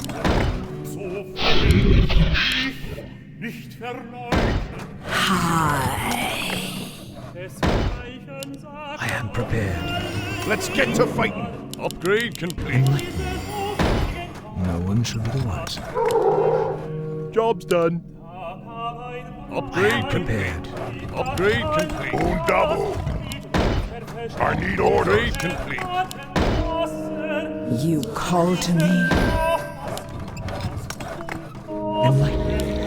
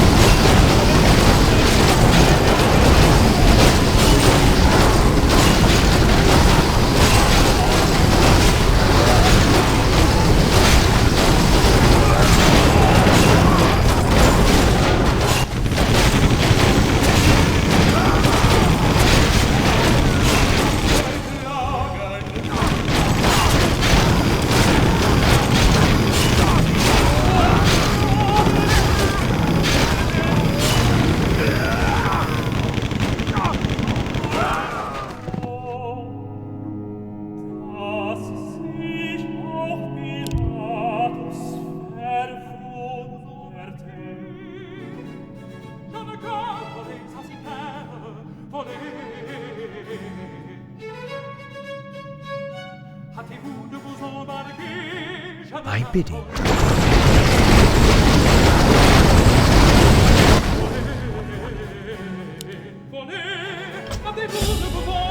Speak, Chica. You brought me back. You called to me. It has begun. Upgrade complete. My bidding. That's a given. Upgrade complete. You brought me back. Upgrade complete. My bidding. Upgrade Brothers. Job's done. Job's done. It has begun. No one shall Job's be done. Job's done. My Job's brothers. done. Job's done. Job's done. No one shall be the wiser. Job's done. Job's done. I am prepared.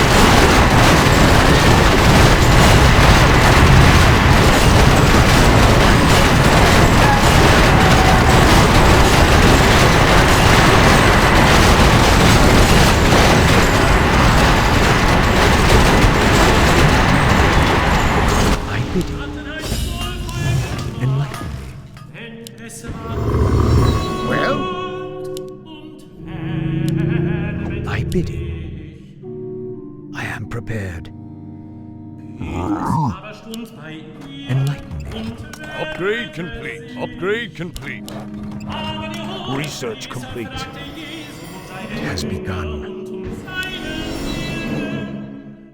One shall be the wiser. It has begun. Job's done. Job's done. One shall be the wiser. Job's done. Job's done. Ich habe alle Zeit gelehrt in der Schule und in dem Tempel, da alle Juden zusammenkommen, und habe nichts im Verborgenen geredet. Upgrade complete. I am prepared. Fragen wiederum, die gehört haben, was ich zu ihnen geredet habe. Siehe,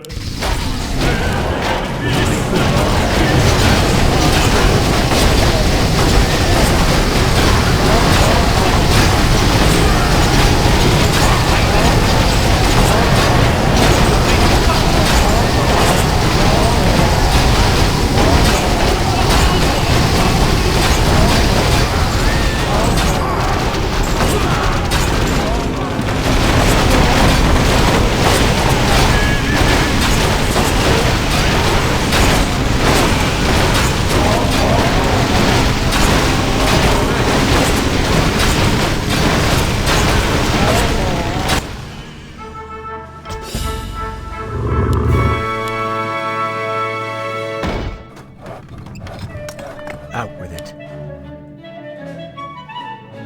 That's a given. No one shall be the wiser. job's done. It has Job's begun. done. I bid it Job's done. for my brothers. Job's done. Out with it. Upgrade complete.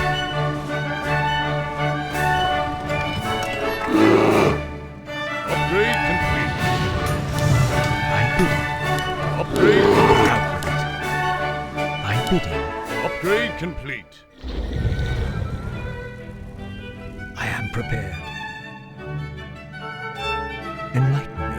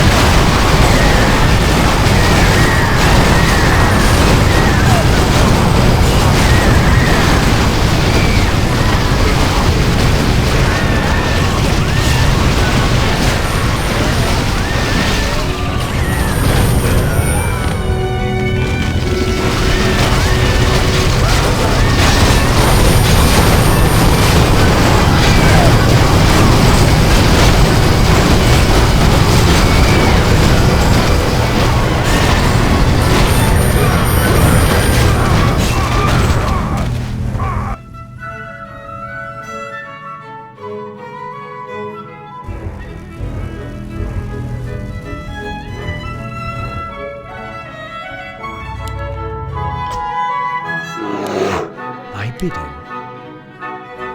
Upgrade No complete. one shall be the wiser. It has begun. For my brothers. Job's done. Out with it. That's a given. Upgrade complete. Why have I been summoned? Hi.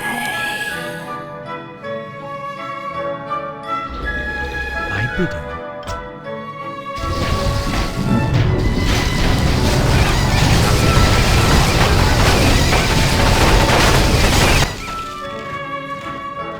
I pledge my loyalty.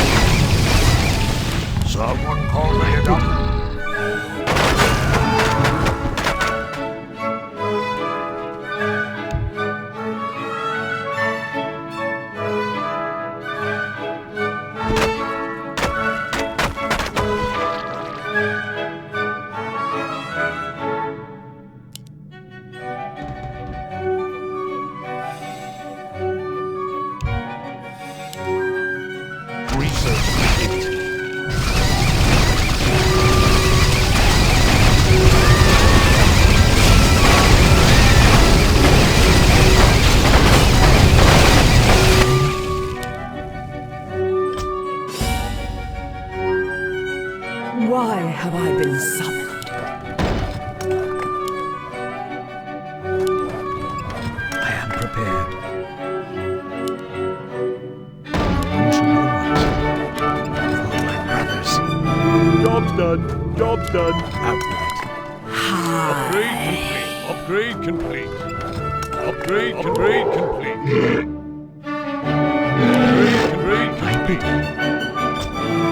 Upgrade complete.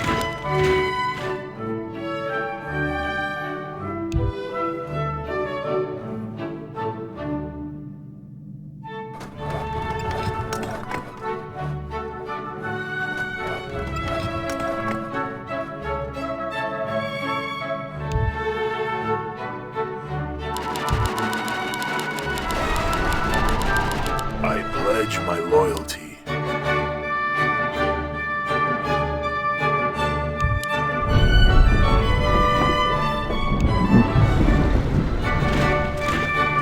Someone open it up.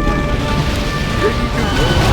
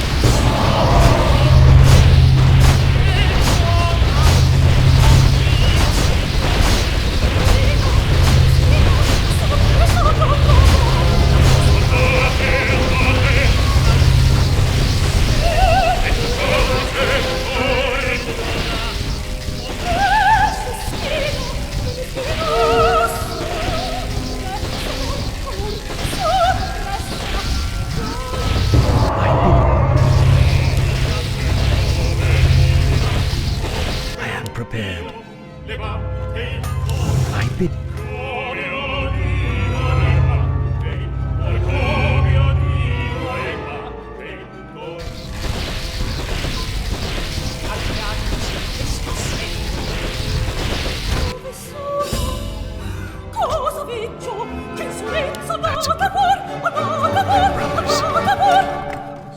Why have I been summoned? Upgrade complete.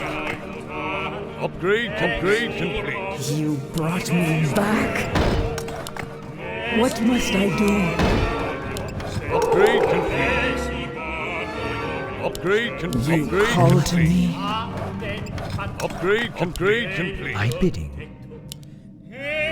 Upgrade complete. That's a given. No one should be the Job's done. Job's done. Upgrade complete. Upgrade complete. Upgrade complete. That's a given. For my brothers. And my... Job's done. I bid. No one shall be the wiser. Job's my done. brothers. L'uscio ier trovai rinchiuso. Ticchio, apre barbarina paurosa.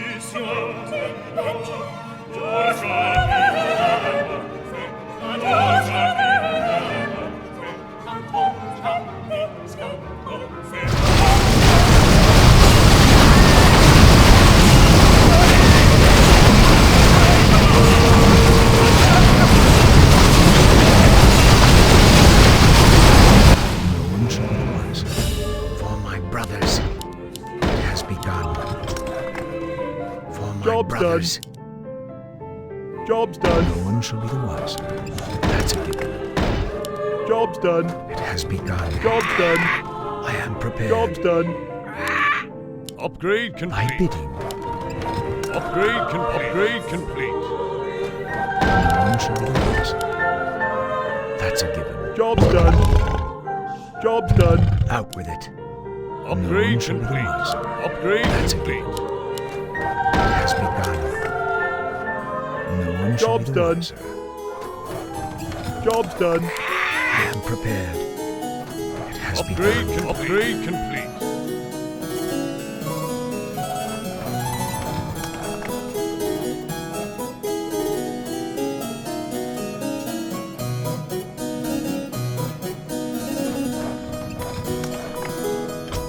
Enlighten me. That's a given. It has begun. Job's done. Out with it. That's a given.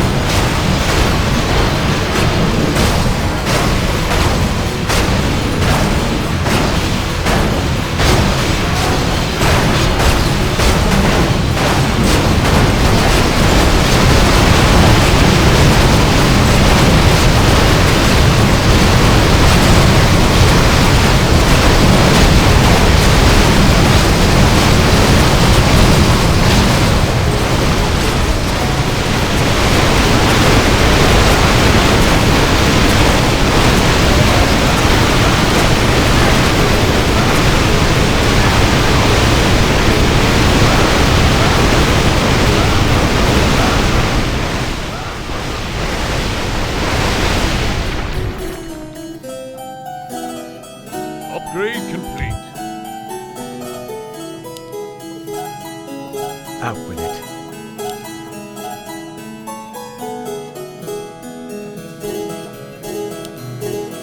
Enlighten me.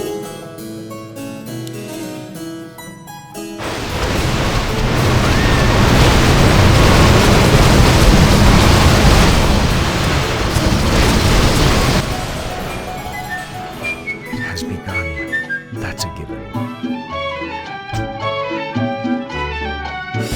It has begun. That's a given. Job's done. Cuando llegues a Madrid, chulona mía, voy a hacerte emperatriz de lavapiés y al comprarte con claveles la gran vía y a bañarte con vinillo de Jerez.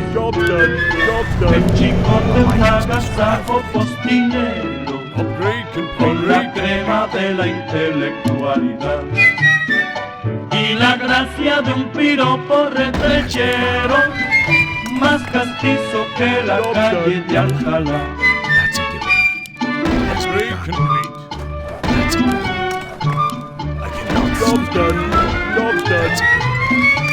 Job's done. Job's done. Madrid, Madrid, pedazo de la España en que nací. Por algo te hizo Dios, la cuna del requiebro y el chotis. Madrid, Madrid, Madrid.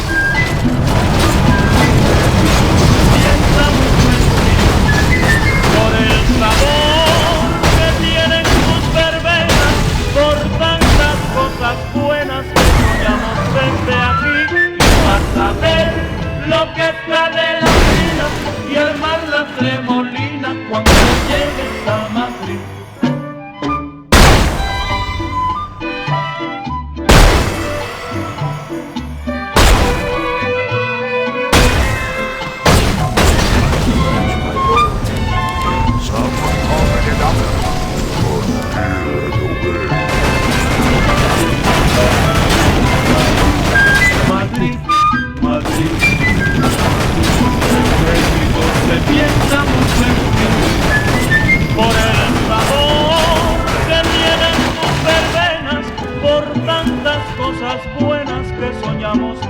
aquí y vas a ver lo que está en la fila y armar la tremolina cuando llegues a Madrid. Y armar la tremolina cuando llegues a Madrid. Y armar la tremolina cuando llegues a Madrid. Y armar la tremolina cuando llegues a Madrid. Y armar la tremolina cuando llegues a Madrid. For my brothers. Job's done. Job's done. Thy bidding. Upgrade has begun. Upgrade complete. Job's done. Job's done. Upgrade complete. That's upgrade complete.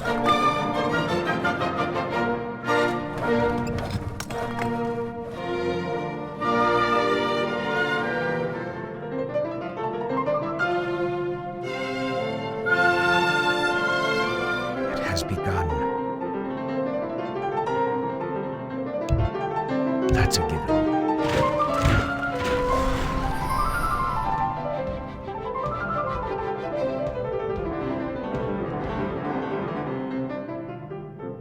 Us hear and obey.